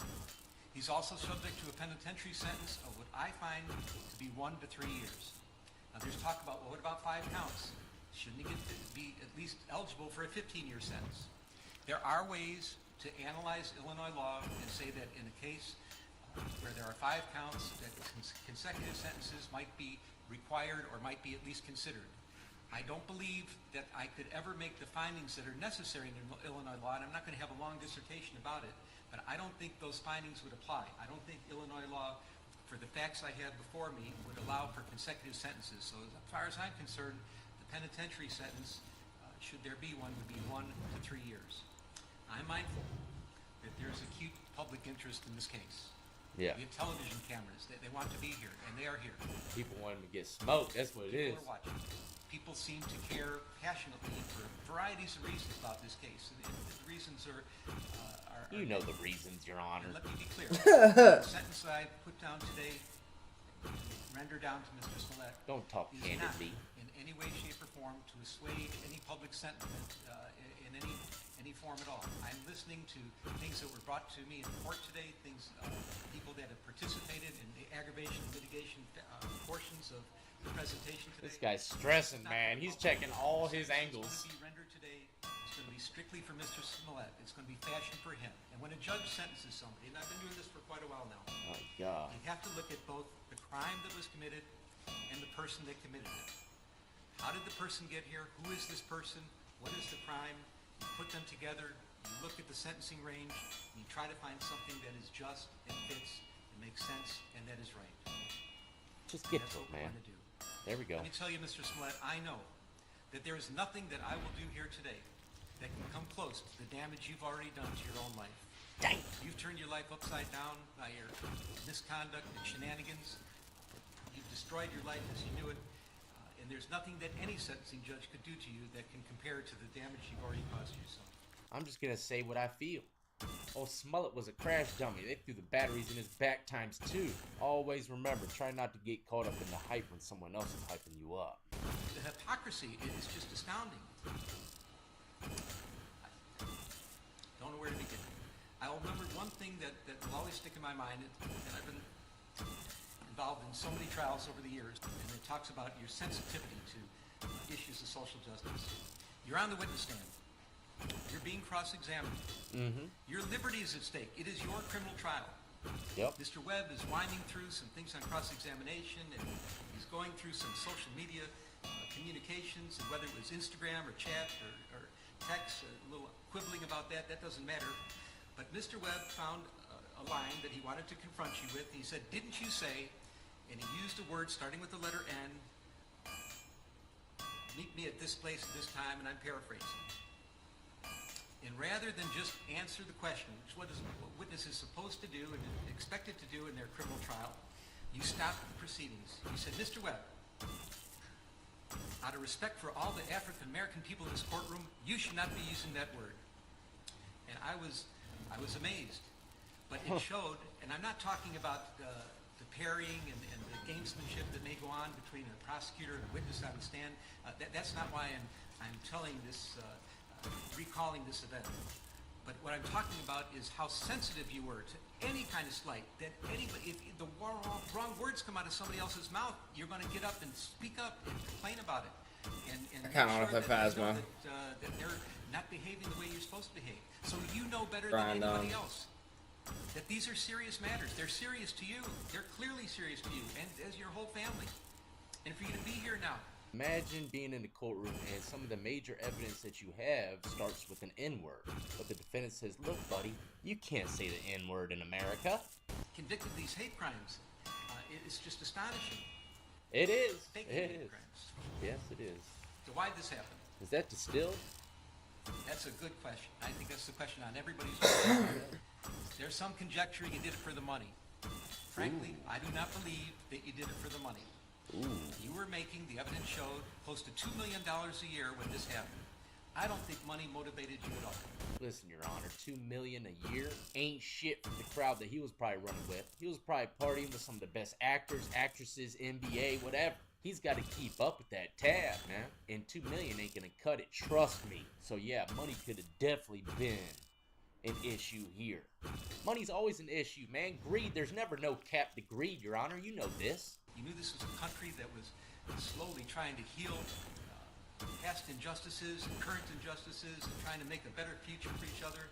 And it was a hard road. And you took some scabs off some healing wounds and you ripped them apart for one reason. You wanted to make yourself more famous. And for a while it worked. Everybody was talking about you. Yep. The lights are on you. You were actually throwing a national pity party for yourself. Why would you do such a thing? Why would you? I understand you crave the attention so much, but why would you betray something like social justice issues, which you care so much about? The judge is about to break down exactly what he did, so if you're a little lost, listen up. N-word, F-word. You're going to hit me. You're going to beat me up. You're going to put bleach on me. You're going to put a noose around my neck. It's a script that you wrote. Now, it's not a good script, especially for Streeterville in Chicago. It's questionable, but it's a script that you wrote. You picked out the actors. You chose the Ocean Dale brothers. And why did you do that? Because you knew them. You trusted them. They idolized you. You're an established actor in a serious television production of Empire. They were kind of hangers on there. They're trying to get jobs as extras, maybe a little speaking part here and there, but you were mentoring them. You were helping them. They wanted your advice. They thought you were one of the greatest people in the world to know, and that you could help them in their careers. They idolized you, and they would have done anything for you. And you chose them because you knew that you could trust them, that they were loyal to you. You paid them by check. Not necessarily a good idea. Check. It was your idea. It Wow. was part of the plan that you would pay them in advance, and the check was out there. The check was shown into evidence. Even the dumbest of crooks know to use crypto. I mean, cash. That was part of your premeditation. You chose a date. You chose a time. You chose a location. You had props prepared. You gave them a $100 bill. What are the supplies in this case? Not props. We should see you. You're going to say that you're white. Fucking stop playing. Hold on. Darrow brothers are not white.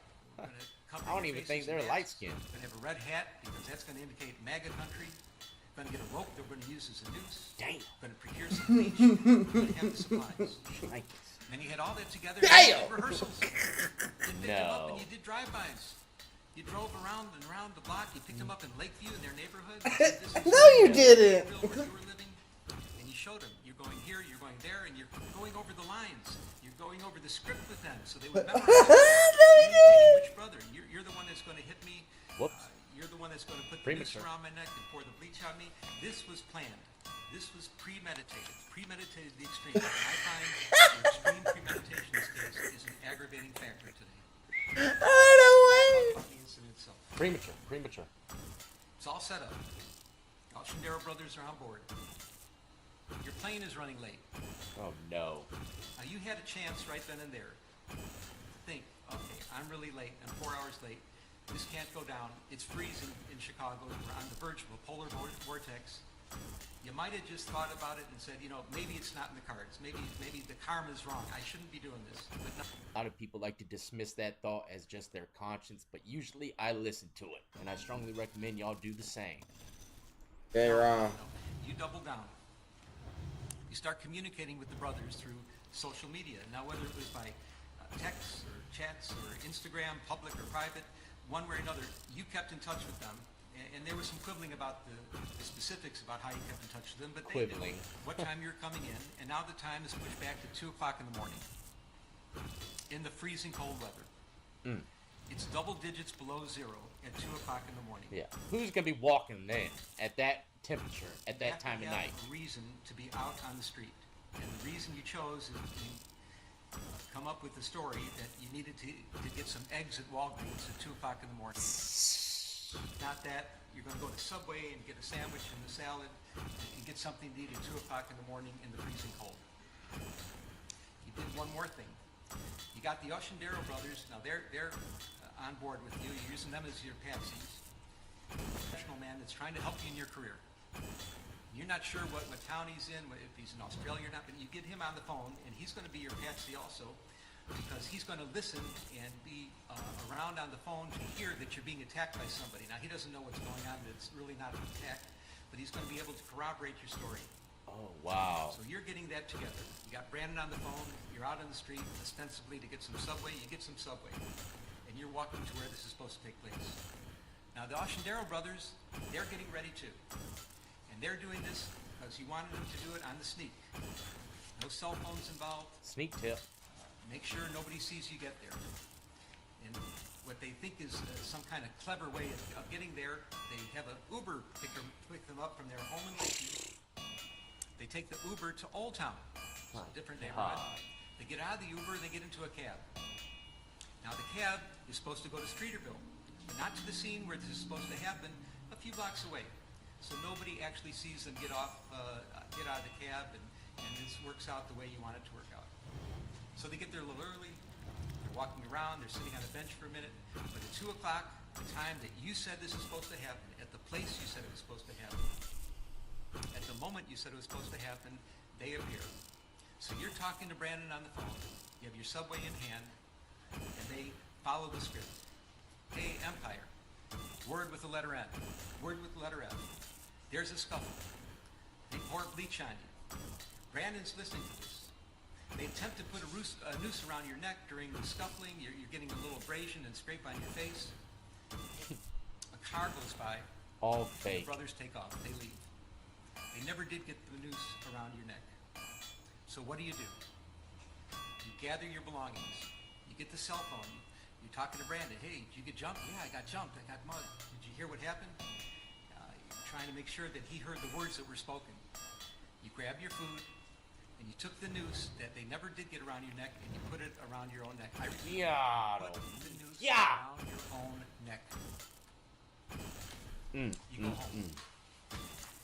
Video footage shows that when you walk into your residence, you have this noose dangling loosely around your neck.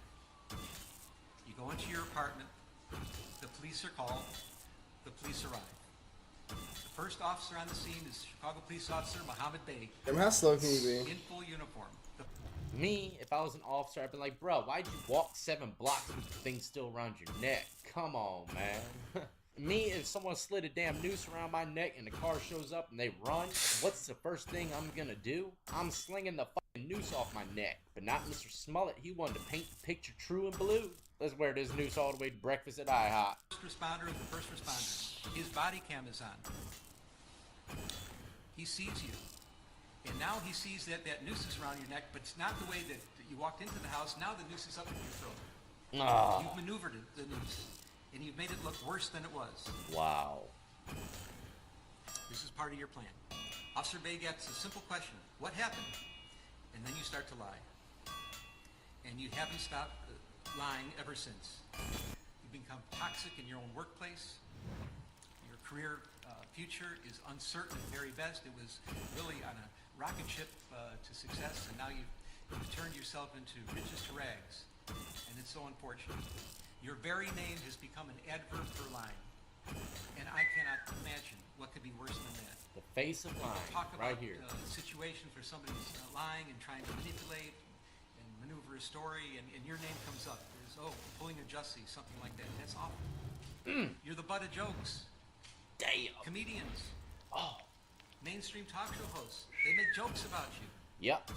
Stories about you. I can't imagine anything worse than that. No, this is all self-inflicted. These are things you did to yourself. Self-damage. And I'm your sentencing judge. And I don't talk about fun. So where are we at? We're at the end. You are convicted of a Class 4 felony. It's presumptively probationable, but we have some real serious aggravating factors here. Ooh. The pain you caused to real victims of hate crimes, which I have described. The damage you've done to the city of Chicago, I've heard. It's been talked about. I'm mindful of the city's request for restitution. If I'm going to consider that request, I have to fashion the sentence accordingly. And above all, the capper of all cappers, your performance on the witness stand. This could only be described as pure perjury. You got on the witness stand, you didn't have to, you did, you certainly have a right to, but you committed hour upon hour upon hour of pure perjury. But I'm looking at everything in its totality. And I agree. It's told to me today, you can't judge everybody by one bad thing they've done in their life. I don't know if it's the only bad thing, but it's the only bad thing that I'm concerned about now. And that you do have quite a record of real community service, quite a record of attaching with people. There is a lot of mitigation in this case as well. And I'm mindful of the pleas of mercy, particularly from people that are in the arena of dealing with social justice issues, that are fighting, seriously fighting, not playing around, not doing games like you were doing, but seriously fighting for matters involving hate crime. Yeah, he just makes people like that look bad, and they're man. asking you for mercy as well.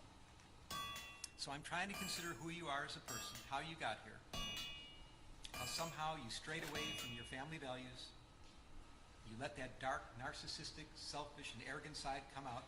Here we go. I'm sentencing you to 30 months felony probation, and the probation is going to be to this court. You're going to be allowed to travel wherever you want. You do not have to live in the state of Illinois. You can report by phone. I know that you're going to try to make a list. Damn, they gave him the soft smoke. To other places, New York and Los Angeles. Oh, nah, bro, what? You will pay restitution to the Chicago in the amount of $120,106.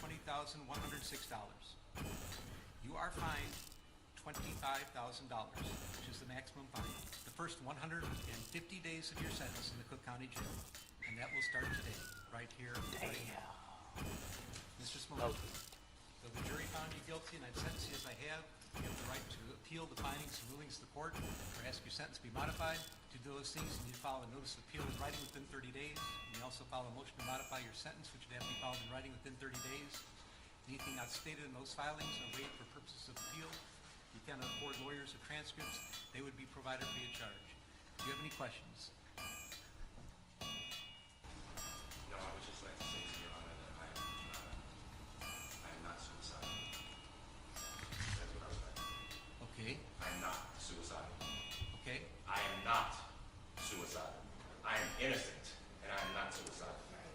If I did this, then it means that I stuck my fist in the fears of black Americans in this country for over 400 years. Your Honor, I respect you and I respect the jury, but I did not do this. And I am not suicidal. It's too late, you're If smoked, anything bro. happens to me when I go in there, I did not do it to myself. And you must all know that. Wow, what a dick. I respect you, Your Honor. I respect your decision. Jail time.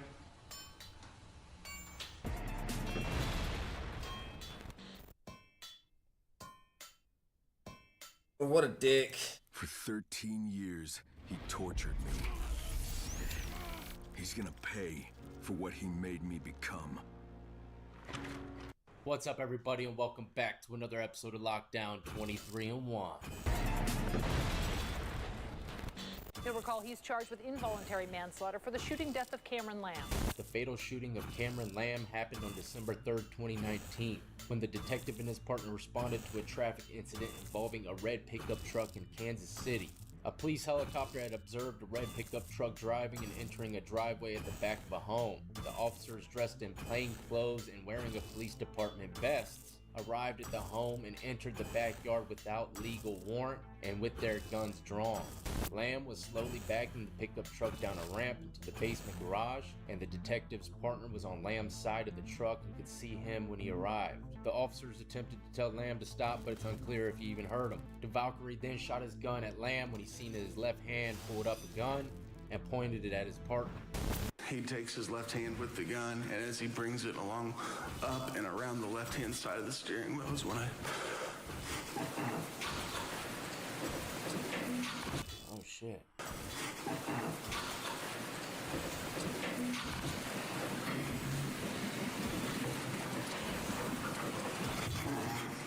My focus moves from that weapon to the center of his chest.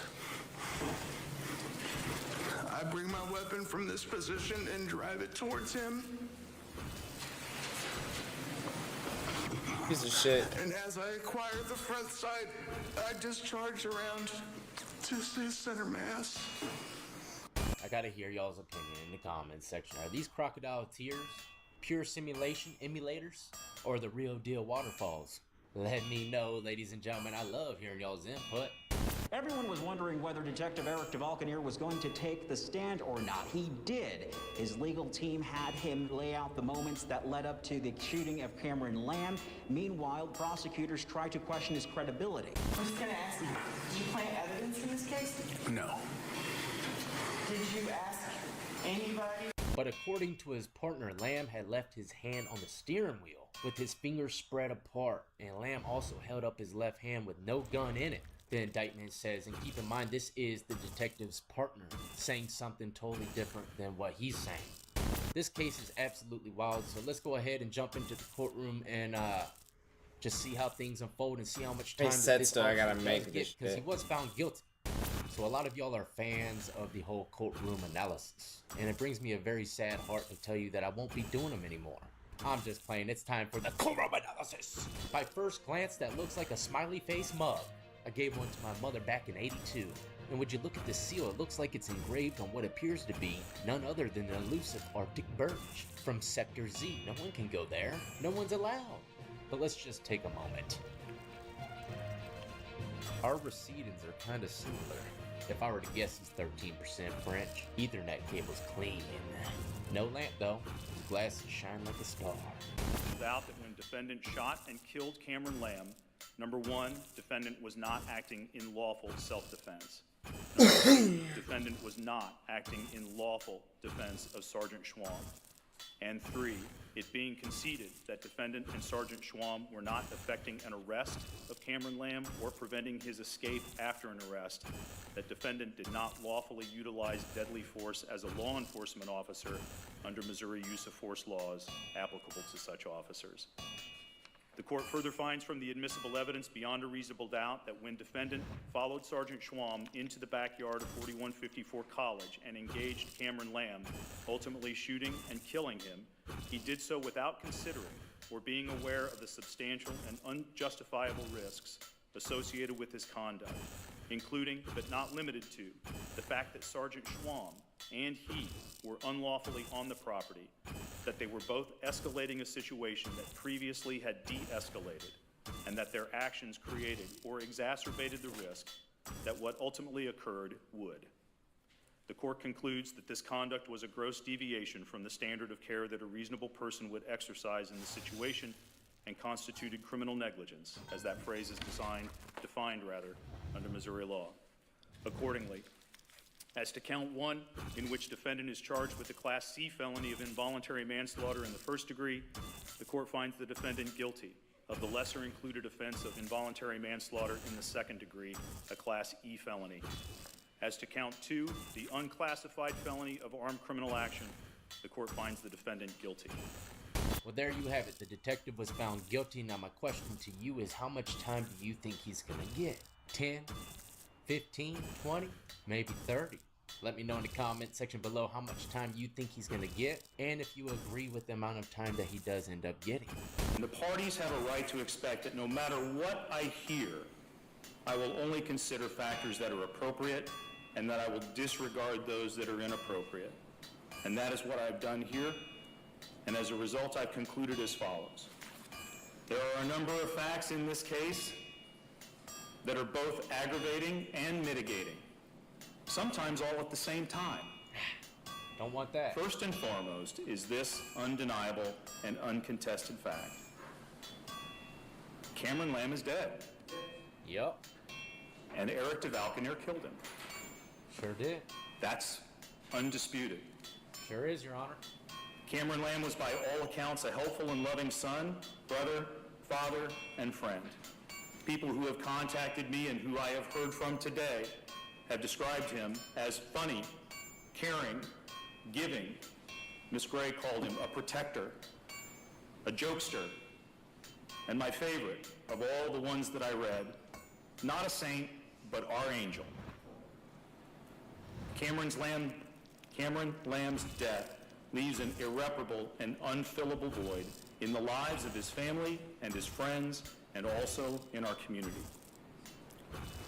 Also, as I'm weighing all these facts, it can't be overlooked that the events of December 3rd of 2019 were initially set into motion by Cameron Lamb, and his decision to chase his girlfriend through city streets at dangerously high speeds, putting motorists and other members of the public at risk.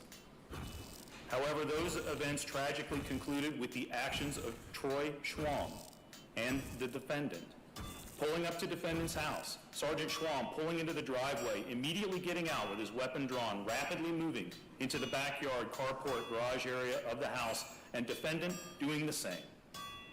Both without taking a breath, without pausing for the briefest of moments to consider where they were going, what they would find when they got back there, whether they were acting lawfully in doing so, and whether there might be some other safer option, without so much as a "Hey Troy, wait." At any point, Sergeant Schwam and the defendant could have done this, a fact that is made even more aggravating as the court considers an appropriate sentence in this case by the fact that the one person who ultimately did take a breath that morning was Cameron Lamb.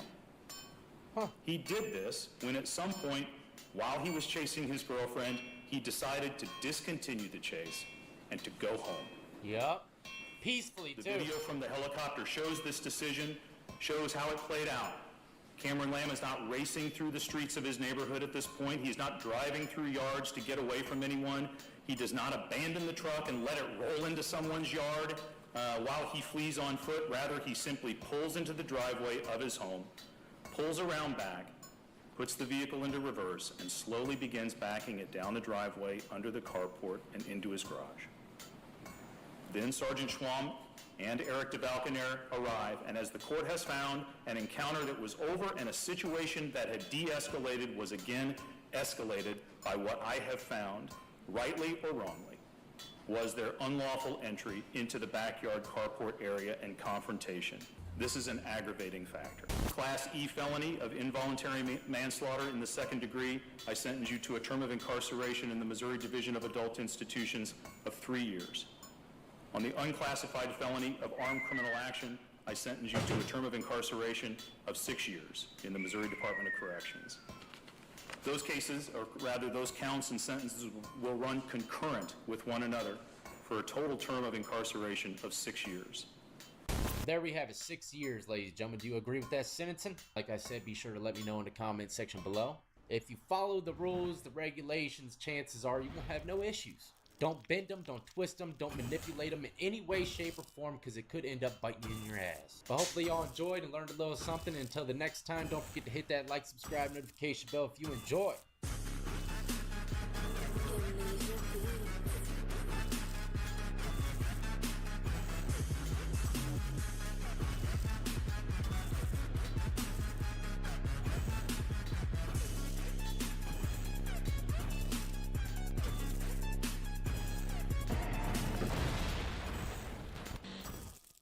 If you're involved in a car accident in Georgia, you'll need to report the accident to your insurance company. A car accident lawyer can guide you and protect you from things that can affect your claim. Contact the car accident lawyers of Sheridan Bernard today or visit our website. What's up, everybody, and welcome back to another episode of Lockdown 23 and 1. That's right, it is 5 a.m. over here in Virginia Beach, and do I have some clips for y'all? First up, we have a woman who thinks she can just say whatever the hell she wants about a judge. You can, trust me, you can, but sometimes there's going to be some repercussions. New at 5, a Noonan woman is under arrest for a live social media post in which she allegedly threatened to kill a judge and a police officer. Fox 5's Doug Evans has details on the case. Investigators with the Coweta County Sheriff's Office played the video for me. It's about a 5-minute Facebook rant that was live at the time. It's filled with expletives, obscene gestures, and admission to guilt in an aggravated assault case. Here's that Facebook video Coweta County Sheriff's investigators say landed 26-year-old Bartrisa Orr in jail and charged with 2 felony counts of making terroristic threats. Almost identical to my homeboy who just got charged with 2 of the same exact charges. He got mad at an employee at a store and said some shit he probably shouldn't have said, but at the same time, it was just a rant. An angry rant that turned into 2 felonies. Now he's on the streets and he beat both charges, but still, the process, it makes you start all the way from the bottom again. Orr had 2 arrest warrants for failure to appear in a criminal case in which he's accused of attempting to run people over with her car. That's the subject of her live post. Orr is heard admitting to aggravated assault and then turns her anger toward the judge in the case and is heard to threaten his life. I put on a plate to eat you up. I don't even see how you sleep at night. Standing some people like you doing them. She mentions putting them on a platter, which is it's street terminology for basically I'm gonna beat you up or I'm gonna kill you, put a hit out on you. So we just learned something else. You can't even speak figuratively. Or, my favorite, hypothetically, pure speculation. I'd be like, man, I'm pleading not guilty. I go in the courtroom, represent myself. I'd be like, Your Honor, what I said on that video was merely, purely speculation. Nothing but a quick and swift figurative hypothesis. Case dismissed, son, and there's a spot for you right next to me in this courtroom if you're willing. Sorry, sir. I'm a YouTuber. This guy looks like someone out of the damn Civil War reenactment with a mixture of Mr. Beast. Investigators say Orr later directly threatens to kill the judge, warning that it was a promise. Man, she's also accused of threatening to kill a Noonan police officer. You know she's mad when she's... That gesture is like pure irate. Investigators have asked Fox 5 not to name the Superior Court judge in the case for safety reasons. Coweta County investigators say Bartrisa Orr Scary is being Jack. held in their jail, charged with the 2 counts of making terroristic threats. Those are felonies. She's being held without bond. Next up, we have another news story coming from the courtroom. This is just absolutely unbelievable. The family of this little girl came to court expecting a plea. The suspect decided to change his mind and tell everybody he's gonna fight this. 30 years, that's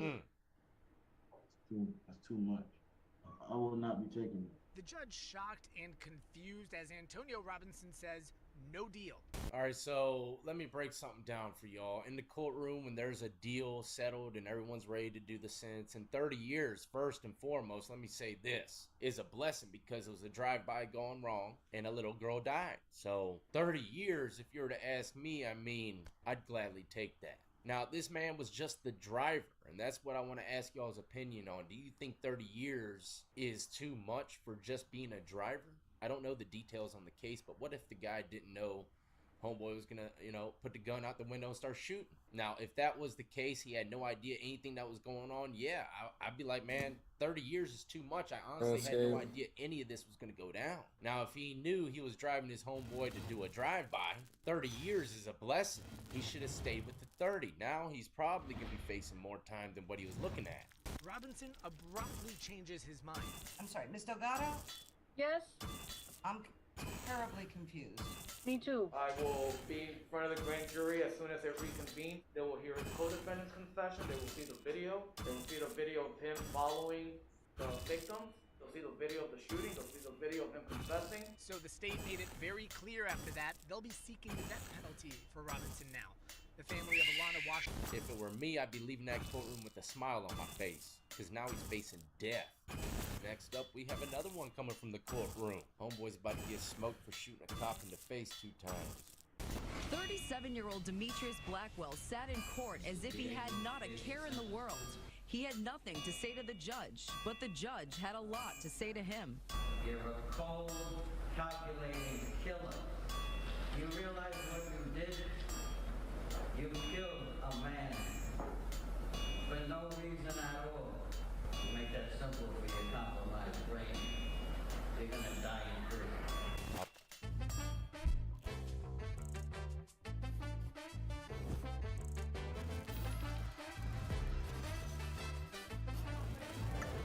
Pretty good XP.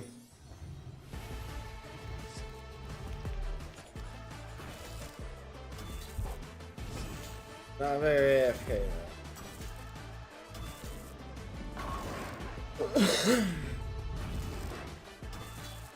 I don't know what I get. What do I get?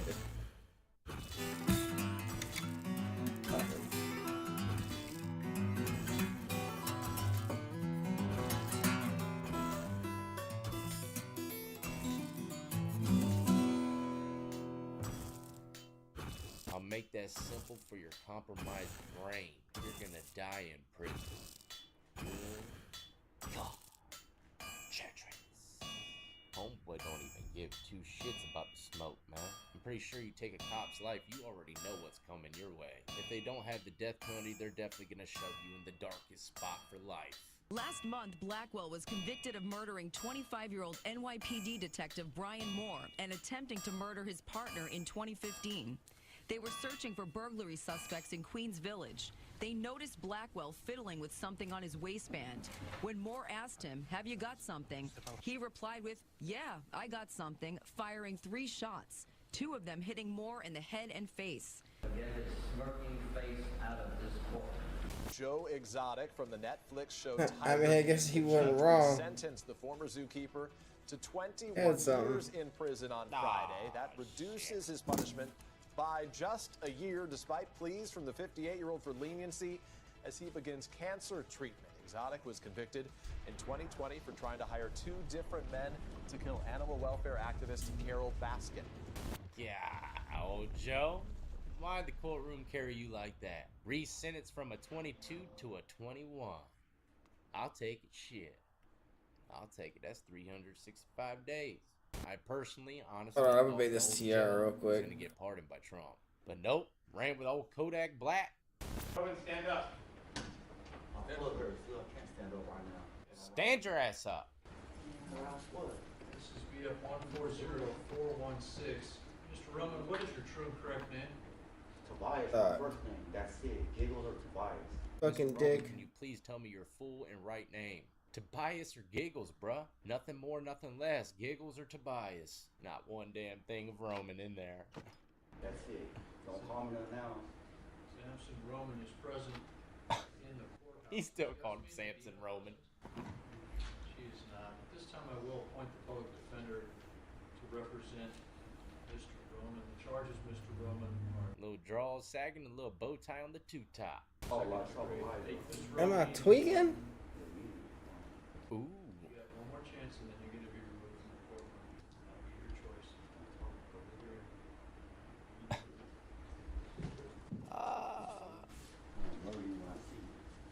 Ooh, he said I'm gonna murder you when I see you. Roman's statement on the record that he will murder me if he sees me. I'm going to request law enforcement take the appropriate action. Damn. Another felony. Well, there we have it, ladies and gentlemen. Hopefully you enjoyed yourself today. If you did and you like lockup content, this is where you want to be. Hit that like, subscribe, notification bell before you leave. Check out the links in the description of the video. Add me up on Twitch, Twitter, TikTok, and Instagram. Till the next time, y'all please be safe and stay free.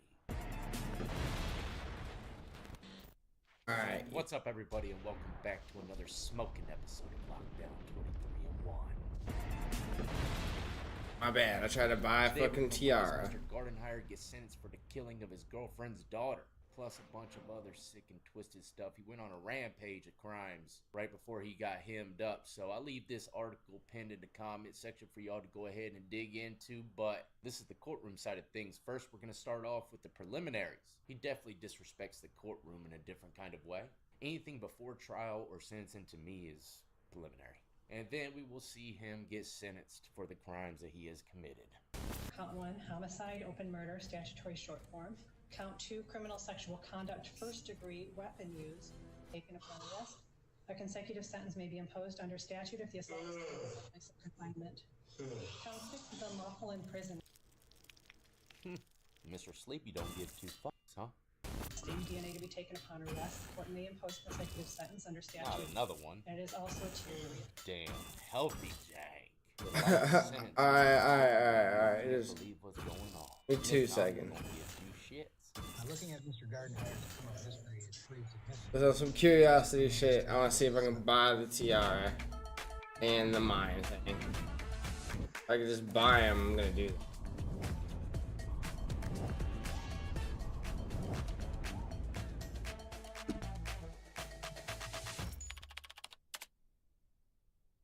Violent offenses, weapons offenses, failures to appear in court. In this case, due to the fact that Mr. Gardenhire is both charged with murder and the fact that he was on bond at the time the allegations occurred. Charge her with murder because she's the one who did it. So like I said, he's charged with the murder of his girlfriend's daughter. And I'm guessing he's saying you should charge the girlfriend instead, not me. Charge her with murder because she's the one who did it. Okay, so now I go to follower. Alright, Mr. Gardenhire, this is your warning. The court will mute your microphone if you speak out of turn again. Go to the mind altar, north of follower, south of problem. Okay. Or in the alternative, the bond be set at $2 million cash surety. Alright, thank you, Mr. Damn, Barbie. birdie, Jank. Mr. Gardenhire, I'm going to ask that you behave in a messy It's behavior not, we don't like that. that's appropriate for a court proceeding, particularly given the fact that right now I'm considering whether or not to allow your release on bond. If I have any more acting out, sir, we're going to turn off your audio and your video. Damn, he's hitting her with the bird jank numerous times. Very shameful thing he's doing. And look, the attorney agrees. He's ashamed as well. Asked to have his face blurred. All right, the court has considered the factors found in MCR 6.10. Oh, now there's a half blur. It must be some kind of like standard blur there or something. I don't know. 6 and finds that bond in the amount of $3 million, cash or surety, is appropriate. Ooh, a All right, go ahead and turn his video off, please.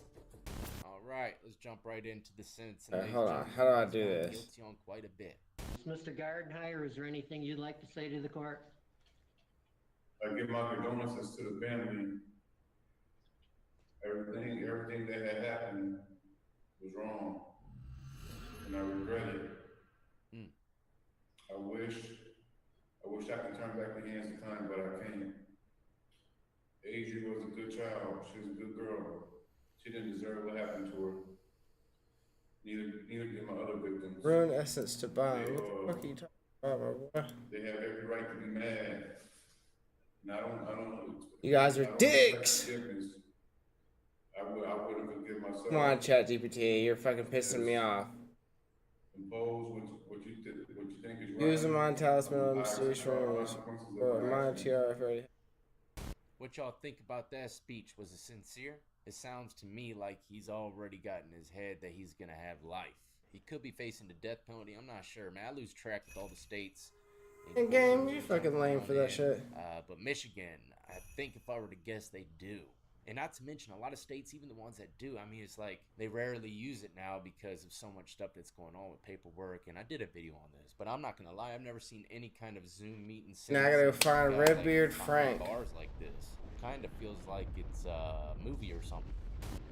Imaginable pain, suffering, sorrow, and guilt since my daughter Adri's death. What makes this even more horrific? Yeah, it is pretty gay. You're not wrong. Children. Making TikToks or having prank wars. Every You holiday, are birthday, fucking vacation, correct, Logan. Long summer days spent at checkpoint. But I don't know. Son was our favorite Each thing their to do own. with the family. Isaiah killed all my daughters that night because they will never Redbeard. I don't know where this motherfucker's This at. is the worst case that I've seen. I assume this while I've been here in motherfucker's Bell near. County. The Oh loss shit. of a young A name like child Redbeard. and the terror inflicted on the other victims in this case is just horrible. As Adri's mom talked There he to me is. just moments ago, I could feel your pain. I wish there was something I could say to. What do you lessen come it. from old school? I just But can't we get all into know old that school. The pain is so deep that mere words aren't going to lessen it. Hopefully, in time, the pain will be less intense. Can you imagine getting Bitch, smoked give him a from fucking here to task there, thing. taking 3 steps right back to your cell, but the light's still on and everything waiting for him? I can almost guarantee that's the cell he came out of. This is a wild one. If I were to guess, man, just strictly based upon this camera angles, he's gonna get mega smoked. Because you know, most people go into the courtroom for their sins. Hopefully, in time, the healing process will happen. The defendant comes before the court with a bad juvenile Alright, record. cool. I get the rest of and that shit also later a on. long record of adult convictions. At the Lifelong. present time, the defendant has pending murder charges down in Ingham County. That is gonna go in my smithing outfit though. And the unlawful Let's go. imprisonment of the victims in this case. I don't even think it fucking does anything The from. defendant bonded out of jail in another county. The conduct in this case, the only way you can actually characterize it, it was flat out evil. No, unfortunately, I can't get into old school. I'm stuck on this shit and hard stuck on this shit. The rest of his life I'm behind trying to bars. grind out the skills real good so I can. When we talk about I want to make people things. Hold on. guidelines, one of the options is life in prison. I want to make things for people in this game because I know it is a hard game to get into. No, this is not Leagues. This is the main game. I've finished with Leagues. Leagues was fun until like it got to the questing part. And then when you got to doing the quest, there's too many quests to do. I wasn't for that shit. Fuck out of my face with that goofy ass shit. I wanted to got him do quests. I'd literally play the main game. Oh, and I can't even wield it at the same time. Damn, that was a lot of nothing.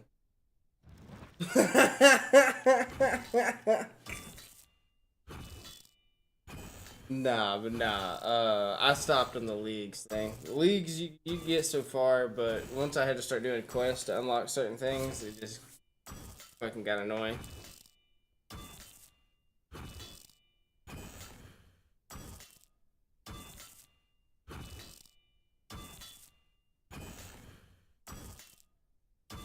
I mean, I wouldn't say finished. Obviously, I'm not like a world record setter like some of the motherfuckers.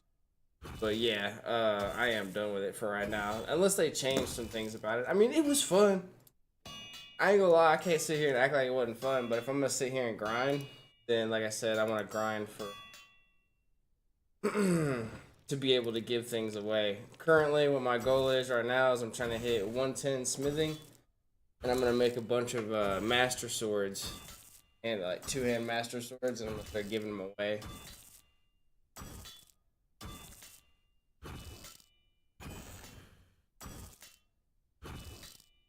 I'm just really trying to get prepared right now.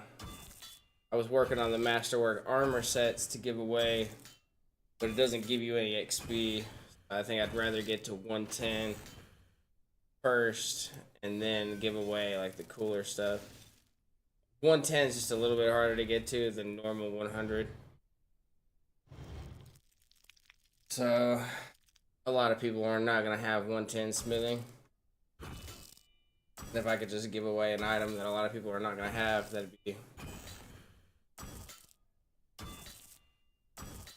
But yeah, back to this grind on this YouTube, baby. Watching some people get sentenced up. Watch a smoke show. Second-degree murder, you're eligible for parole. He must have not knew. Yeah, hold on though. Have you been playing leagues? Is that what you got into it for?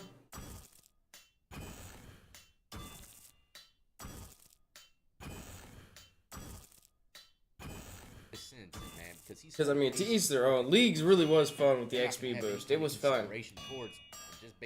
But after I maxed out my skills and like the attack, and once you basically got the levels done with it, it became not so. See, he ain't got time for that now.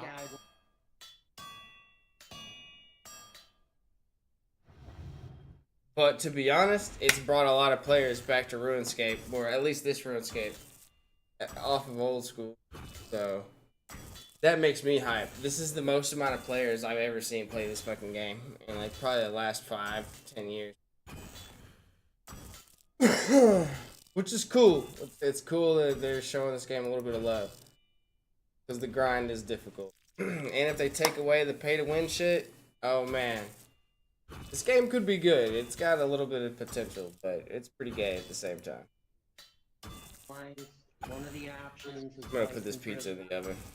Yeah, let me know how your league experiences are going. Because in Michigan, if you're convicted of second-degree I've had murder, fun. you're eligible for parole. I might play it again tomorrow. After 15 years. And if you're denied parole after a certain number of years, you can come back.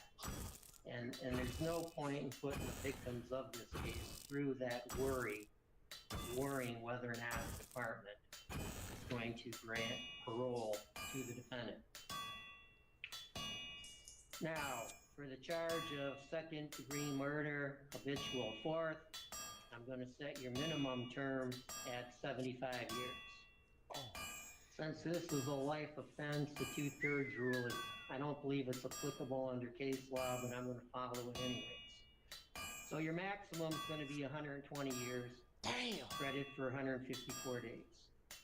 For the charge of felonious assault, habitual fourth, minimum 10 years, maximum 15 years, credit for 154 days. That's the most I can give you for that particular offense.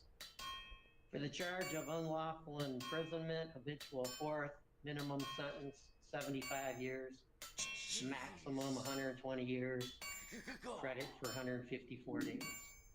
Well. That not smoky enough for y'all? That dude got fucking toasted. Oh no.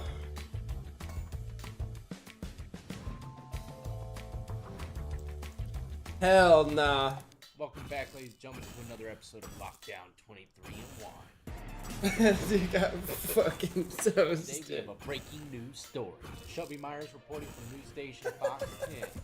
Happening at this hour, a multi-state urgent manhunt for a convicted killer who escaped a Mississippi prison. Say it ain't so. And this isn't his first time. Police say this is the second time Michael Wilson has managed to escape his prison in less than 5 years.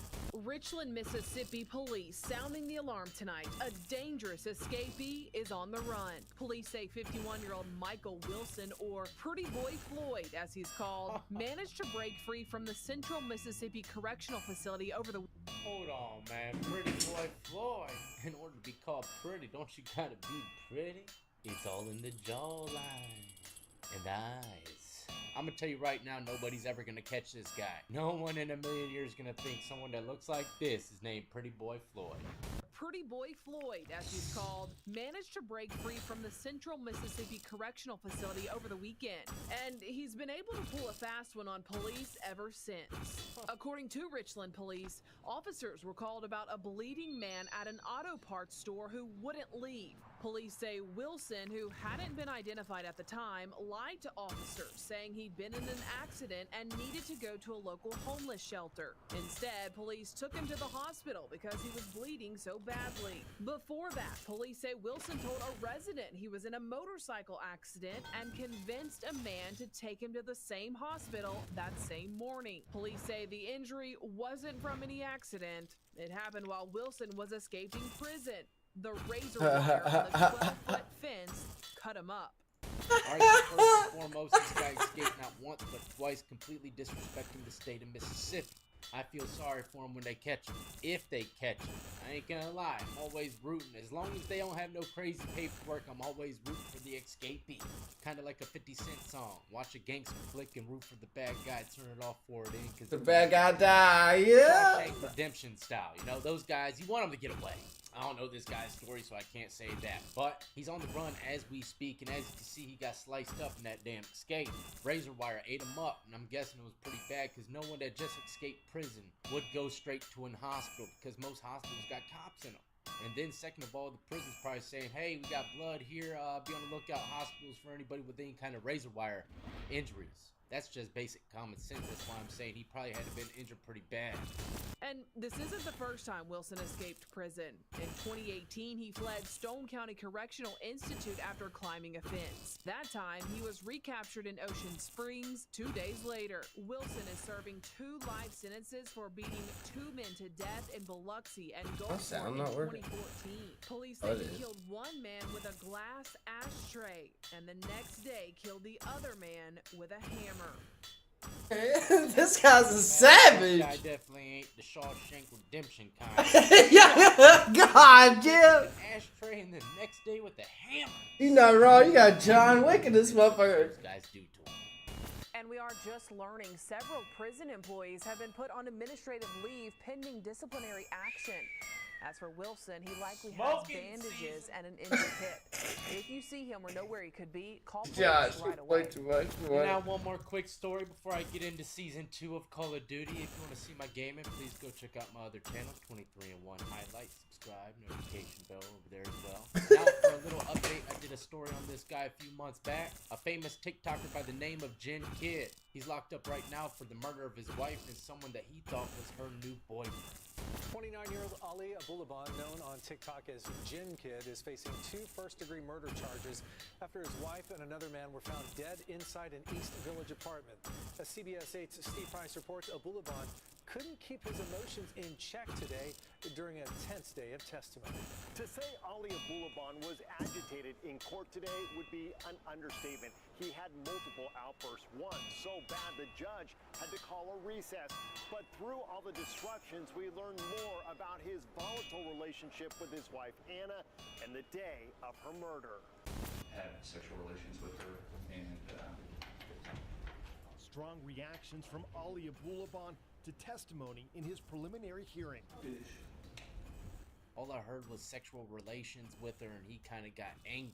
If I were to guess, that was probably someone speaking on the relationship that she had with the guy that was there. Why else would they get all cranky like that if they were just speaking about him and her relationship? This guy, you can tell, is being tormented. He can't believe what's going on in his life right now. He probably thinks it's a bad dream. okay. Mr. Abulaban? True, I feel it. I'm sorry, this is news to me. This is Mr. Abulaban.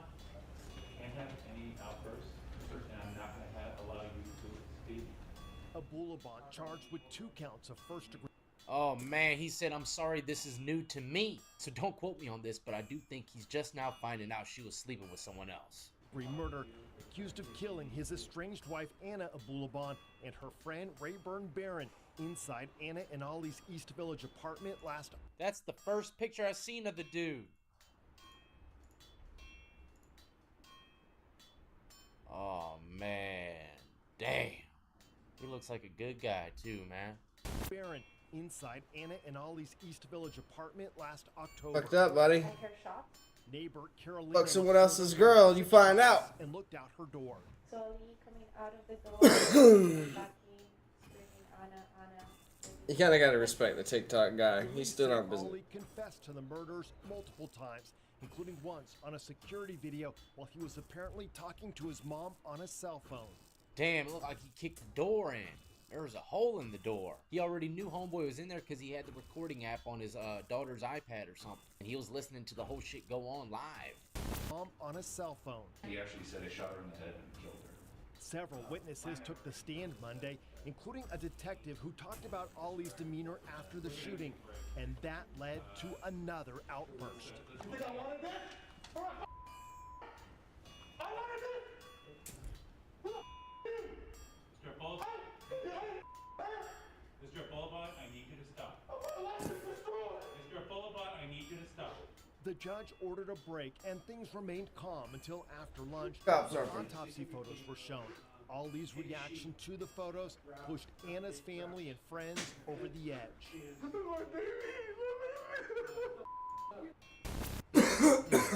They paint you out to be a bad guy. Not doing too good in lockup. A lot of dirty things come to the light in the courtroom. Hope you enjoyed. If you did, let me know in the comments section. Also, let me know if you think they're gonna catch him. Turns out he ain't escaped just 2 times. It's been 3 times. Twice from prison and once from jail. Maybe he's learned from his past mistakes. Who knows? Will they catch him? Until the next time, ladies and gentlemen, check out the links in the description of the video. Will they catch? Yo, that's not what. Josh, bro, this man needs to stop. Merchandise off of Teespring. Make today legendary. Use these to game on the go with my God Switch damn. and having a giant cinema screen every. What's up, everybody, and welcome back to another episode of Lockdown 23-1.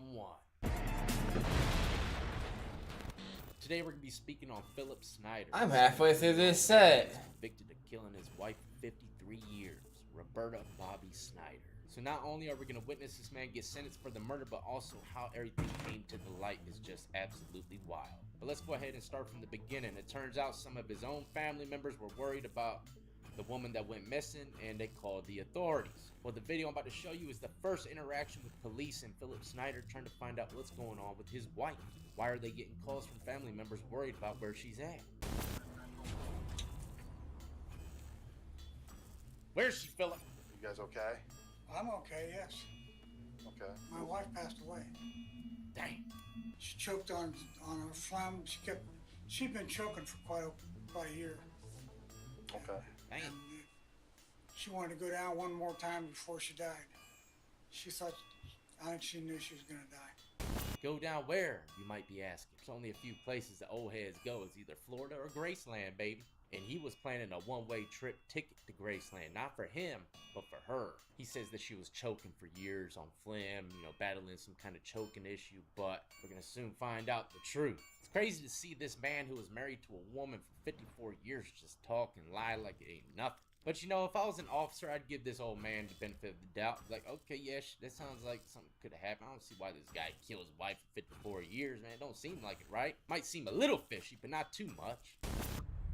Well, so what happened? So where's your wife now? What happened to her? They took her to a place where they cremate people. Okay, and you don't know where that is either? No. Alright, so old man said he just handed the body over to the paramedics and they took her to some place to get cremated that he don't know no name of. Now, if I was a cop, that story right there would have tipped me over the edge. I would say, look, old man, your shit smells fishy. So what can the police do if they know he killed him, but they can't prove it? They send in a younger female to try to squeeze some juice out of him. Undercover detective status. What's your name? Who? I'm Missy. Missy? Yeah. Nice to meet you. It's gonna be nice tomorrow. You want to go for a walk tomorrow? Maybe. Okay. I lied to them. Right. So they figured it out. Yeah, but since I lied to them, they spent all that time searching for her. like you said, as long as they don't have the body, they can't tell what she died from. What I did first was I said the paramedics in Memphis took her because she died on the way to Memphis. Oh, okay. So it all began with the great icebreaker. What about that weather today? He starts warming up to her and then opens up like 2 French doors on a patio. Can you imagine a hammer this big and this big around? Like a mallet? Yeah, 2 pounds. Okay. Just scenario. Right. Say I bonked her in the head. Just Right. a scenario. And her tongue came out. Just scenario. Right. And I put a bag over her head. We already know what's coming next. I guess even if you just say it's a scenario, that's enough to hem you up, because here they come. Rocking and rolling. Step up. You're kidding. Step up. You're kidding. Fun and games are over. Get your ass up, Philip. Now that we got everything out in the light and we found out he's the killer, let's go ahead and take it to the courtroom. Now, he's about to say something in the courtroom to try to guarantee a plea deal, to lock it in. They want to know where the body is. They always want to know where the body's at. But you're not going to believe this, man. Even after hearing all that, the plea deal that he's going to get is life with the possibility of parole after 20 years. To the charge of aggravated murder, how do you plead? Go ahead. Is there anything that you would like to say prior to the sentencing? I put her in the Tennessee River. That's where I put her. Alright, so you tell me you put your wife in Oh shit, this is in Tennessee. Are you willing to take law enforcement to the area where you placed her in the Tennessee River? If I have to, yes. Yes, sir. I have done swam in that Tennessee River quite a bit. It is kind of creepy to think, though. Most rivers probably got a couple bodies in them. You know, I'm just saying, don't let that stop your catfishing. But this is pure treacherous. Now, what's even more treacherous is who's about to take the stand. His son. If the man sitting before you is not the father I know, he is not the man who raised me, teaching me many things, of which one was to have honor and respect. I see no honor, and certainly no respect, in his actions leading up to the day. This is one of the most ghastly crimes I've ever seen. The hottest places in hell are reserved for people like you. You're going to die in prison. That's the legacy that you left this family. And the last comment that I will make to you, sir, is this, and I hope you think about this for the rest of your life. I've never been intimidated by a painting frame before, but this is it. Damn if I don't smell that smoke coming through the canvas already. As to the aggravated murder, I'm going to sentence you to life imprisonment with parole eligibility after serving 20 years of imprisonment. Now it turns out Mr. Phillip changed his story once again. He said he never dumped her in Tennessee River, but in a dumpster in Kentucky. The remains of her body still have yet to be found.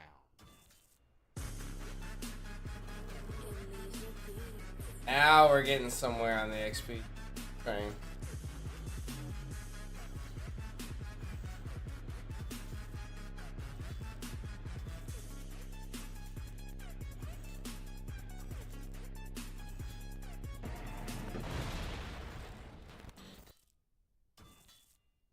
What's up, everybody, and welcome back to another episode of Lockdown 23 and 1. Wanted to finish this set. I don't know if I'll be able. Today we're going back to the courtroom to witness the sentencing of a young lady by the name of Lynn Lee Rennick. Before we go into the courtroom, let me give you a little background on the story. Lynn Lee's charged for the murder of her husband, Ben Rennick. He was found shot 8 times in the back at his snake compound. And y'all might be asking, what the hell is a snake compound? This guy was a professional snake breeder of anacondas and exotic pythons, sometimes making over 10 stacks of snake. That's a lot of money for a damn snake. Now, Lynn Lee's defense is that Ben used to abuse her and all this, that, and the third, but it really just boils down to the $1 million life insurance plan. Now, Lynn Lee also owns a spa, and this spa was going out of business. It was going out of business quick, and I think the only way she thought she could get up out of it was to get that $1 million life insurance from her husband. I don't know if I get this set done with tonight. For someone else to try to kill him with Percocets, but it didn't work. All he did was get sick. So this is the second attempt, and guess who she brings to the scene with her this time? Her ex-husband supposedly goes with her to the snake compound because she's going to tell her husband she wants a divorce. Obviously, shit didn't turn out right, and he ends up with 8 bullets in his back. And now she was found guilty for murder, plotting to kill her own husband for some damn cash. With her ex-boyfriend, and that's not even the crazy part. A lot of information or intel that the detectives got was from another ex-boyfriend. So this girl done played a game with her employees at the spa, making it look like the guy was abusing her. And then she played and told a little information to all of her ex-boyfriends, thinking she still has power over them as well, probably. Anyways, like I said, I'm gonna leave this linked in the comment section. It gets deep. It's a crazy one. A web of lies that I can't even begin to break down or determine whether it's true or not. It's hard to tell when the victim's dead and can't speak for himself, right? But anyways, I do apologize. Hopefully my wrinkly shirt does not get us some extra time in the courtroom today. Sentencing time, ladies and gentlemen. Buckle your seatbelt. Alright, so I don't think I mentioned this in the beginning, but this is taking place in Missouri. Or Misery, as some people like to call it. Now, I know we just started, but please allow me to do a quick courtroom analysis. Rumor has it the wood in this courtroom was chiseled in the Arctic Circle by Amazonians. How did they get there? Nobody knows. That's what makes it so fun. And if I were to take a lucky gamble, this judge is definitely a Twitch streamer, judging by the lineup of his Alienware monitor and that 2090p UV webcam. Perfect placement for any streamer. Elongated neck mic for best audio quality. And this lady right here looks like the clerk of court. She's also known worldwide for her biscuit making. White lightning on standby. White lightning.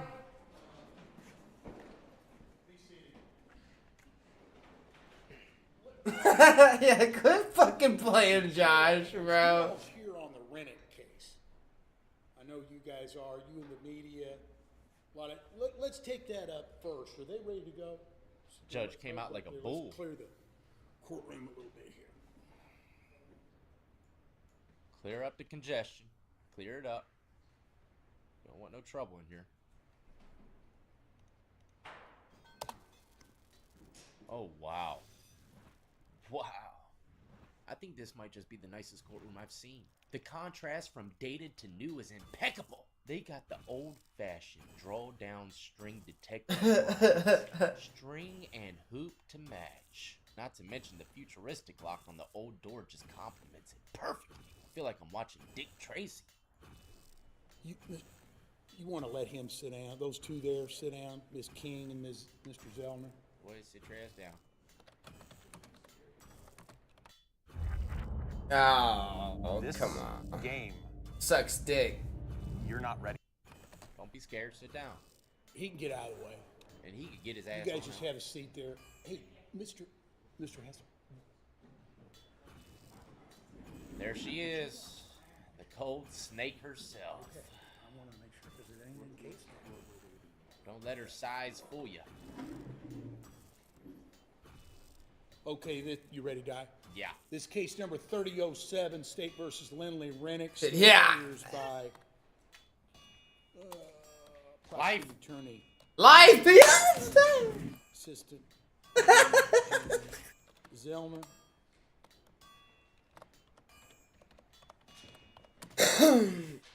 Defendant appears with attorneys Berger and Hesseman. Dude, take the mic away from the freaking keyboard, bro. Why are you reading out loud like my mom? I hate it when she does that. Okay.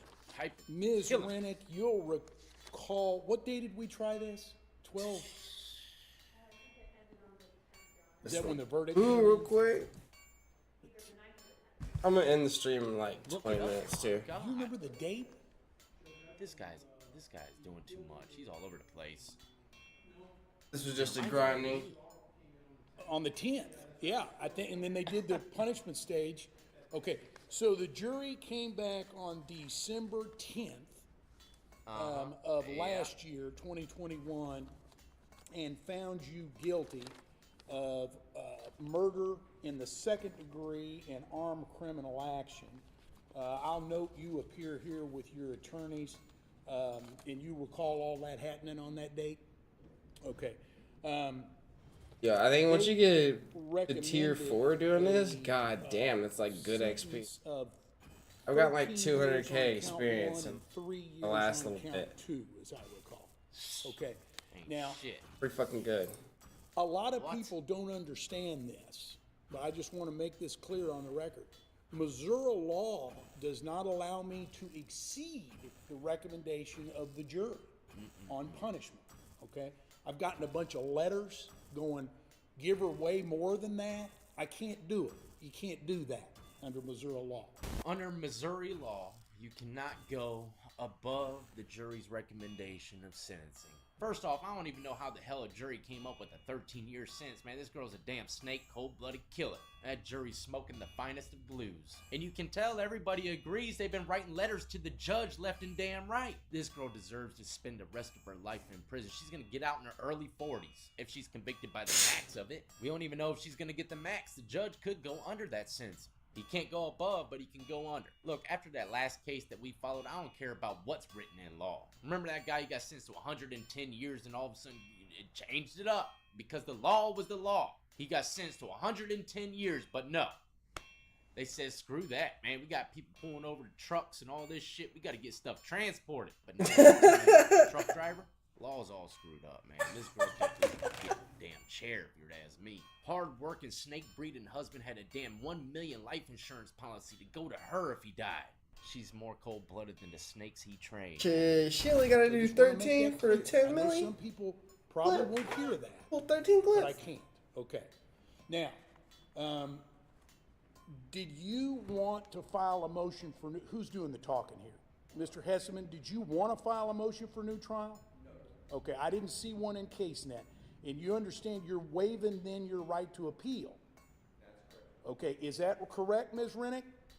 Okay, so there's no motion for new trial filed, and there's no appeal. Both of those. These people ain't gonna appeal a damn thing when it's sweeter than a Jolly Rancher. 13 years? For a cold-blooded damn murder, shot that man 8 times in the back?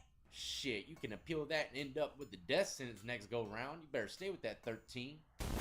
Those are waived, correct? That's correct. All right. You want to say anything on that, Mr. Zellman? No. Okay. All right. No motion to I'm new trial. going to say defendant files no motion. No motion for new trial. And no appeal. And Josh. Any appeal. Good job, sir. Okay. So, does either side want to adduce evidence? We're going right into final disposition then. Raise your right hand. You solemnly swear the testimony you will now give will be the truth, the whole truth, and nothing but the truth, so help you God. Have a seat. I know his heart's pumping like Kool-Aid, man. Everyone's heart gets pumping a little bit when you get up on that stand, man. Okay, Mr. Zellner. Yes, I'm Samuel Rennick. I'm brother Benjamin Rennick. Damn, it's his brother. Yes, sir. And you have to sat through the co-defendant's entire trial. Yes, sir. And you're the Sam Rennick that Lindley tried to tell the police was responsible for this crime, correct? Yes, sir. Have you prepared a statement that you would like to read to the court? I have. Your Honor, at this time, could I ask permission for him to read that statement to the court? There you go, brother. You got this, man. She gunned his ass down cold blood. Tell him. Hello, everyone. My name is Samuel Rennick. I am the older brother of the late Benjamin Rennick. We're gathered here today because of the premeditated actions of Lindley Rennick, which include the murder and execution of my 29-year-old brother and father of 2. Damn. Regarding the verdict, unfortunately, even though the jury is instructed not to have sympathy or to allow their feelings to stand in the way of the facts, we feel that this injustice has in fact taken place in this case. We thank the state prosecution team for their hard work in this trial, and we hope that the facts would speak for themselves. I beg the common person to watch the trial again and ask themselves if my brother's life was worth only 16 years. 16 years is why I'm here today. Judge Crane, there's a chance that I might have criticized you a time or two in the past. I'm pissed. I want to thank you for your work in this case. I appreciate what you do, and we respect the position that you were in. I'm here today to ask for the maximum possible sentence of Lindley Rennick, despite the verdict that we feel was far inferior to what it should have been. Yep. I once again refer to the evidence, the premeditation, the cover-up of actions before, during, and after my brother was executed. Keep in mind, her and her friend tried to kill him once before with the Percocets, man. This shit's crazy. They've been plotting and planning to snatch this man's life for a minute, and when they do, they only get 16 years? And she gets out when she's 40, and guess who gets that $1 million life insurance policy? The kids. And I don't know if the kids are biologically hers and his, but if they are, I'm pretty sure when she gets out, they're